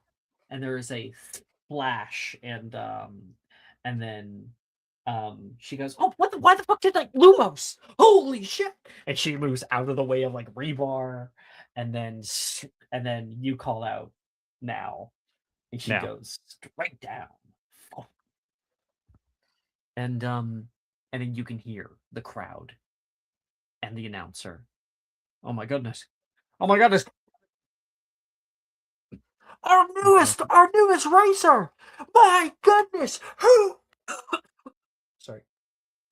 Who is this girl? You can hear her yell out, and the entire crowd is going crazy.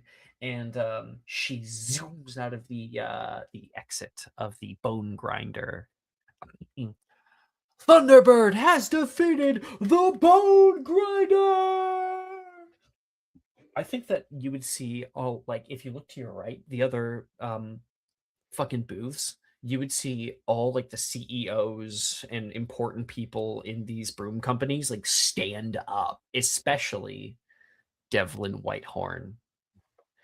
And like the what's his butt? The bullet?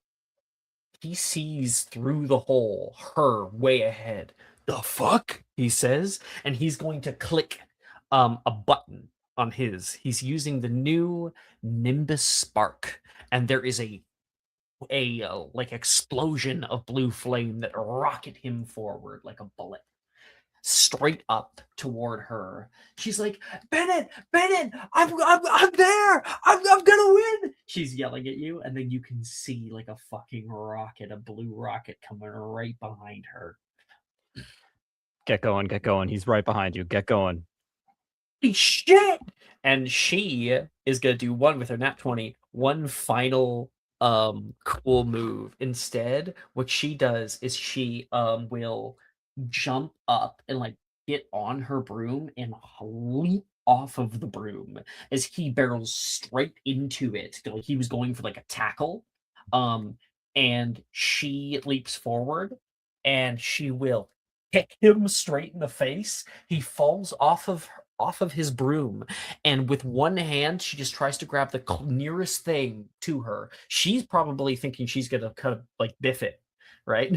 But she grabs onto his broom and it kicks her off straight out into the across the finish line. You can hear the goal. Veronica Thunderbird Ortiz has won. Smash. She hits the far wall. Oh, Bennett sees that and he's immediately rushing to her aid. Yeah. It's like, oh shit. You can hear her like coughing and like whining and crying. It's really difficult to hear as you're running down onto the pitch. And there's a bunch of other people who get there probably before you. So they have less way to go. Medics are coming up, and Medi Wizards are levitating her up, and she's crying. She sees you. Did we win? We won. And I think I've got the perfect thing to help make you feel a little better. You know, maybe I can wait for the hospital. No, to the victor goes the spoils. And I'm gonna lean in. Mhm. And she's good. She sees what's happening, right? She's good. Lean in, wrap my arms around her, and give her what Bennett's wanted to give her for a long time. Damn. Not like that. And that's when Morgan starts screaming from the stands. Hey, Bennett, that's what I'm fucking talking about. And she like throws her arms around you, as like many wizards are trying to pull her off, and she's like pushing them away. And eventually you have to be like almost surgically removed from her. She's screaming, no, let me go back. And they are taking her to the hospital. Can Morgan be right by my side for some reason right now? Yeah, he's run up to the side. Did I miss it? Morgan, I need to tell you something. Huh? You are the wisest man I have ever met, and I could have been doing that way sooner. Yeah. You didn't know this? You know, sometimes you realize you're dumb, and then sometimes you realize, oh man, I'm really dumb, but thanks.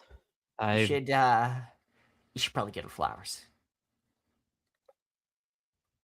Right. That's a good idea. Also, and I got it. Thank you so much. I can pay my rent with this.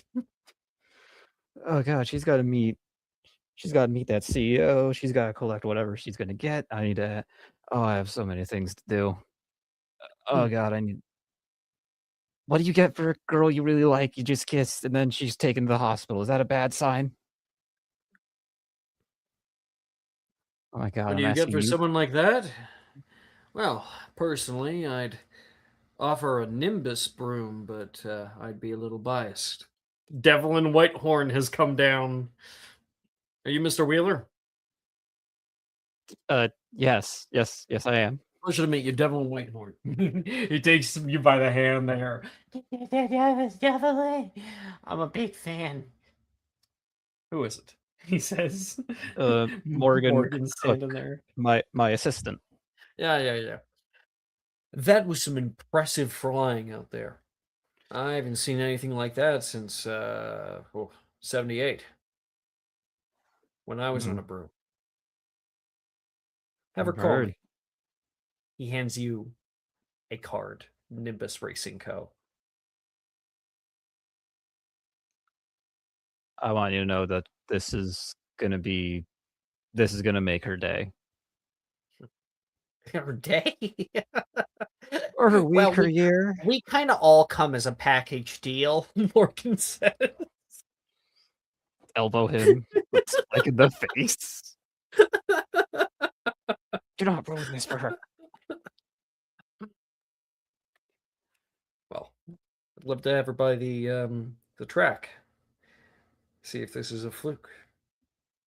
Or maybe, just maybe, she had a really good pitmaster. Well, I'm only as good as the person on the broom, so it's both of us. But she's the one who did the flying. I just told her where to go.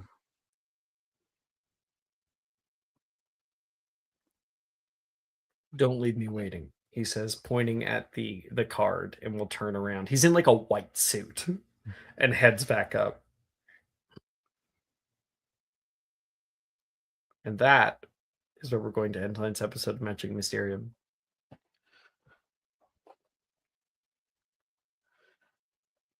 Thank you everyone for playing. You guys are watching. Good night.